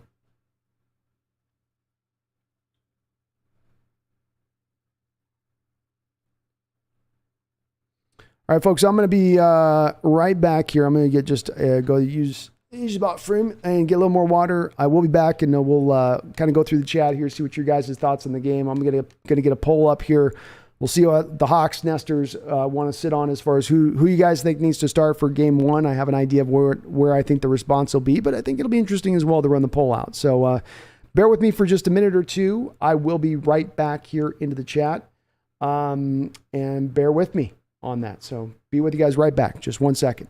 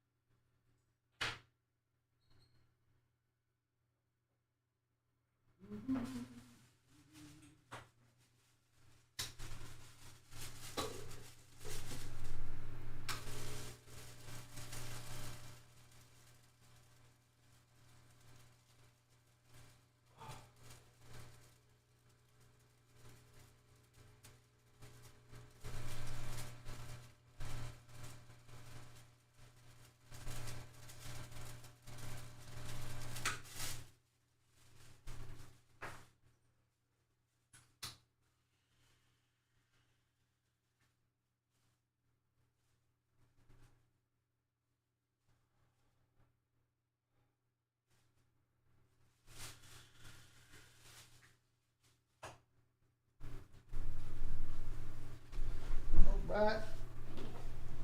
Let's get this poll going on the road.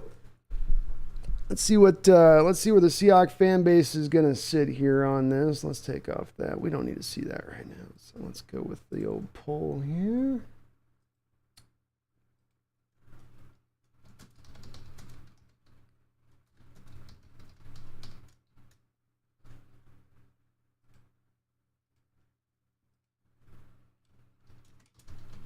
Geno Smith, Drew Lock, or Beaston Eason. All right. The poll has been presented to the community. This is going to be interesting to see where this one lands. Very, very interesting to see where this one lands. Cannot wait. Lions says that was a well-fought game by both teams. I agree, Lions. Both put it out there. It's a good game. Big Country says Lucas is going to be a Pro Bowler eventually. Very well could be with what he's shown on tape so far. I love his game. He was probably the guy that I was most excited about of all the rookies right now coming in the season. So I think he's got some kind of quiet potential there that not everyone's considered. Check, Geno was always going to start. It's easier going from Geno to Lock than Lock to Geno. It's true. True. Zorn 76, I'm looking forward to live games. I am looking forward to this year too. People talk a lot about the pain and suffering and misery that we're going to be in, and that, we're heading back to the 90s level of Seahawks, and I just don't see that.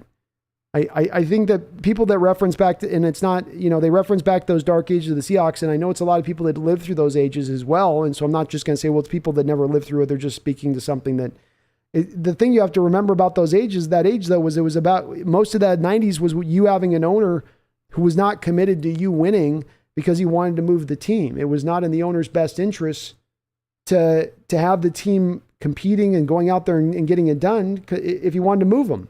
It's just like with what Clay Bennett did with the Sonics. You want the team to suck, and then the fan base starts to kind of peter out a little bit because they're not as interested or engaged, and then you can go back and like, we don't have the support. See, we don't have the support. So to say that we're going to be back in that same position now, I think has been a little bit of an overstatement of things. There's no guarantee of it. Yes, we are in probably the second toughest division in football. That's undoubted. I can't deny that. And yeah, the schedule is going to get tough with you having to play the AFC West too. But it's not like top 5 in the NFL as far as toughest strength of schedules go. It's about 13th, middle of the road. There are some easy games on there as well. We haven't seen our best players out on this football field throughout the course of this preseason yet. I think we can't come to too many certainties yet until we see what this team really looks like with the full allotments of the players on the field. Again, I'm not expecting Super Bowl, I'm not expecting playoffs. I am expecting competitive. I do think that they've got that in them to do that. We'll see if they can pull it off, but I'm not some of the prognosis that we're going to be the worst team in the NFL. I know Bears game was bad last week, but I still don't see that. Taylor was getting constant pressure. He was in there for a little bit. Akshay says offensive line other than Haynes was good. Yeah, Haynes had a bit of a rough day. Randy Wagner, can we cut Drew a break from the COVID positive? Was he sick or did he only test positive? He was very sick, Randy. So I would give him a little bit of slack on that. And it's not his fault in this situation the way this is played out. It's he just got it at the worst possible time. That was right before he was going to get his start. And against the Bears, nonetheless. If he goes out there and balls out, he could win the job on that alone at that point. So it sucks for him, but that's just the way the cookie crumbles sometimes. Brian Meyer says Burns and Jones will start, huh, Brian? You on the Burns and Jones train? I think it's Jones and I'm going to give you a bold prediction. I think Jones and Woolen go right now. I think Woolen gets the start.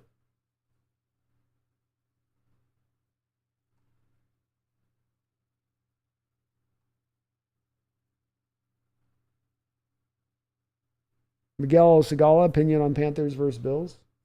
I didn't see anything on it.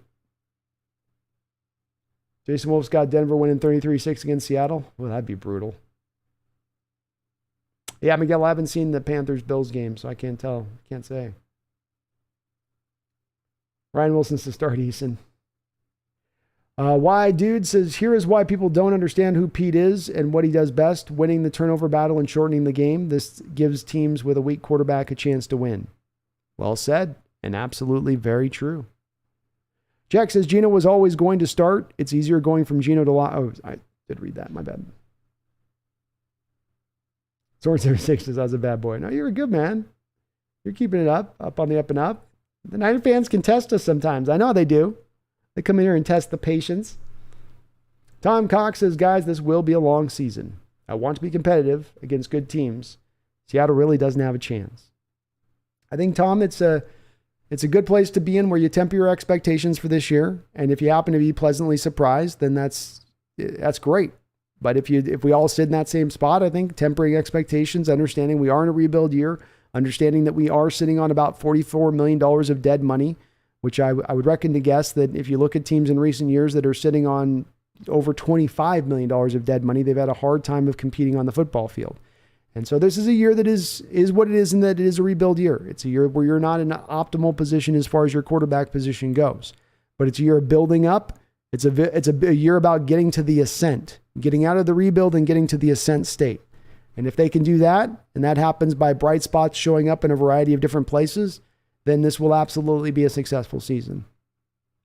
Nick Mitchell says, what a comeback from the boys. You got 30 yards of penalty on your game-winning drive on questionable calls.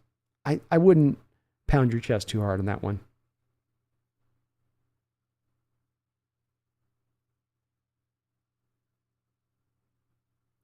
Daddy Dennis says, remember when the Cowboys forced us to trade them Tony Dorsett? I do. Yeah, I remember.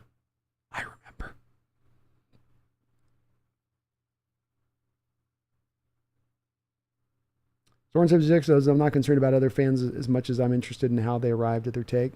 Me too, Zorn. I like to, that's a part that interests me especially if I'm in disagreement. It's like, how'd you get here? Maybe there's something I'm not considering, or maybe perhaps I know something you're not considering. I agree. Tom Cox, the young tackles did good. Both were great so far. K9 needs to get going. Both cornerbacks are good. Draft looks good so far. It does. Very encouraged by what we've seen in this last draft as far as this preseason. Nobody let you down performative-wise, I don't think, this preseason.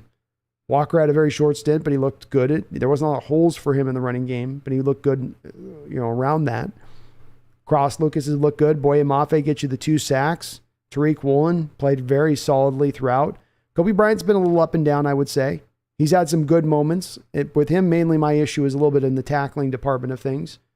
But overall, those top 5 picks that you made, top 5 plus the, essentially the 2, 1 extra in the second round, 6 picks, top 6 picks have all looked very good. Seahawks Gaming, talk about Miles Adams. Well, Adams is doing a good job in this defense. So in the past, your defense has been a 4-3 under defense, which asks its defensive linemen to mainly be responsible with what's called a 2-gap responsibility. And that is that on a defensive lineman, there are 2 sides to him, right? Every defensive lineman's got 2 sides. He's got both left shoulder, right shoulder, 2 sides to him. So those sides are basically his gaps. Those are gap responsibility. And so when you're 2-gapping, you're responsible for both of those gaps. And what that means is if that running back comes into your lane, you need not be giving up any space, not to get pushed back, and you need to make sure that you're covering both of that gaps. That means that we don't need you to go all the way over to this gap way over here or get all the way outside over here. We got a guy to take care of that in this defense. But your responsibility is the 2-gap. That's what you're going to do. Now with this new defense, what you're doing is called gap and a halving. And historically, recently in the past, you've usually on a defensive lineman, you'd have them 2-gap or 1-gap, being that you're either going to try to control the 2 or you're just going to try to control a 1. Within this defense, you're actually going to try to control a 1 with still an able eye back to getting to the other gap.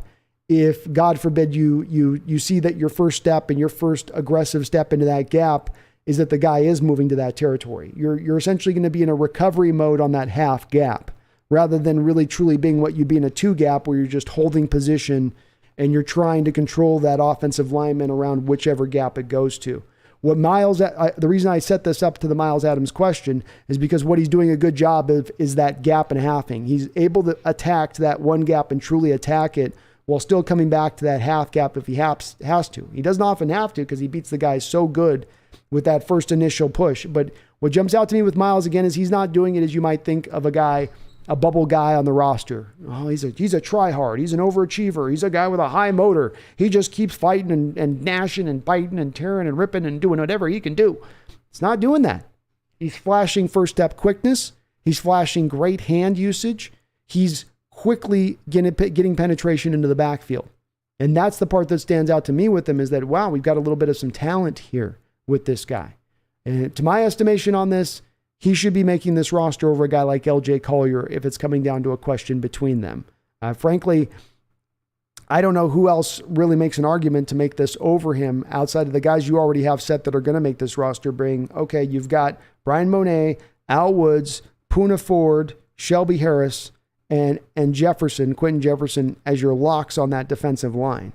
This guy to me would be the last guy in on that margin at this point. I don't know how he hasn't, much like Michael Jackson Jr., I don't know how he hasn't earned his way to making a roster. He had his best game of the preseason. In this game, he's been playing well throughout both of the other 2 preseason games, flashing all over the place. I'm going to do a video on him, I think this week, Seahawks Gaming, on Miles Adams. Much like I just did on Uchenna Owusu on the Bears game last week, I'm going to do a similar one here with Miles Adams in this game because there was multiple plays that he was showing up on.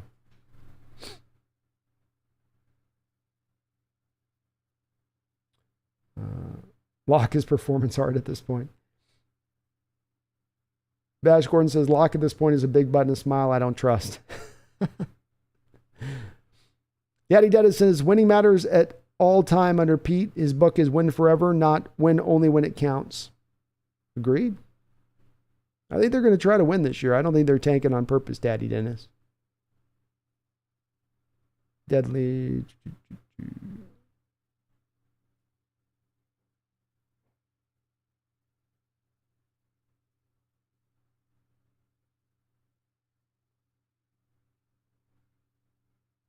CJS says, go Hawks, CJ. Daddy Dennis says, never got to see Eason with the first. Sad. Yeah. Never did get to see that, did we?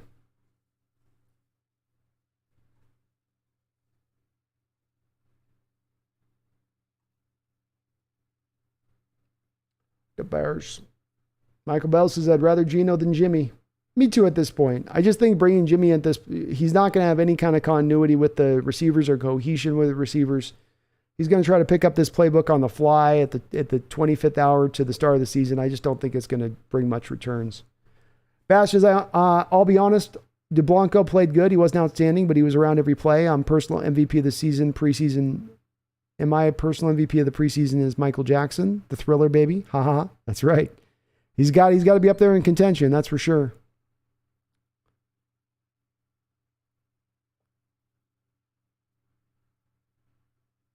Daddy Dennis says, Eason sticking with guys who can't snap the ball or catch great throws. That last throw was perfect. Dime right on the hands. Agreed, Daddy. I liked how Eason played in this preseason, man. He impressed me. He opened my eyes this preseason with how he went. I didn't expect him to look this good. And that wasn't his fault in the last throw, no doubt about it. Pearl says, I'd rather Minshew than Jimmy. I'd rather Kaepernick than Jimmy. Yeah, I think Kaepernick's probably, I've told you, we've talked about this in the past, Pearl. I think Kaepernick's definitely probably seen his days in the NFL, just for where his age is at and skill set, outside of all the other factors at play. I like Minshew as well, but I don't think the Eagles are looking to move Minshew, unfortunately.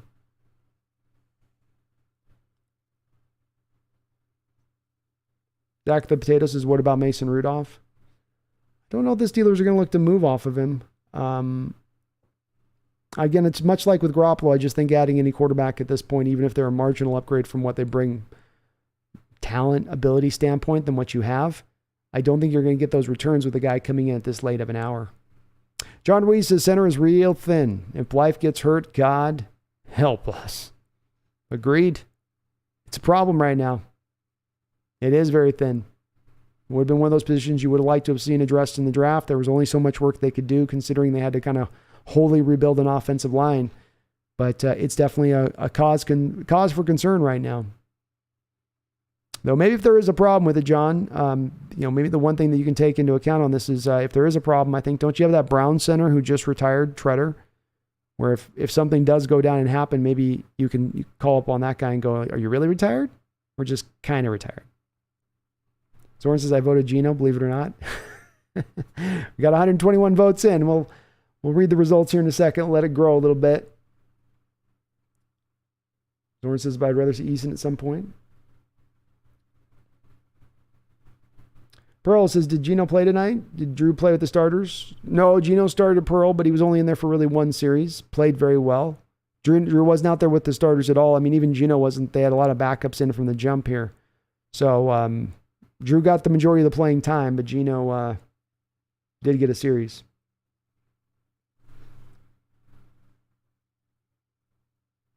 Tom says, since I saw both quarterbacks, I think Geno should start. I think Locke throws too many interceptions, and Pete doesn't want that. Agreed. Well said.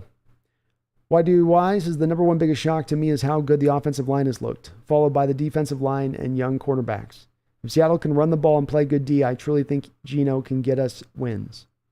That's the key on him for me, man. It's more than Geno playing great. It's those two first factors. Can you run the ball and can you play good defense? Can you be a top 5 running team and a top 10 defensive team?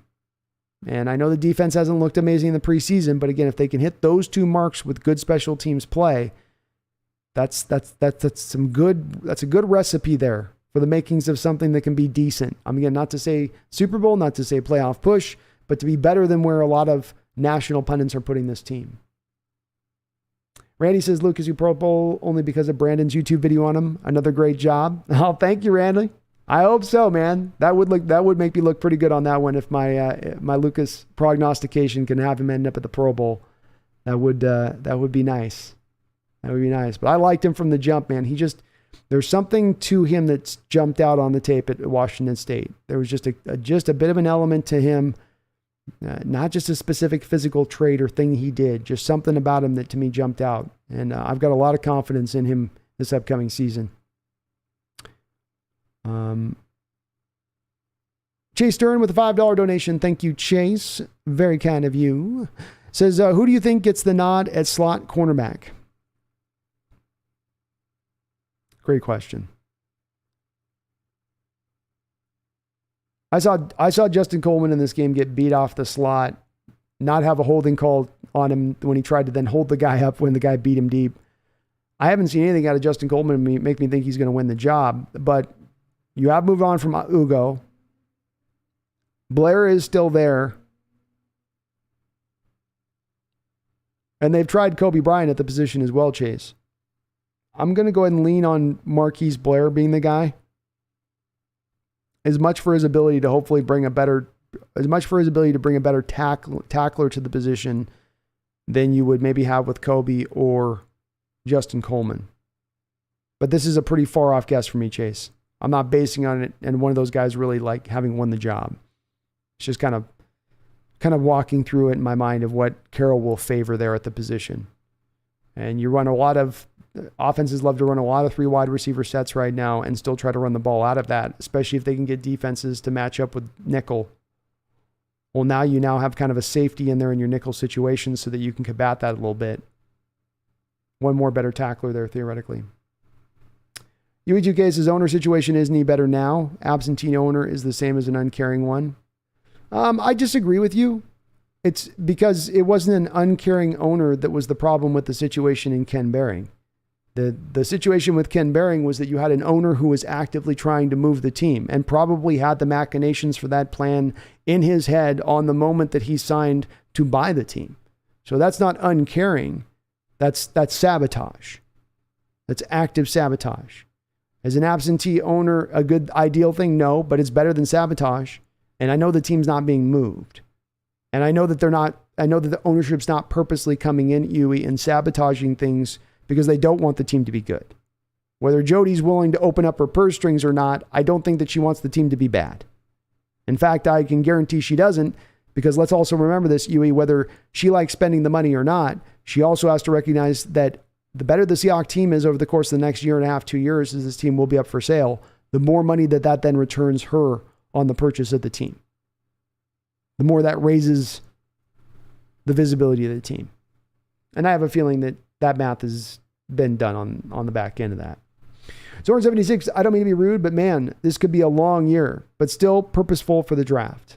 It's not rude, man. That's why I say my thing with it, Zorn 76, is this, is that we're going to have people in here, and I've seen it already with it, where people will come in with very hot takes, with very heated takes, very emotional takes, and it will be things that are hard for people to hear. And, even if you find yourself arriving at that state where you have somebody in the chat this year coming in with something that you don't want to hear, rather than that reflex being freak out, get angry, emotional, all that, just take it in, and understand that this is a little bit of just everybody's perspective on this is going to vary. There's not a clear path forward on where we go from here.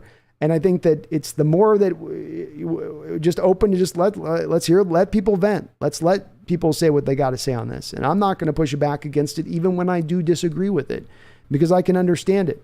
People got a right to be a little frustrated and wondering where the directions of this going, wondering if it's in good hands, wondering if the right approach is being put in forth. I'd be worried if that wasn't the sentiment in the fan base. But that's why I think it's always important to make sure we're keeping that discussion open so that we can kind of turn this over. Blake, Geno made himself look better this game, but I still think Locke should get the start just because even with the turnovers, he seemed to move the chains more in position to threaten points more. I can see where you're coming from on that, Blake. He's definitely got more arm potential there and what he's able to, and some of the throws he's able to make than necessarily Geno can, though Geno's got an okay arm. Jeffrey A. Thistle says, we are going to the Super Bowl. Oh, Jeffrey bringing that confidence in the chat. I like it. Bash, the only thing about our owner, though, is her son is running the team, so she might be absentee, but they're a family. So, I'm pretty sure it's still rolling. She still knows what's going on. Agreed. And I'll give, like what Yui said, I'll give Yui some ground on this, saying maybe she's not spending as much money. I certainly have my reservations with that maybe she's tightening up some of the spending, but I don't think that she's actively trying to see this team lose, which is what I think Behring was doing, which is exactly what we saw Clay Bennett do with our Sonics when he took over. Did he spend a lot of money in free agents the second he took over ownership? No. You see a lot of aggressive moves from the team? No. Why? It's all about hitting the quarterback in the next draft. If they miss, it's going to be a long 4 to 5 years. Well said. Aaron Heslip missed the whole game. How did the defense look? More 3-4, still vanilla. Aaron, the defense looked better, first off. So it improved. The tackling was improved. There were still some missed tackles in this game, but it got better. It wasn't where it was at last week, or definitely nowhere close to the week before that. No, not very many 3-4 looks that were unveiled in this game. A lot of 4-man fronts. This game, it wasn't as much as what we've seen in the first 2 games, which is you get the 2 outside linebackers in wide 9 technique, and then you get 2 defensive tackles and basically what's, a 1 tech on both sides where they're put right between essentially the guard and the center a little bit in their positioning. So you didn't see that this week. They ran now this week more of the 3-man front, 3 down linemen, and then you have 1 man standing up on the edge in wide 9 technique. So a little bit more of what you normally would have had in a Carroll defense with the 4-3 under, but rather than have that Leo with his hand in the dirt, you just have the Leo standing up now, is how they basically, that's the main difference in what I saw from him in this game. I don't know what to make of that. Daddy Dennis says, sure didn't look sick after the game. All hugs and smiles for the Cowboy players. Yeah, he did. Was smiling, was Locke. Zorn76, I think Seattle is involved in lots of under for point totals. Probably. A lot of low scoring total games. Yeah, you'll see that, I'm sure. Legion, I would never be comfortable winning by a point. I don't care. John says, think Drew is still recovering. Pete mentioned Drew was still struggling with some exhaustion, etc. after being sick. Yeah, it's a tough, we know this is a tough virus. We know it's tough when you get it, and that the recovery process, was mentioned in the chat earlier, John, brain fog, that's probably very much a real thing. And at the same point in time, Drew also understands that he's fighting to try to start, and that if he doesn't take this opportunity now, he may not get it again. So that's going to cause a guy to kind of rush back there a little fast. I was surprised how quickly he got back up on the field, considering how sick Coach Carroll said he had been. Jason Wolf says it's preseason. Score doesn't matter. I'm more mad at Luck sucking tonight. It is disappointing, Jason, that he was a little bit better. Why do I? 4 rookies starting week 1? Very likely.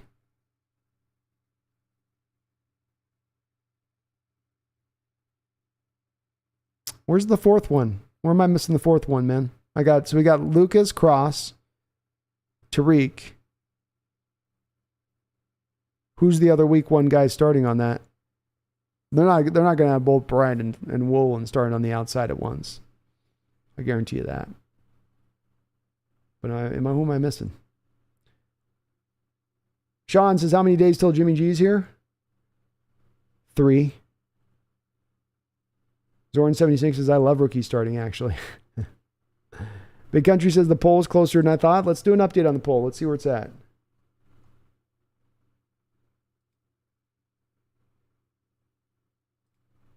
Can't see it. Okay. So we got 53% for Geno. Geno's just slightly edging out. Slightly edging out Drew Lock right now. Swung back. It was 86% in Drew's favor after the first preseason game.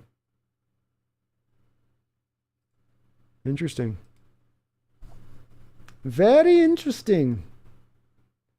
53% Geno Smith, 37% Drew Lock, and 10% for Beaston Eason after 161 votes.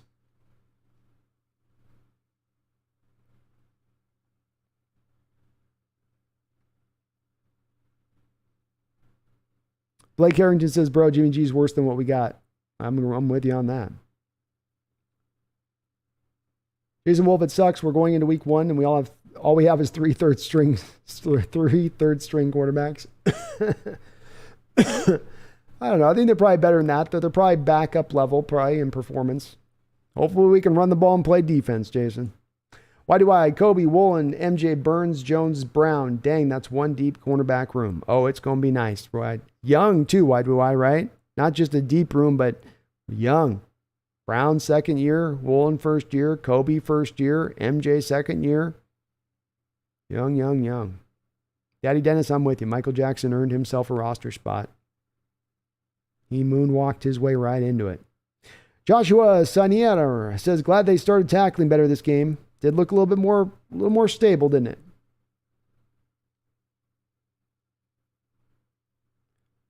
Blake says 100% okay, bro. Maybe not worse, but not much of an upgrade. I think you're right on that, Blake. I mean, if he's an upgrade, he's a minor upgrade. It's a minimal upgrade. It's a Diet Cola upgrade. It's a 2% milk upgrade. Sam the Great, we're going to find out if holding that clipboard for years will benefit Geno. Oh, he was there learning. A lot of mental reps. Took a lot of mental reps in that time. Why do I? He says Reed is like the 8th cornerback and looks okay. He played good last year too. Why do I? Yeah, it's unfortunate for him. He played good in this game. Just not going to make the roster because of the fact that it's too deep in front of him.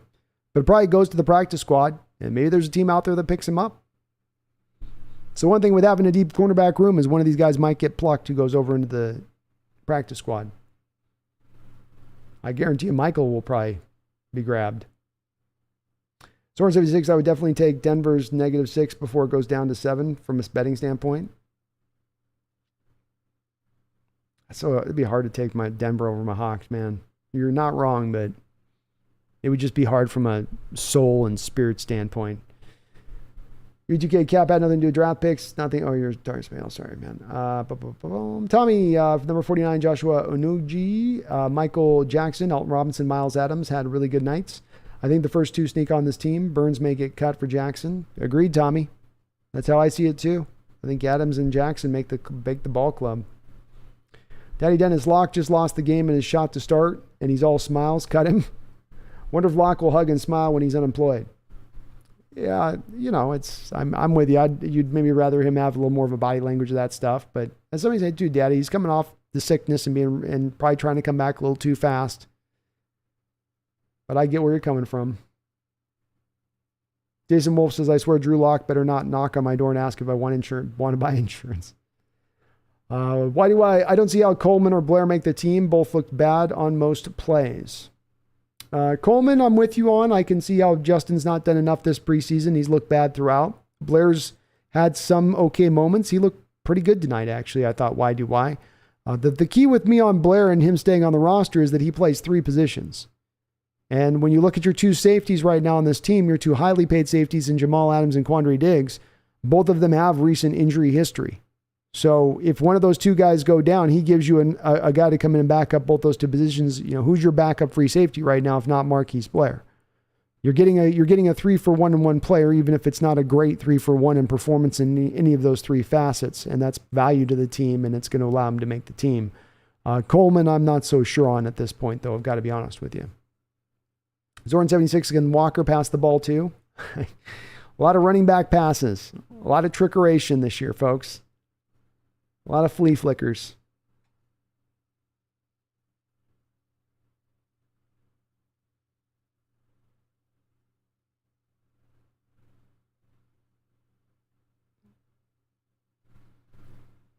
HNC, is the game over? It isn't over indeed.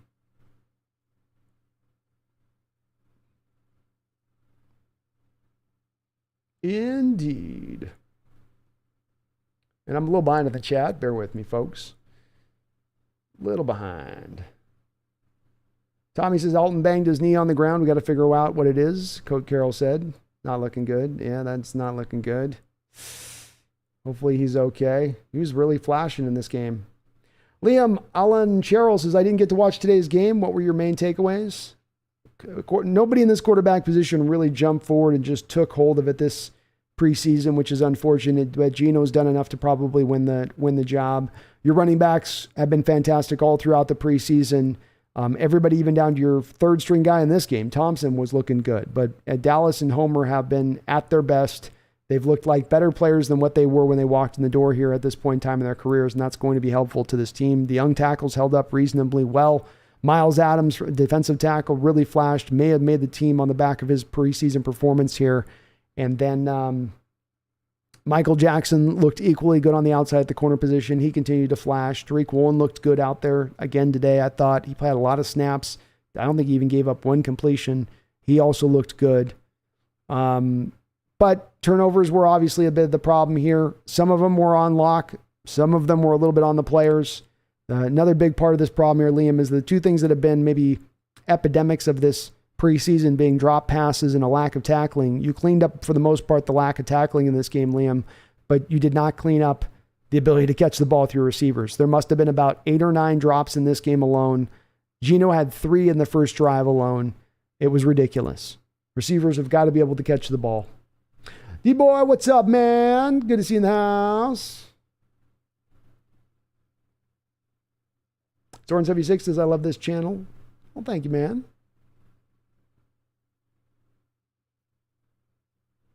Leo did get extended. Good to see. Pearl says that December 15th will Seahawks on Thursday Night Prime. First time I'll be watching them on big screen instead of laptop. Nice. Blake Harrington, am I the only Hawks fan left a believer in Blair? I'm still hopeful for him, Blake, but it's time, you know. It's time for him to start to show. It's not all been his fault with the injury situation. KJ kind of did him dirty back in the day a bit, but it's now time. The excuses are gone. We got to see him when we got to see him, and I'm not in favor of cutting him, for the record. Jason Wolf says, I want Melton and Young to make this team. So I'm from my standpoint, Jason, I look at it like this. I know we didn't get to see Goodwin, but I'm just going to anticipate Goodwin's better than what we're getting out of these receivers so far. I would go DK, Lockett, Eskridge, Goodwin, Melton. I'm with you on Melton, 100%. I've liked him better. And I think Tariq Young, you try to get on the practice squad. I don't think the team carries 6 receivers because of how much of a prevalence they play of 2 tight end sets. When you play so many 2 tight end sets, it's less of a need to have than the 6 wide receivers.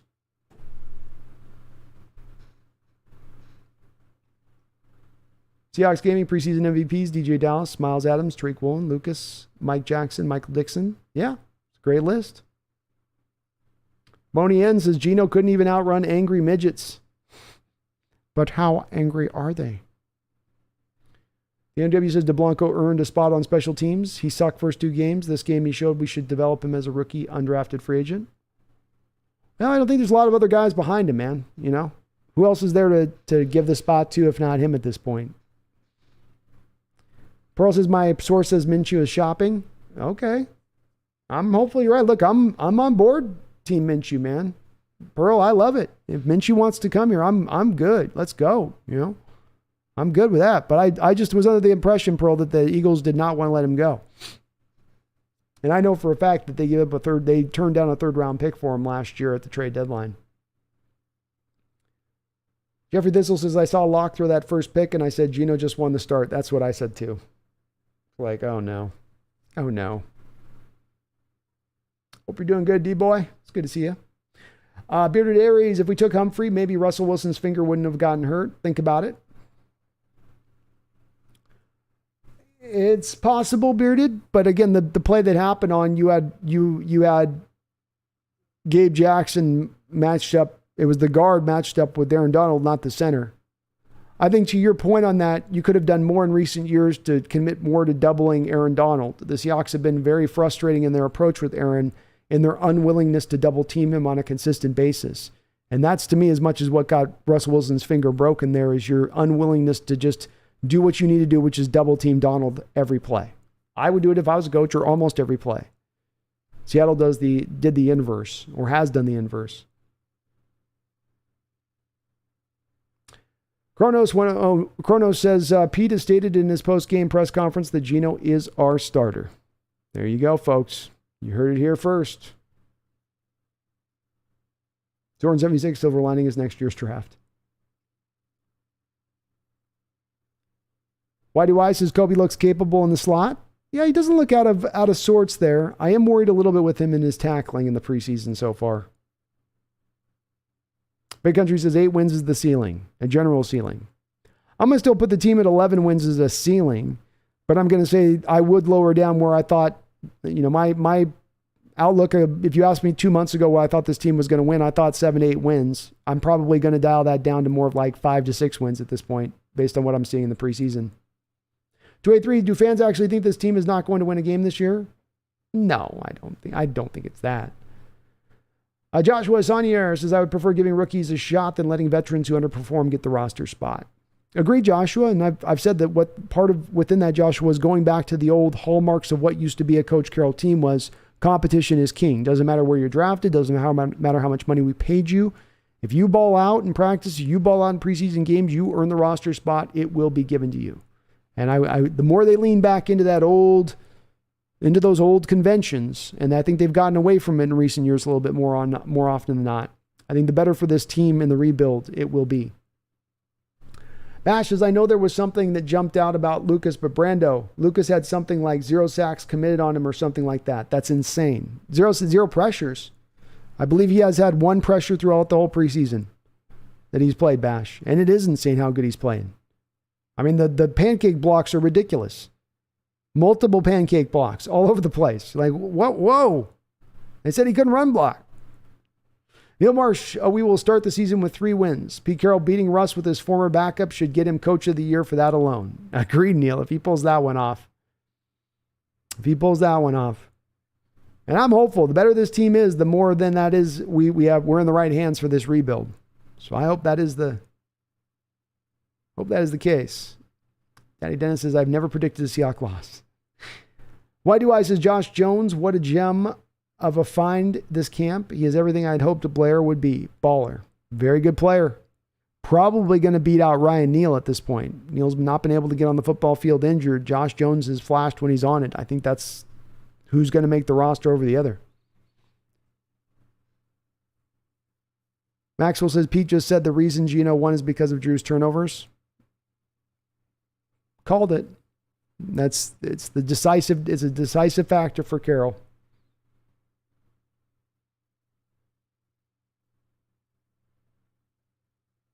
Why do I Ken Behring one of the worst owners in any sport ever? Exactly. Can't make any comparison to that one. Daddy Dennis says a couple of Drew picks were bad, but how he acted after the game got me in my feelings.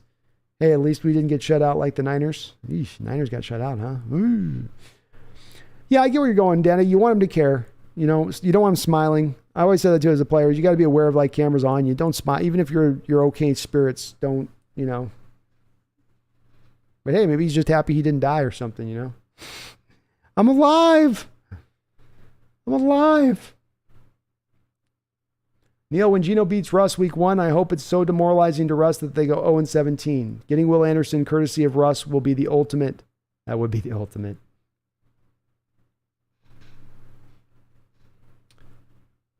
Zach the Potato, you can say that, but what about the Miami Dolphins owner? No, Behring's worse than the Dolphins owner, because as bad as the Dolphins owner in certain respects, he's trying to get the team to a winning state. He's doing it through underhanded methods like, you know, trying to bribe his coach to lose games so they can get the number 1 overall pick and courting Tom Brady to get a piece of ownership so he can bring him in. He ain't doing it above board, don't get me wrong, but he cares and he's trying.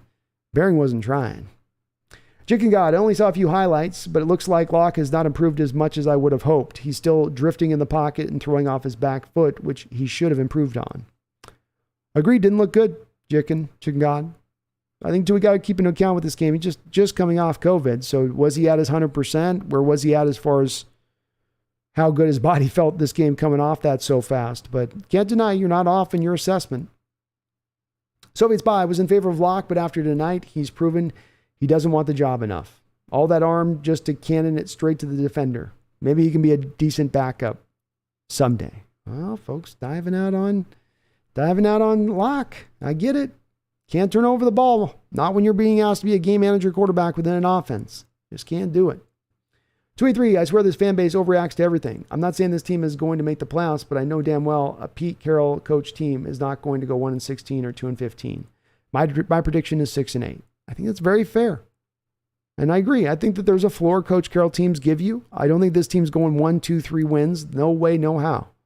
5, 6. But I think there's a wide, that's the part of the excitement of this season to me. There's a wide variance on where this team could end up. We don't really know what they're going to be or how they're going to look or how it shakes out. And to say we're going to take an assessment based on preseason is premature. So I think we do have to wait first and see what it looks like when we're actually in live fire. We're not seeing teams firing blanks, no just vanilla schemes. Got the full allotment of the starters out there, and then let's see what we got.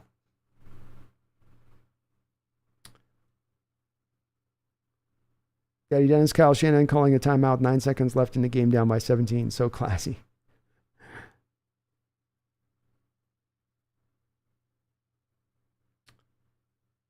HCN, yeah, we did lose. Lost by 1.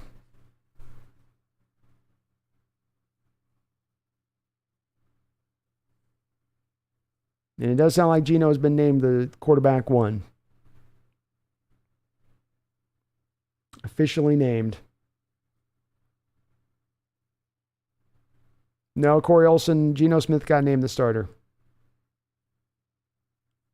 Geno looks better than Trey Lance so far. Read articles from beat writers, 59% last year, charted 59% this year. They are so worried, even talking that it's a bad idea to cut Jimmy. Yes. I have heard there's some worry out there.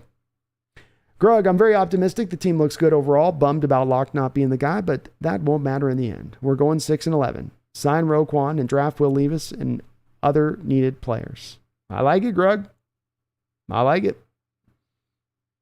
Adam Frazier with a sacrifice fly. All right. M's coming back into this a little bit. I'm going to turn that and watch this here on the side while I'm talking to you guys. Zach, you didn't add Mason Rudolph. I don't know if they're looking to move Rudolph yet from the Steelers' standpoint. They may be just happy enough with just sitting where they are and rolling with what they got. HCN, what school did Easton come from? University of Washington. John says, for this season, above the quarterbacks, the receivers competing for a roster spot, dropping the ball is more of a concern. It is a concern. Especially guys that were trying to make this roster. It's the worst, like I said, it's one of the worst things that can happen is a receiver, you can't catch the ball. It's kind of inexcusable. Adam Kessel says, Geno, 13 drives, 13 points. Is that all he's got? Yeesh. Tommy, well, if you can't be with the one you love the one you're with. Love the one you're with. There's a battle. I know that song, but I can't think of the word. Love the one you're with. Love the one you're with.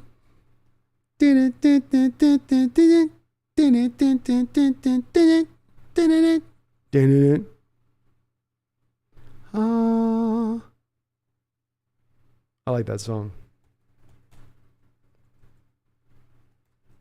Let's see what the M's are doing here. This is season's about rookies developing. Absolutely.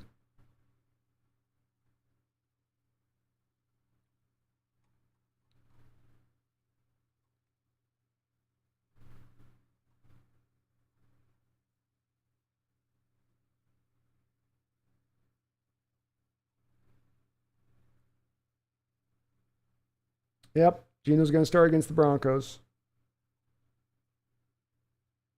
283 depth is a weakness on this team. Jason Wolf says Geno sucked in New York and last season, so it's hard for me to get behind him. I don't know if I lean as much into the place of believing that Geno played badly last year. I can understand if he didn't necessarily play great by people's measure, but I don't think he played bad. I think as well, it's a little bit hard to, make this kind of determination from his first 2 years with the Jets because of the fact that, he didn't have a good roster around him. And I've had Jets fans comment on this in my chat that, it's hard to draw these kind of things with him as far as saying that you make an assessment. He wasn't given a whole lot. He had Rex Ryan as a defensive-minded coach. But I get it. He doesn't excite a lot of people out there in his play. John Henderson says Myers MVP. He definitely played good. Definitely played good.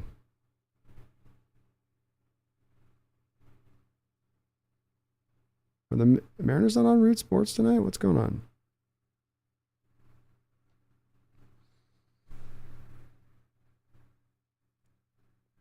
Joshua says, we're 4 deep at running back and pretty good O-line. We could pull out a San Francisco-type winning season with the dominant running.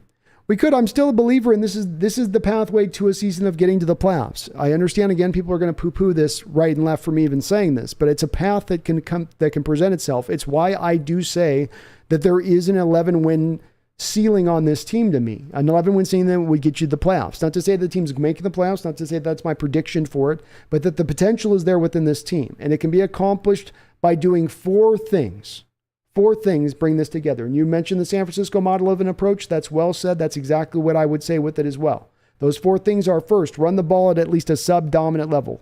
Play good overall defense, meaning you're right around the top 10 as far as overall giving up points allowed.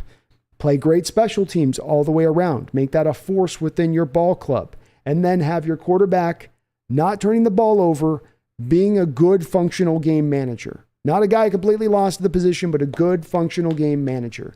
Those 4 components come together. This is a team to me that can win 11 games this year. That is a formula that has worked in football. It's not the normal path a lot of teams are taking, but it is a path you can take to find success. Tommy Eden says D is crazy, y'all. He has insane skills. I'm telling you, D's nuts.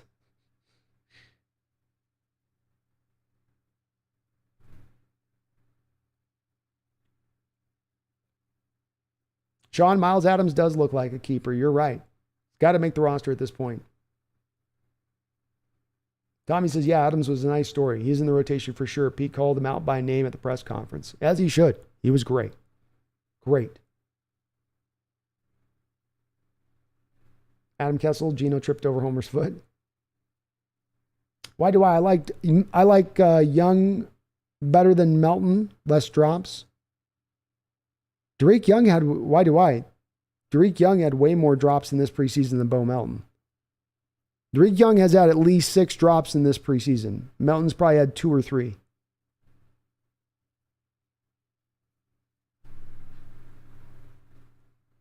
Tommy says the problem with getting any quarterback now, is it will take weeks for the quarterback to come up to speed, especially if he has to split reps with the current starting quarterback. It is too late to get a quarterback now. Exactly. And on Zach the Potato, I hear what you're saying on Mason Rudolph, but Tommy's point is, I think, a salient one. It's you bring a guy in, even if he has more natural talent and ability, that you don't just get the returns of that in football the second you bring that guy in your door. There's a playbook to learn. There's a continuity to learn with players. He's got to learn how to, okay, DK runs this route. This is the timing that I've got to get the ball out on. You don't just do that off a practice or 2. I just don't think you're going to get those returns there from it.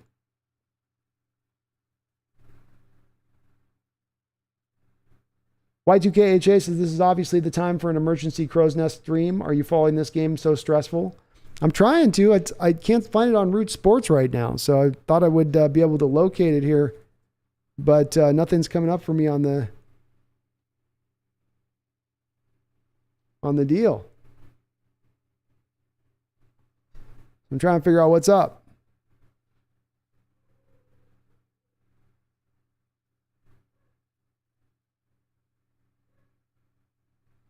Y2K says, Abraham Lucas, future Hall of Famer. I'm calling it. There you go. Sector 7 says, huge Mariner game right now. This may go extras. All right. Here we go. Humble African, maybe I missed something, but even if Geno doesn't start, doesn't he still miss the first 3 games because of the DUI? The Humble Hal African, it's a great question. The punishment stuff is arbitrary. You don't know when it's necessarily coming down the line from the commissioner's office. And I think that there's been something with the appeals process because there won't be a judgment from the courts that comes down. It's on Apple TV. That's why. Okay. That's why I'm not seeing it here.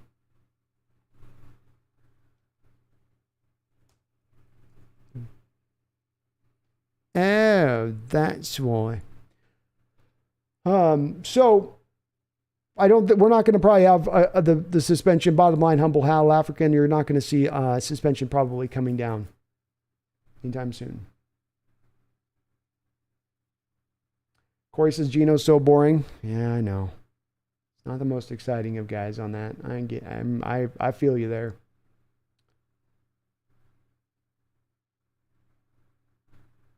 John Reese says, I was just wondering when Pete is forced to name himself starting quarterback. He's been running 7-on-7s in camp, hasn't he? Thank goodness. It's gotten that bad. Neil Marsh, did anyone notice if Vi Jones was inside linebacker or trying the outside again? I thought I saw more an outside coming off the edge than I saw him on the inside. Felipe White says, let's fly. Seahawks Nation, let's fly. Message from a Golden Eagle. Looks like it's time for you guys to look at the top quarterback prospects going into next year's draft. Well, I'm going to be doing that on the channel here this year, folks. So Tuesday, we're going to be doing a wrap-up show on the weekly performance of some of these quarterbacks in college football and monitoring them on a weekly basis, not just waiting until the end of the year to do our evaluations. So I'm going to make that a point of this channel because I am anticipating that we are going to eventually be drafting one of these guys. Daddy Dennis says, if you lose a quarterback battle to Eugenio Smith, you're done. Ask Mark Sanchez. And why it does suck for Locke in the COVID situation. Sometimes just bad luck. Nagasia says, with Geno, it's 2 to 3 wins max. With Locke, it's maybe 6 to 7 and more iron interceptions. Well said. Could be.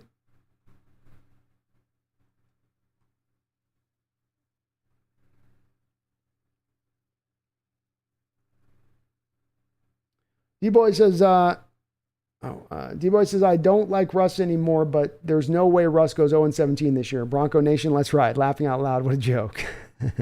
Yeah, he's not going 0-17. No way. The humble Hell African, is it just me or did we play a lot of first stringers this preseason? Kind of. I mean, you had to play the young guys like Lucas and Cross more than you maybe would have normally on the first string role of things, but you saw a lot of guys too. I mean, Adams didn't play, Diggs didn't play, DK basically didn't play, Lockett barely played. Newcomers like Fant, you definitely gave him a share of snaps. Jordan Brooks didn't play. Eskridge didn't play, basically, but this last game, I know he's injured most of that time. I mean, a little bit, but not a lot. Randy Radden, your turnovers are frustrating, but the turnovers have to be evaluated properly. What quarterback has better leadership qualities and makes a better first, second, or third read? Who reads the defenses better? Well, hopefully, Randy, I would like to think that more goes into this determination for Carroll than just turnovers. But I would probably have a tendency to believe, based on what I'm seeing from both of these guys on a performance level, that they're both probably pretty close to each other in what they're probably showing in practice. And if that's the case, then the turnover aspect of it is enough to probably win the day there for Geno, as it has. He's announced as the starter. Hey, Brandon, I take Brett Hundley over Jimmy G. I mean, I wouldn't take kind of either of them, kind of honest with you, man. Neither guy does much for me. Waidu says, I see a window of 15 to 20% chance to make the playoffs. Same odds to go 4-13. Yeah, I'm with that. Bash says, Lucas is my man. That guy's going to be a legend. Watch, and not to lessen Cross. Charles Cross is killing it too. I love this. 2 good tackles, 1 draft. That's what's up. Well said. Well said. Laughing out loud. For sure, Brando, Lucas takes grown veterans and makes them look like they need to sit down on a timeout. He is a monster of a man. Oh, he's big. He's big, and he's got some legit strength to him. Legit power. John Reese says, I would bet that if Geno self-destructs, Pete pulls him out without hesitation. I'm sure he's going to have that cord's not going to be long. He's going to have one of those toddler cords, where you put them in the straps and the parents just tie it around their arms so the toddler can only run no more than like 10 feet away. It's going to be like that. But Carroll's going to cut the cord down by about 5 feet. Jeffrey says, enough Jimmy G string slander. The man is going to tear up the girls' arena lead next year. Randy Wagner, Steelers must keep Randolph. Remember Duck Hodges? Quarterback Hodges taught Pittsburgh a huge lesson. Yeah, I think they probably just stay with their 3, right? At the end of the day. I'm kind of with you on that. I definitely feel with you. I feel that, yeah. Makes sense.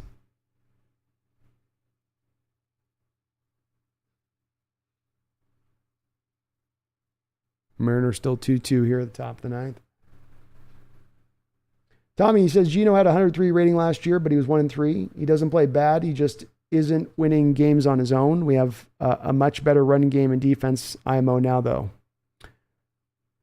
Yeah, I mean, the 1-3, though, again, is it on Geno that you go 1-3? Is it wholly on him that he didn't? And again, I think if you talk about the Steeler game and you talk about the Saints game, I can certainly give him a lot more shade in those. I thought he played great in the Rams game. The interception at the end wasn't his fault. He was already coming into that game down in that game, Tommy. Russ had them in that game, down in that game, where he had played. And, the whole offense wasn't exactly playing at a magnificent level when Russ was in there, even prior to the injury. And I think you were indeed onboarding a new offense. You still had Mark Solari here running his old school blocking techniques. You weren't really bringing in a lot of the new stuff. First year offensive coordinator, you'd give both Russ and Geno maybe a little bit of rope with that and saying, okay, these guys are learning a new offense. You give them a little bit of time to do so. I look at it though, Tommy, from also the standpoint of, just like I said in my video before on this, guy put up career best as far as completion percentage, quarterback rating, QBR, yards per attempt, touchdown to intercept ratio. I mean, career best in those marks. So again, I'm not expecting a lot out of Geno, but again, I do think he can be a functional quarterback as a game manager. I do believe that still. We'll see. We'll find out here very soon. D-Boy says, Brando, would you take Mark Sanchez or Geno, both in their prime, if you could say they had a prime? Geno Smith. I don't think Mark was very good at all. Daddy Dennis says, Eason, the pride of Lake Stevens. He never got a fair shot. No, he didn't. Tommy says Eason was the number one recruit at one point. He never won the job, though. It's true. It's true. Malcolm Hawthorne, as a Buccaneers fan, I'm looking forward to the season opener at Dallas. I think you guys are going to take it to him pretty good, Malcolm. I think last year you guys played him in the season opener too, if I'm not mistaken, and it was a really close game. But I think that Dallas is definitely not the same team they were last year.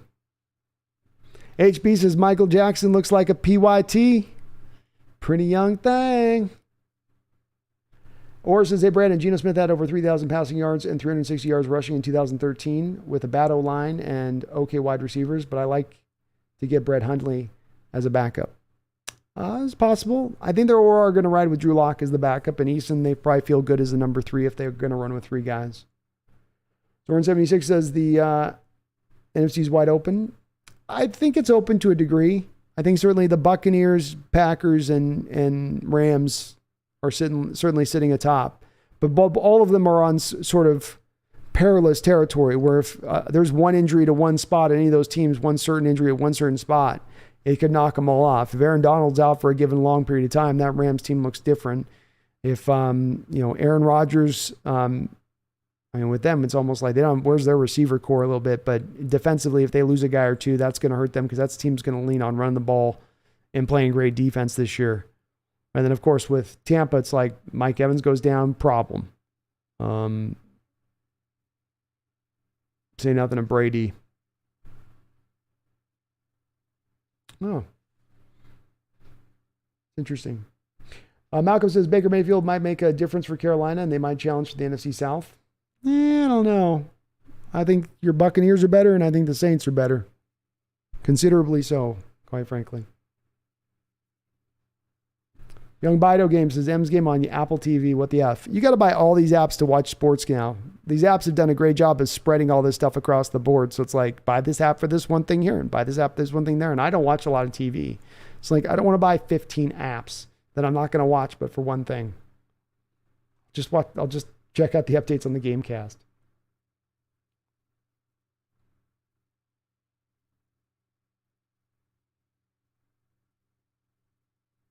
Voodoo Magic J. Rod 0-for-4 guess that big contract means no more contact. Oh, goodness. Oh, my goodness. Yeah, I mean, he's going to be fine. They had a tough pitcher on the hill tonight. This is a good team. Guardians can play. Guardians can play.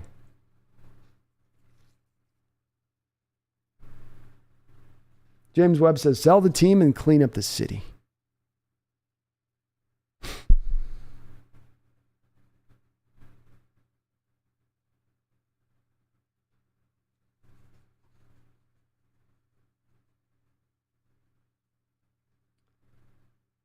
Tommy says, Pete is happy with Geno. Is what is. It is what it is. Stop hoping for a new quarterback. Isn't happening. Just become a fan of the defense this year. It is your best interest. Go Hawks.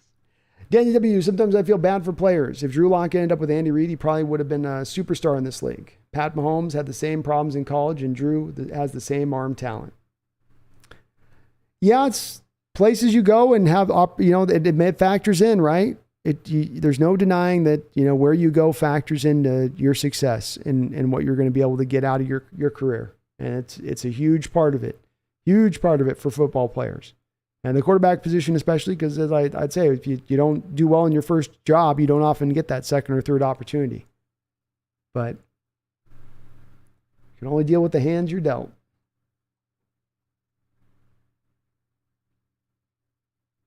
James Webb says Locke should have stuck with basketball. Bro's a baller. Is he? Daddy Dennis Curhan really pressing me. He blows guys up in the running game.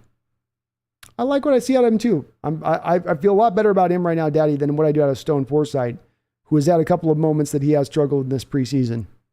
Curran's definitely been more of building on what he did last year, whereas Stone's not necessarily built on what he did last year.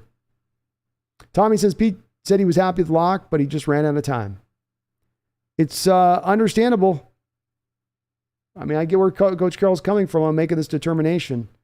It's not Locke's fault, but getting the COVID when he did it, that time was the worst possible time to have that happen. Worst possible time to have that happen. And it sucks. It's brutal for Drew. Feel bad for him. It's got my sympathy, but Pete had to make the determination on what matters to him, and turnovers matter.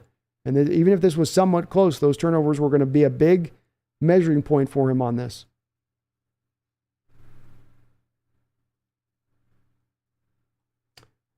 Steve Herndon says, wow, what a mess. Voodoo says Diego Castillo's like Fernando Rodney, Jose Mesa 2.0. There's a little bit of that to him, I guess. Oh, foul out. Okay, middle of the third. Here we go. Come on, Mariners.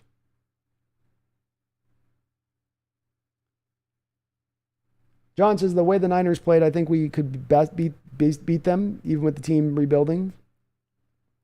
Well, we're a tough matchup for the Niners. More than just it. I think if you ask Niner fans, they'd say it's because Russell Wilson ripped their heart out like Indiana Jones' Temple of Doom style, while they was still beating game after game. I think Russell did some of that to them, but I also think it's also a little bit of the fact that Coach Carroll and his approach defensively is one that gives 49ers troubles, because he has a commitment to stopping the run. And the Niners, above all else, offensively want to stop the run. And I think that will continue to be a problem for us when we match up with the Niners in that respect of things. But I wouldn't also take too much off of the way the Niners necessarily played in this last game. They probably did a lot of what we did, which is treat this third preseason game like what you used to treat the fourth preseason game in football, where you would have your third stringers out there by basically the second quarter.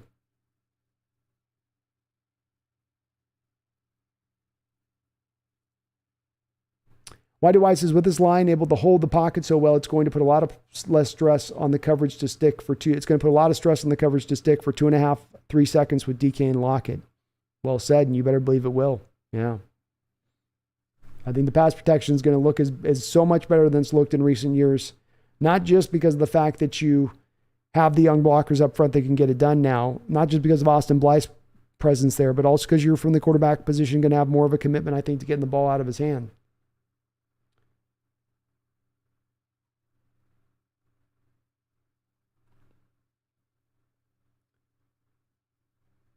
Jans Peters says, I hope our offense starts to open up the tight ends more. They haven't been that involved this preseason. Otherwise, we got two wasted trade assets in Locke and Fant. Definitely has continued to be a bit of a problem early on here, Jansen, that you're 100% on the button with that one. You're not seeing a whole lot of featuring of the tight ends in this preseason. And frankly, the tight ends haven't, when they've had the moments, haven't exactly stepped forward. Fant had that throw on by Geno in the first game. Geno put it right on him, and he didn't try to even drag his toe to make the catch. You also then had Disley in this game on a throw to the flat, just flat dropped it. Dropped the ball. So yeah, you would like to see them feature a little bit more of that as we go into the season, hopefully, especially as you pointed out in the case of Fant, who you've already activated his 5th-year option. So that fully guaranteed money on 2-year deal, and it's significant. It's like 2 years, $18 million that we're going to be paying for Fant over the next 2 years. You do need to feature him within that at that point.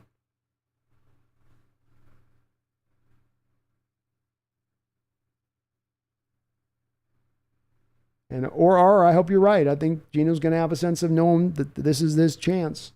And I think he can be proficient. Not good, not great, but I think he can be proficient. The NW says, Pete, Geno earned the starting job, 0 touchdowns in 3 games versus second, third, and fourth stringers. Man, he earned that spot for sure. Let's go 5-12, but close games with good D, run game, O-line play. I'll say success. Me too, Daniel. I'm not going to get too caught up in too much of what the quarterback position is doing this year because none of these guys are going to be here past 1 year. I will get more caught up in, do you run the ball well? Do you run the ball with the diversity where you're not just attacking up the middle 100% of the time? Defensively, are you starting to get better? Are you starting to get more aggressive? Are you starting to adopt more of the cover 2 shell approach of things? Do the young players continue to develop through this year? These are the places I'm going to be mainly concentrating on this particular year. Robert Jimenez with a $2 donation says, Walken and Pacino analysis on tonight's game. I'll try here, man. I'm 5 hours in, so always give me some rope here, Robert, on the impressions because they're always rough when the voice gets a little bit caked. But here we got. I'll tell you, Robert Jimenez. It's a great name. It's very phonetic. It's an amazing game by the Seahawks. Just couldn't pull it off. Young guys doing their thing all over the place. Amazing little pups, like dogs, bark. Got a lot of bite as well. Loved it all day long. Couldn't feel better about it. What did you think, Al? Oh, let me tell you, this team right now, good team all day. Here we are now. They're going to win today. Why? Because they're great. They're huge. They're big. What are you going to do when they're coming at you? NFL. I'm going to tell you right now, this team going places. Whoa. Hoo-ah. They're coming at you big. You better believe it. Oh, they weighed you down. They told you you didn't have it. You have it, though, Chris. I'm telling you, they got it good. I know. Al, you're right. 100% of the time, all the time. That's why you've won Oscars. You can see this team, and as good as it can be, it's going to be young. It's going to be inconsistent. Not going to have good quarterback play. Just got to keep an eye, though. Lightning in a bottle, maybe. Never know. Just watch. Could surprise. Oh, I'm telling you, Christopher, they're going to surprise. They're going to surprise. It's going to be hard, goddamn work, but they're going to surprise you. As good as I got, Robert. As good as I got 5 hours in. Hope that was all right. And we got some outs here. What's going on? I got the MLB one. This one, the ESPN one's stupid. MLB one's better. Thank you for the donation, though. Randy Wagner ran out of time. That's what the problem decreasing 4 preseason games to 3 does. It does. It does indeed. As well as, of course, it's also a matter of, this is where as well the Locke losing the game for COVID comes into it too. But that's why it's bad time with them. Tim Fink, who are the starters at cornerback? I'm going to make a guess here, Tim, and I'm going to try to go strong with my guess, not just be boring, because the boring answer for you is to say, well, we'll just run out with Sidney Jones and Artie Burns. They're veterans. You know what you got. But I'm going to go with a little bit bigger than that. I'm going to go with, I do think Sidney Jones is your right outside starting quarterback out there. And on the left side, I think you're going to have then Tariq Woolen in a shocker. Or are Mariners bring back King Griffey Jr.? Probably not. He's a little too old.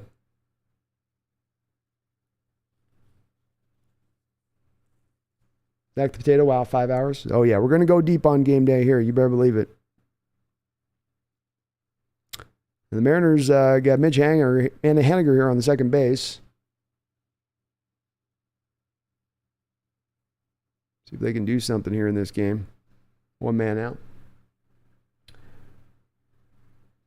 I am DJ Dallas, Mr. Excitement. Hey, DJ looking good.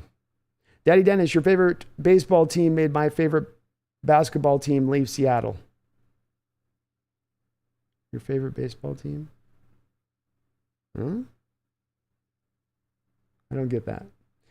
Sean Proper, is it worth the Hawks to explore quarterbacks that may be cut or had a late round pick besides Jimmy G, Mason Rudolph, Tyler Heineke? I just don't, Sean.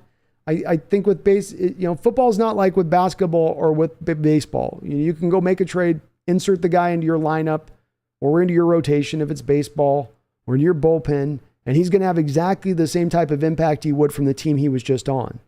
I don't think you're able to do the same thing at the quarterback position within the NFL. You have to have that off season. You have to have that time for that guy to be able to get acclimated to not just the system itself, but the players around him. Some people are really getting hyped up on Baker Mayfield with Carolina there. And I would counter that I don't think Baker is going to do particularly well this year, not just because Baker's, to me, a little bit limited on a talent from a talent standpoint, but also because of the fact that, he's not had that time this offseason. He's been rehabbing this whole offseason. He got to Carolina very late in the process. So that's also a big factor to me on that one. Dennis says they let Niehaus pass without calling a World Series game, but they make funny commercials and like to dance. Huh? Let's walk this off as right, David. Let's do it with the man M's. Dakota Vargas, do you think LJ is gone? 100%, Dakota, I do. He was supposed to be out there and playing in this game. I didn't see him play. And if he did play, it was not very much. Didn't do very much out there with it. So, yeah, I think he's going to be in that. He's out. The Hawks family says, I'm pissed. F Geno. I understand, man. It's not going to get anybody excited, the quarterback situation right now as it stands. Luckily, we only got to deal with this hopefully for 1 year before it's going to turn over into something much more brighter and better. John Reese says, think Lovie Smith, a great defensive coach, mentioned that successful coverage in the backfield begins the defensive line with the pass rush. Got to have an effective pass rush to help the safeties and cornerbacks. I agree with that. Though keep in mind, John, too, that if you're running more of the 3-4, it's a little different than what Lovey's referencing, because Lovey is a guy that has only run in his career a 4-3 defense. And not only a 4-3 defense, he runs a 4-3 cover 2 based defense that, much like Carroll, does not want to have to blitz. And so the requirement then becomes upon that type of scheme that you do need to get the dogs up front to get it done, because you're not going to manufacture those pressures. And that's a little bit why I've harped for years on our Seahawks, adding those same kind of dogs on our defensive line when we were running a 4-3 defense. But we're no longer running that type of defense theoretically in the same way. And so the requirement shouldn't necessarily be the same, because now you can manufacture more of those pressures with those same safeties and cornerbacks that you mentioned, mainly in utilizing the blitz game a little bit better. MSR Rook, what did I tell you, Brandon? I told you this after the first preseason game. Geno will start. Geno's a quarterback who's more accurate than Locke. He only missed, like one throw and no turnovers. No, he's played better, man. I give you that. He has played better. So you've got to give the nod to him at this point. I feel bad for Locke. I think as MSR Rook too, we got to give a little bit of a nod in the fact the guy just had COVID. He's coming back here trying to play probably a little too soon because he knows there's a sense of urgency. He doesn't have any of the time to sit back there and wait here. But with that said, I can't deny what is reality, and that is that Geno has played, even if it's marginally, has played better than Drew Lock in this preseason. Dakota says, if LJ not playing like that at all is a killer, man. Haven't done nada. I agree. I don't, how do you keep him on the roster at this point past he was a first round pick once? What has he done to earn a roster spot? You started him out as a 4-3 defensive end. He wasn't good there. You moved him into a 3 tech as a pass rusher. Wasn't good there. You're going to try to move him back out to 3-4 defensive end, and he can't even get on the football field. There's no way that he makes the team at this point. Boney M says, haha, awesome impersonations. Thank you. I'm working on my owl. My Christopher's a little better than my owl, but I want to get my owl up to speed too. So I tell you, there's a lot of Seahawks fans out there, Seattle, Pacific, Northwest, near the water. Think the team's not going to be good. They're unhappy. They hate Geno. But I'm telling you, fans, be ready. Geno might surprise. He knows how to do it, right, Al? Oh, does he know how to do it? Does Geno Smith know how to do it? Yes. You better believe he does. Don't you count out Geno Smith. He's got a big ass, and he can throw it real hard. 76, not bad, B. I got to work on my Al. I got to work on. I always got to go back to Al's, the big ass from Heat, or I always got to go back to his movie because he's a little harder than Walken's easy though. We got 2 guys on now for the Mariners here. 1-2 count here to Cal Raleigh. Let's see if the big dumper can dump one.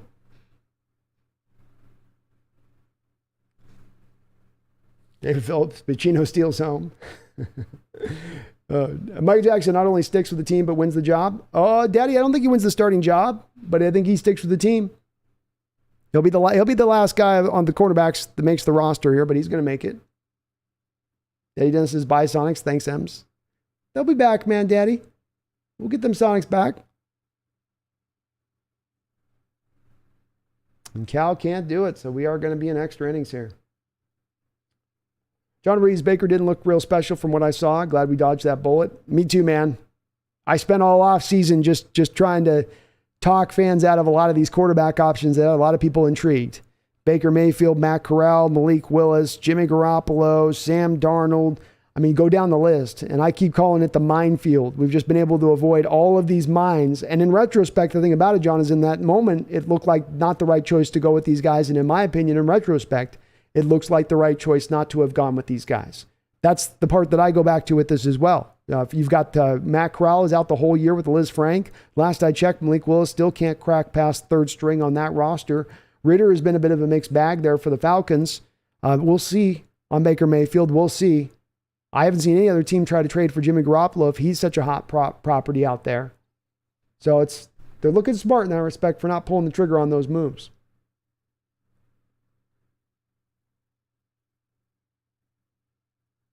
Jeffrey Thistle says, I'll tell you one thing. Geno has none of the TDs. Fun fact. Daddy Dennis, imagine having to find a Seahawks game on Apple TV. It's just so weird how the sports do this. I saw it last year too, where you just got to go here and go over here and then go over there and then go to this channel. It's like, yay. Jordan R14 says, Tariq Young needs to make the team.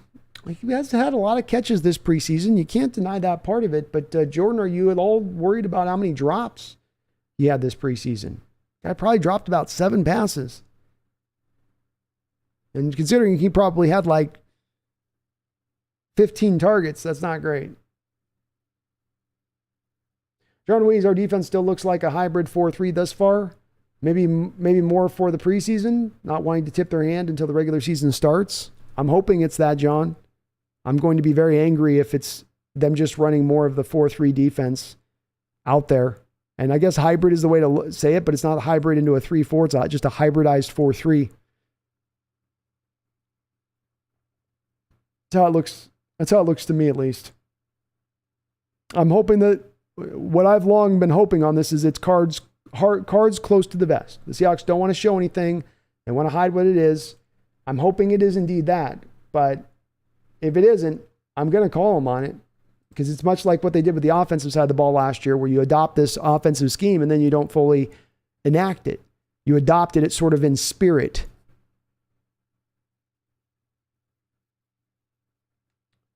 MSR Rook, I feel bad for Locke, but at the same time, so many people have been giving no support to Geno, even when things that happen aren't his fault. Every time he does one bad thing, it's the end of the world. I support you at that, MSR Rook, 100%. This is why I did the video a couple weeks ago that I tried to feature out on the channel of, buyers, doubters beware. And then I'm trying to, I see this pushback against Geno leading up through all of the offseason. And I was pushing back against it legitimately, where it's like, he's not that bad, folks. He's not a 40th best quarterback in the sport. It's not that. And I'm with you. When you've seen missteps in this preseason, any missteps he's had, there's people, dropping at the bit to go after him. I do think it was a disappointing performance against Chicago in that first half, but I do think he played well in the first game, and I think he played well in this game. And that's that one bad half of Chicago doesn't overrule that. And even in that bad, it wasn't him turning the ball over. It was just, again, a little bit of my problem with him at times in taking command out there. But he did look in command in this game. Much different in this game. Just body language and presence out there. Bobby Savage Hill says, I thought DeBlanco did very well today. He had a couple of missed tackles, but was always around the ball. He's a baller, and I hope he makes the final roster. He has some upside to him.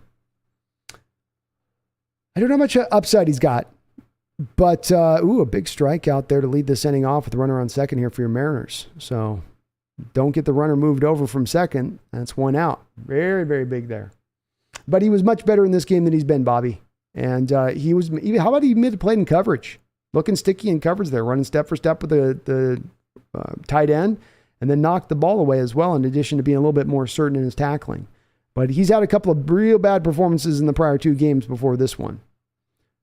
He is all around the ball. I'll give you that. And he does probably make the roster. So I'll give you that as well. I just don't know how much upside there is with him. I think it's probably a little bit reduced.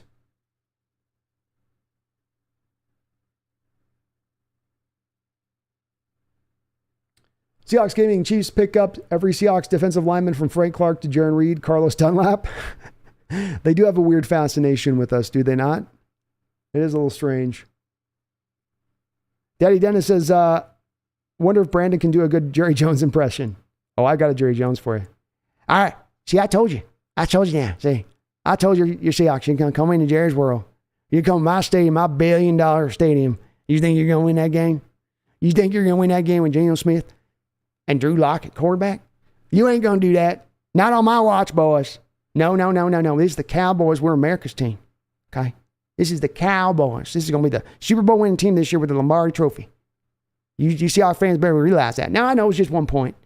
I know you guys by 1 point. We got you by 1 point. Don't matter how many points we get you by. We're the Cowboys. We win. That's what we do here down in Dallas. That's just how we do it. Ain't that right, Steven? Ain't that right, my boy, Steven? Steven Jones, general manager over there. Hey, Steven. Then we do good? Yeah, we did good tonight. Is that more ice cream you eating over there, boy? We just won. It's my victory ice cream, Daddy. You, goddamn it, boy, you eat too much ice cream. You're fat as hell. I gotta put your ass on TV all the time. You looking like that with your big puffy face? You're already drinking 8 beers a night. What the hell are you doing, boy? You are the face of the Cowboys. Daddy, I like my ice cream. It's delicious. Why?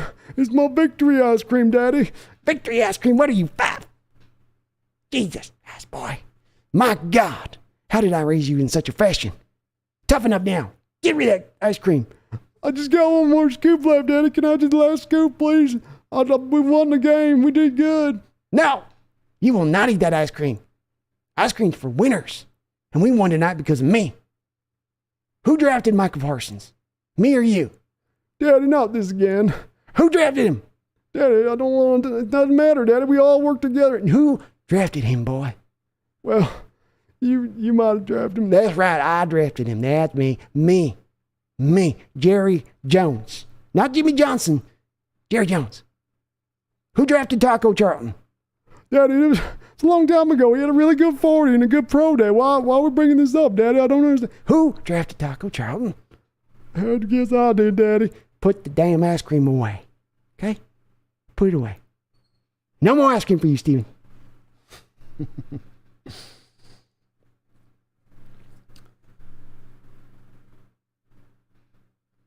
Why do I say Scarface is a different type of owl? Love the movie, but that Cuban accent of his was so bad it was great. It was fully in the so bad, so it was great side of things, and he fully commits to it, which is the thing with Al. With even if he's off on something or he's in a weird performance, he's fully in on it. So he's at least he brings up the believability on it, even when he kind of loses you with that, couple of cuelos. Should be going to she'll love me in the morning. It's true. It is very true. And our Mariners able to get out of that inning in the top 9. So we're going to Bob the 10th inning here now.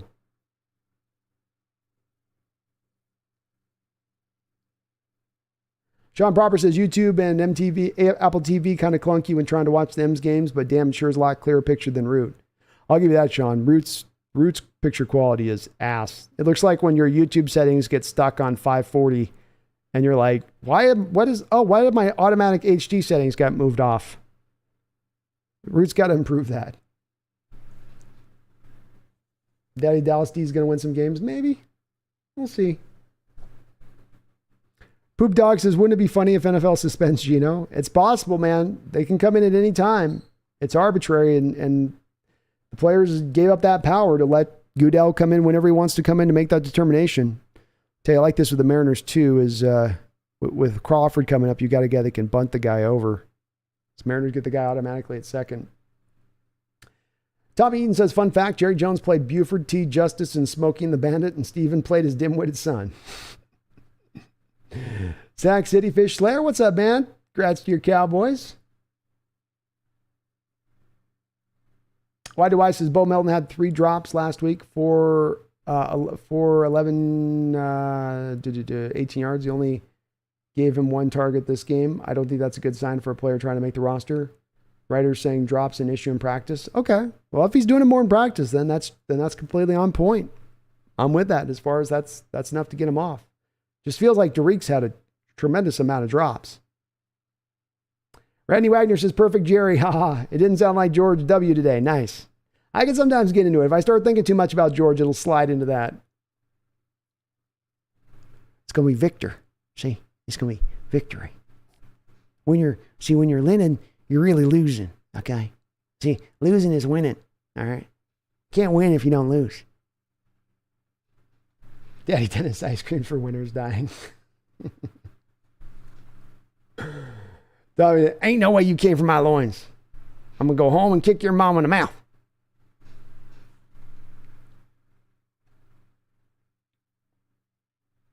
Bass Gordon, why do I Melton's good? Because, you're speaking of what? Bastard. Sac City Fisher Slayer says, you know who's winning the Super Bowl, right? That's right, Sac City. You tell them Seahawks. You tell them Jerry sent them. You tell Jerry sent them. Okay? You do it. Him's playing tough as right. We got a 1-0 count here to J.P. Crawford. Runner on second. Nobody out. Bottom of the 10th inning. Can the Mariner Magic continue onward this season? Can that old-timey magic keep on rolling?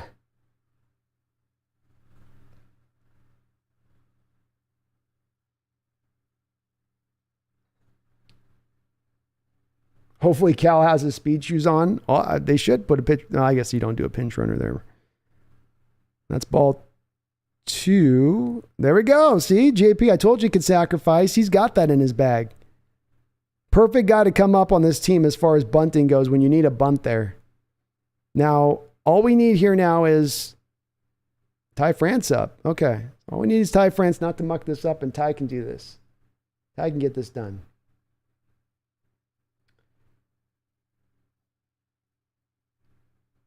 Matthew Friday, hop on the Bryce Young bandwagon, laughing out loud. I got him as my 4. He's right now 4th for me in this draft class. But he can win me over this year, Matthew. And I'm going to be studying him closely. I'm going to be doing a weekly show, just a weekly live show based around the performances of these college quarterbacks and analyzing it. So we'll be looking at them very closely. So it was nice having Ty France. You can pinch hit here. He's going to be a little Gibby out here, right? He's going to be a little Kirk Gibson 87 here with that calf problem that he had. We got a mound visit. NW, when the MLB start adding a runner to second base in extra innings? I think it was a couple of years ago, Daniel.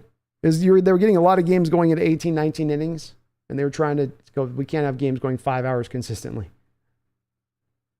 Poop Dog, why is there such a difference between first and second team receivers? Well, you've got guys in DK Metcalf taking the first round, Tyler Lockett taking the second round, D. Eskridge taking the second round. Then you've got guys you've taken 6th, 7th round or undrafted rookie free agents.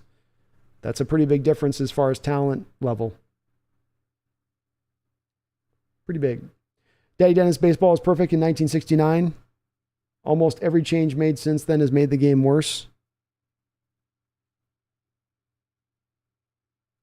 I can see where you're coming from on that. And baseball doesn't do a lot of changes to it, but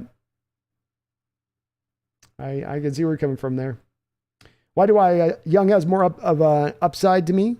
That's fair enough. And look, he's flashed. Why do I? I mean, he's made some good catches too within some of the ones he struggled on. So I like both the guys. I think one way or another, both those guys end up either one on the roster, one on the practice squad. But I do think that they both stay with the team moving forward. To me, when I look at it, I go, okay, does Aaron Fuller stay on the practice squad? Nah, probably not. Cade Johnson, I think, is going to have an outside chance at getting to that point. But those two guys, one somehow, some way, practice squad roster, they'll be on. Tommy Eden says, this Mariner season feels like 95 to me. So weird. Me too. Very, very similar. Just in the kind of the vibe of the team. That there's this chemistry there that has been so missing from Mariner teams as of recent. Hard to quantify what it is, but you really get more of a sense that this is truly a team in the way that they go out and play. Jay says, do you think Melton and Young make it through waivers? I do. Blue Pill, were the Seahawks bad or the Cowboys good?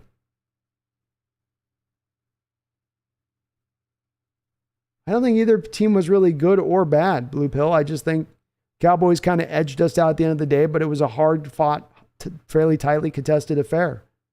And they just got you kind of at the end, but they beat you by 1 point. Their final drive that they scored the touchdown was aided on 30 penalty yards on 2 different penalty calls that were kind of BS. So I don't know. I don't think bad would be where I'd put it. MG says Seahawks won't make the playoffs. Possible. It's possible. Randy Wagner, I am shut out on the Mariners game. Apple Plus shanks me. Yeah, I'm not signing up for Apple Plus just to watch one Mariner game, so I'll watch the game cast on this one.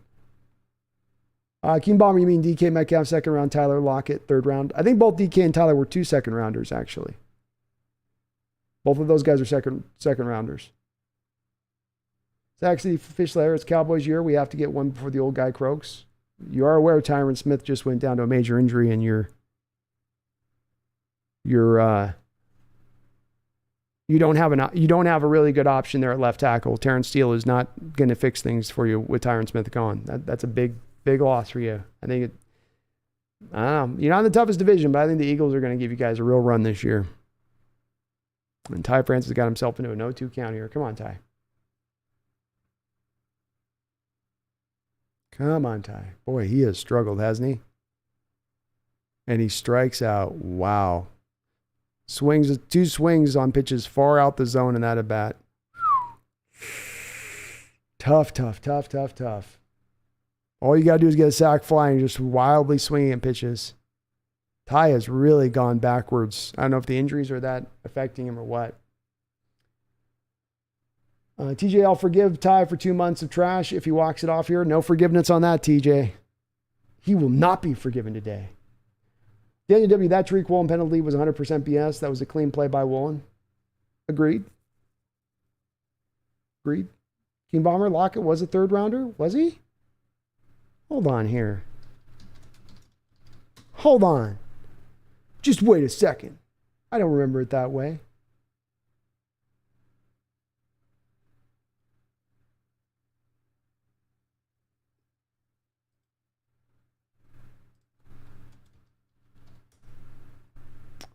Let me see. You're right. He was a third rounder. My bad. God, I thought he was a second rounder. My old brain is getting old. Old brain old. And they intentionally walk Julio Rodriguez here.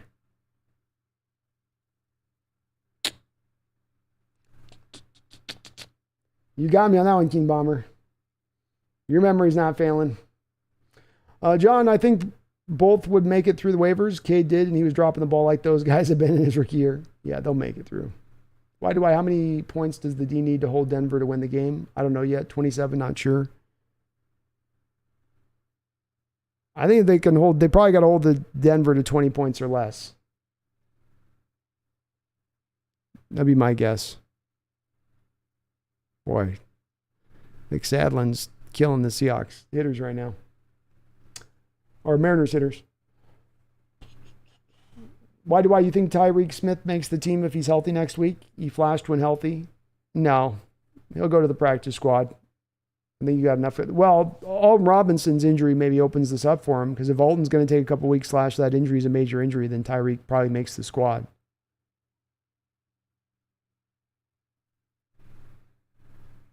John Louise, Fuller, Swain, and Hart have no excuse for dropping balls. Another strikeout there by the Mariners. Jeez Louise. And again, swinging out of the zone. They're so wild as a team in their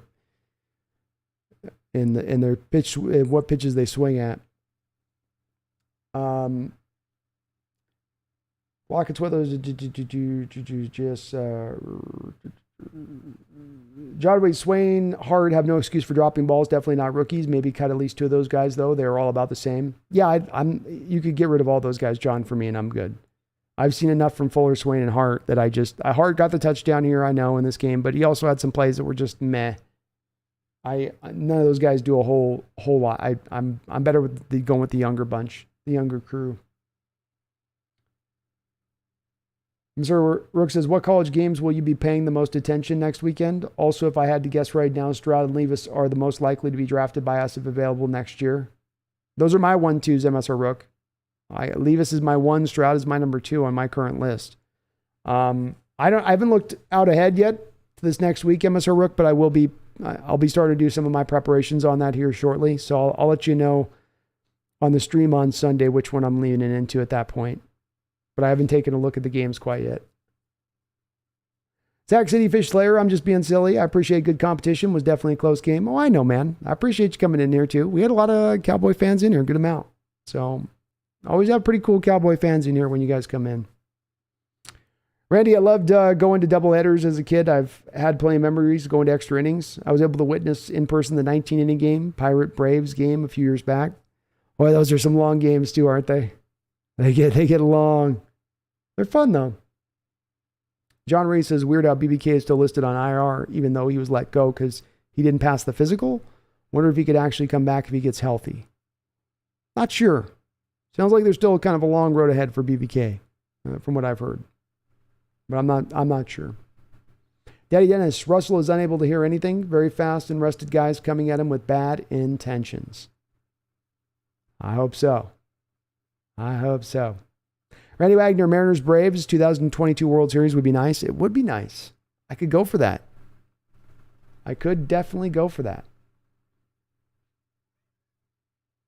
Caleb Fridas, I probably missed it, but what's your thoughts on Geno named as quarterback 1 against the Broncos? I certainly don't think, Caleb, that he did anything as far as run out there and just take hold of this job and never really give Drew Lock a chance. He opened the door for Drew Lock at times, but he also didn't play bad. And he played good enough at the point versus what you had out of Drew Lock and his performance level to win the job. I'm sure for Coach Carroll's standpoint, if you were to take away the interceptions and the fumble by Drew Lock, this would be a very close decision and a close call to make. But at the end of the day, Geno had a whole bunch of drops, which lowered down his productivity this preseason by a wide margin. You've got to weigh it into account because of how many drops he had, Caleb. I mean, he had three drops on the opening drive of this game alone. And he's outplayed Drew. It just has. And so you've got to make the call at that point to give Geno the job. Drew's not done enough to earn it. If this was truly a competition, Geno had done enough to at least, even if it was just barely enough, he had done enough to win the job. Poop Dog, what position players do we need after the cuts on Tuesday? What position players do we need after the cuts on Tuesday? Poop Dog, can you rephrase that? I don't know what you mean. I think we got to look at inside linebacker. We're definitely looking for depth there. I don't know if there'll be any other positions we look to target or pick up. We feel good about our corner room, but a linebacker is the one that stands out. If that's what your question was, it was kind of worded a little bit strangely. MSR Rook also, let's be honest, if John Schneider knows how to draft one position, it's quarterback. He dodged all those quarterbacks this year, and so far, Baker, let's hope it continues. Well said, man. Let me put that on top of that, your point with that as well. He was out there scouting Patrick Mahomes and Josh Allen when he still had Russell Wilson. So also a little bit of an eye on those guys, and him being out those pro days also kind of bears out pretty nicely for him too. Dom HB, what's up, Dom? Now that the preseason is done, what's your final prediction for number of wins this season? I think I arrive at about 6 wins, Dom. I got to give this a little more thought, but I'm lowering off my early 8-win prediction down to 6. I do think that there's a wide variance on this team as far as their outcome for this foreseeable season. And I don't think it's fixed in stone. I don't think that's some part between 3 to 6 wins, for instance. I think you have a variance that's somewhere between probably 5 to 11 wins. And I could see it going any number of ways in that direction of things. I would have liked to have seen a little bit of better overall quarterback play this preseason to be able to forecast it a little bit better and higher. But that's also why I do say that if the quarterback position can get a little bit better, I can see this team carving their way out to 11 wins. It'll be an uphill, it'll be a tough battle, a tough road to get to, but I sit right now probably about 6 wins or so. The players I'll be questioning if they make the cut, Swain, Coleman, Shipley. Did I say Swain? Yes. I'm probably with you on that one. Swain is with me. I'm done with Swain here. Just done. We need to move on from that one. Alan Arbitage. What's up, Alan? Good to see you in the chat. Daddy Dennis let Russell cook into let's cook Russell Wilson. I like it. I like it. Chase Stearns says, I'm going to lose it if Mafe sacks Russ. That'd be nice. Poop Dog says, in another universe, what if the Seattle Pilots never became the Brewers? We don't have as long to kind of wait for the team to get to a state of being really competitive as we did with that Mariner team, which you had to wait all the way to the mid-90s for that team to be good from a franchise that was born out of the late 70s. So you certainly have more of a potential of more consistent, better play of baseball throughout that time. Of course, I think the Brewers in the early 80s won themselves a World Series. Robin Yount was there. So maybe you have a World Series at this point. It's the way it works, Poop Dog. They all come for our teams.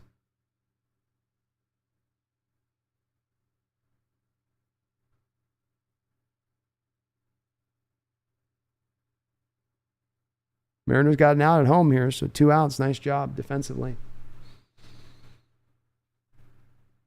Sam the Dog, top of the 11th. Let's close this thing off smoothly. Let's do this. John Weiss says if Russ is running for his life, it won't bode well for Denver. It's been the biggest part of where I've been a little bit low on what Russ will be able to accomplish for them, because I think that he goes to Denver and he talks about how we didn't build around him and he gets hit too much and bob, but then he's going to a team in Denver that didn't do anything to improve their offensive line over the course of this offseason. An offensive line over the last 2 years that was rated 2 years ago 26th in pass blocking efficiency, and then last season was rated 28th in pass blocking efficiency. I think if you're looking for where the kryptonite comes for the Denver Broncos this particular season, it's in the marriage of a lack of pass protecting, marrying with Russell Wilson having a tendency to hold on to the ball longer than any quarterbacks in the NFL. And Russell holding on to the ball, by the way, has increased over the years, not decreased. He's holding on to the ball longer than ever over the last few years. Upwards of even to like 3 seconds, which is definitely bottom 5 in the sport.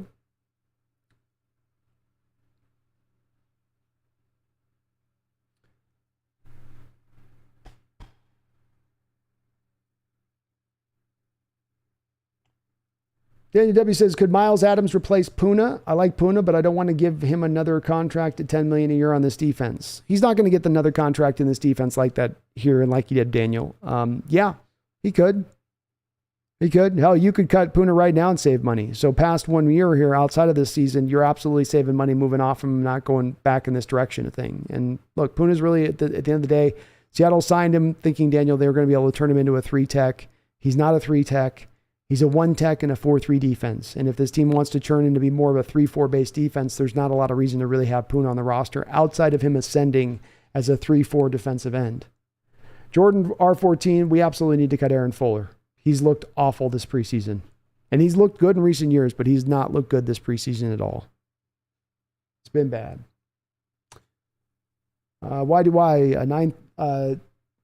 September 3rd, the University of Kentucky versus Miami of Ohio, 4 p.m. PST. Will be fun to see Levis. If I could check that game out, I will for sure. MSR Rook, is there any chance you could do college stream next weekend watching some of the quarterbacks? Levis plays next Saturday at 7 Eastern. Stroud plays Saturday. Did they get out of the inning there? So let me see. Levis plays Saturday. Stroud plays Saturday. Would be fun. Let me try to set something up with that, MSR Rook. If we don't do it on this channel, let's see, having the Seahawks scouting channel where it's at. I can always live stream on that one too. So let's play it by ear. I'll let you know. Double check with me on Sunday, but let's do a soft yes on one of those games. We'll do a tentative. Pencil me in, MSR. Pencil me in. Oh, no, he's going to walk the batter here.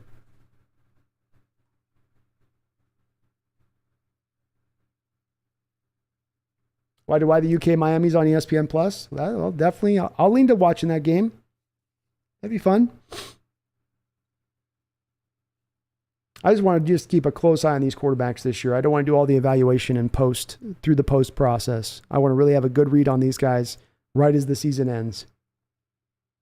And have a lot to be able to back it up. And boy, he walked him there. Darn it. Alan Armitage says, Locke did good, I can't lie, but he kept the quarterback battle way too close all the way. He didn't take the job from Geno like Russell Wilson took it from Matt Hasselbeck and Tavares Jackson. Well, Matt Hasselbeck was gone at that time, Alan, so I think what you mean is Matt Flynn. I can see why you would have confused them. Both played for Green Bay. But yes, well said. Very well said. He never took the job. Boy, Penn Murphy suddenly can't find the plate here. Come on, Penn. Strike. There we go.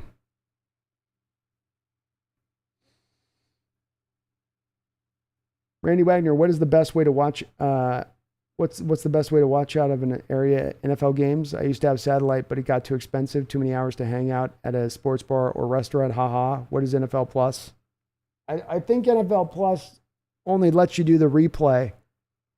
So I don't think you can get through that method of doing it. You know, your only thing is, I think, like I believe, I could be wrong on this.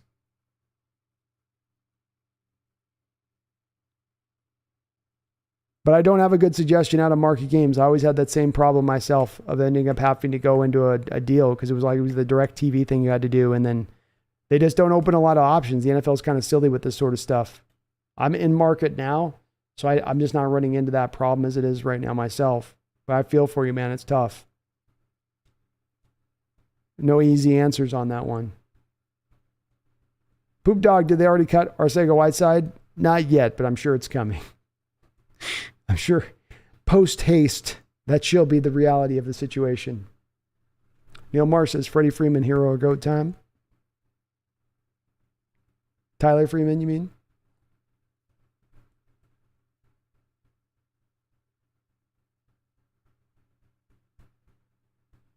John Reeves will definitely be checking out Levis and Stroud. Me too. Why do I says Dot Billin already has a breakdown already and it's just tearing locked to pieces? Well, it look good. I give the kid a little bit. I mean, look, he just got off of having horrible COVID, you know? Like, I'm going to give him... he didn't win the job, but it's like he's not as bad as maybe what he showed tonight either. He's just probably pressing a little prematurely to get back on the football field. Bobby Savage Hill, Geno doesn't have an iron grip on number one. He may not turn it over, but consistently getting sacked, 3 and outs, and being overall stagnant can sometimes be more frustrating. I hope I'm proven wrong. I don't think you're wrong at all. I think you're on to very much what can frustrate about Geno and how he goes about his business. And I've said that I thought both these guys will end up starting some games this year, one way or another. I think Drew will end up playing some games this season. We'll see how it all bears out. But Geno's got his chance now. He's won the job. It's his chance. What are you going to do with it? Daniel says you can use a VPN for out-of-market games. There you go. That's a good suggestion for you on that one. Randy is get a VPN and then you get the local games on. I think you get them through the NFL Plus app at that point. And play out. Okay, out of the inning. Here we go. So there we go.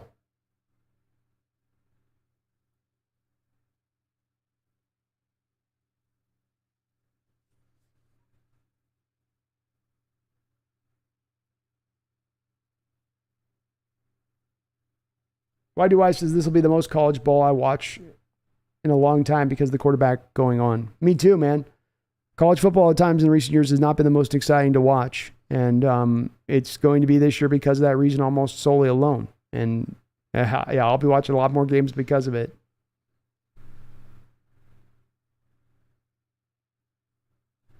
King Bomber says, I'm also still slightly mad that we traded Ugo for someone who we were going to cut rather than making a 7th round pick into a 6th rounder. Well, I don't know if there's another deal to be made on the market for Ugo at that point, King Bomber. And I don't think they had any intention of keeping him on the roster. Yeah. The Legion, these other teams are finally happy we're not going to the playoffs, laughing my ass off. I know we had them stressed for the past decade. Yeah, we did. A little sigh of relief. Bash says the best way to watch all the games is join somebody's Discord that is streaming it from wherever it's being shown. That's the best way we take it. For me, I live on an island. There we go. Got some good suggestions in here. Benelli says worst preseason and still won the starting job in in the history of football. Claire Bear, we could lose every game, but the first one, I'll be satisfied. Don't see them doing anything big anyways. It's well said. It's true.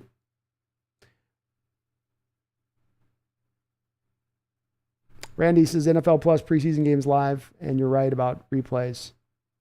I think the VPN thing, Randy, get the VPN and then get the NFL Plus, and then it's like a local game you can watch live. That'd be the way to probably do it.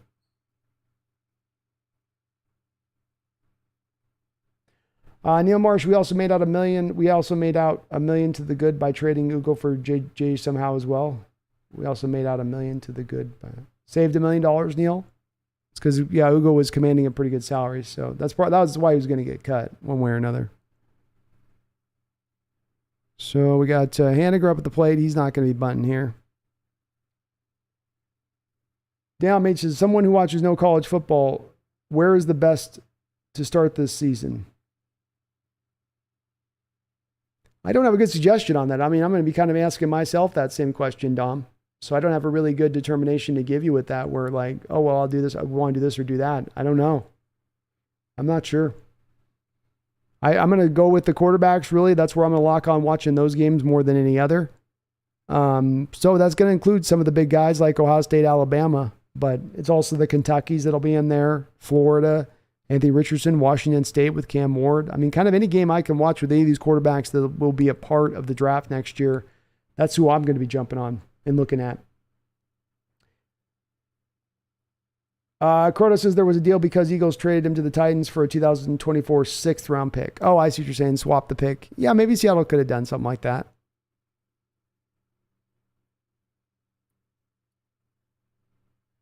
Maybe. Poop Dog, is Pac-10 slowly dying? It's dying fast, not slowly. It's dying in a hurry at the moment. Is Heward going to ball at UW after Penix named starter? I don't know, man. We'll see what happens with Heward if he remains there. And, in college football, these guys bounce around a bit, especially at the quarterback position. I hope he stays. David Phillips, Mitch Haniger, walk-off. Let's see it. Oh, we got it. He got it. Haniger with singles, a sharp line drive out into right field, and that will bring Dylan Moore home. So your Seattle Mariners do indeed find a little bit of that old-timey magic. How about that? Well, Seahawks can't win, but your Mariners still do. And hey, your Mariners might make some noise here this season. I know we don't have a lot of necessarily baseball fans in the chat here, but for those that they do, get excited about this team. Taking the first 2 games here against this good Cleveland ball club. Love to see it. Let's go M's. Let's go M's. Well, I think that's a good note to go ahead and close this off. We're almost 6 hours into this stream. My voice is done. It's been a little bit of a tough preseason. Your Seahawks go 0-3. I got to say, though, I am impressed by the 12th man. You guys are engaged. You guys are interested in what you're seeing. Nobody's getting up into their feelings too hard. People are frustrated at times by certain things they're seeing with the way this team's unfolded so far. But I do like the level-headed nature by which you guys are employing here in the chat and some of the stuff that I'm reading on this team and where your guys' perspective is on this. I share your sentiments in that. I share the frustration that you guys have with it and look at this team and how it's going to be built to a degree. But the story is not yet told. The season is not yet done. Not one single game has yet to be played. And no matter what you think of Geno Smith or Coach Carroll or where this rebuild sits and stands or where the talent level sits of this team, you don't know quite yet what's going to happen with this team come game 1. That is part of what the excitement is of this NFL season as I see it yet. And I think this team, as much as any NFL team that we've had here over the past 5 or 6 years, where the variance of what that team was going to be, well, they'll be between about 8 to 11 wins. That's where they're at. This is a team to me, it's anything from 5 to 11. I don't know what we're going to get. This is a Forrest Gump box of chocolates type of year here. Like Mama always said, you never know what you're going to get. And that's the truth here. We don't know what we're going to get. I'm still stoked for this team. I'm excited by the potential of this team. I'm excited to get to see these young guys grow and develop and become these building block foundational pieces here as we move into the future. It's going to be a fun year. And we're going to make this a fun year. And we're going to have tough times that we're going to have to turn over. And we're going to have tough items that we're going to have to talk about. And there's going to be moments in the chat where people are going head to head and the sparks are flying. But no matter what, we're going to remain and keep the faith here and understand that we are building towards something again here. We've done it once before. Damn it, we can do it again. So let's keep that faith with this team. Let's keep it up. Alan Armitage, thank you for finishing this off perfectly right with a $5 donation. I really do appreciate it. You're awesome for doing so. If Megan, you're out there, thank you as well for all your donation in the chat. Everybody on that. Alan says, $5, we'll be all right. Go Hawks. I love the positivity there too, Alan. We will be all right. One tough season ain't nothing. Couple tough seasons ain't nothing if we're building towards something. And I maintain off the back of this draft, off the stage that's set to the future with the picks that you got set up, with the cap flexibility that you have set up, we'll get back there. There is no dark period here. There are no dark ages here. There's no plague that has undertaken this team. We just need to get to the rebirth where the Phoenix has gone to his ashes, and now we need to have it rebirth. Reboot, come back up, get back into the skying point. That will get back there, folks. Have that faith. I don't have to tell you, I can already see in the chat. I can see even in those signs, the people that are skeptical, little sparks of faith still, but they could still maybe, yeah, I think they're going to be this, but they could still maybe, they still, there is something with them here. If they run the ball, play defense, special teams, I mean, you're not asking your quarterback to do too much. I mean, maybe still. So I love that optimism. I do love that positivity. I don't think it's blindly so. We never know. We never know what this year is going to bring about. Ride with me, my fellow Seahawks fans. Seahawks country, let's ride. Let's fly. Let's watch this team. Let's hope this team can do something to surprise not just those folks locally, but nationally. How sweet would that be? But beyond all else, never you ever, ever, ever forget. Don't you forget. Not even in the year, and especially in a year where you're rebuilding. Not in a year, especially when there's so much darkness afoot across the lands. Bring the light. Bring the hope. And don't you ever forget. Don't you ever forget. Go Hawks.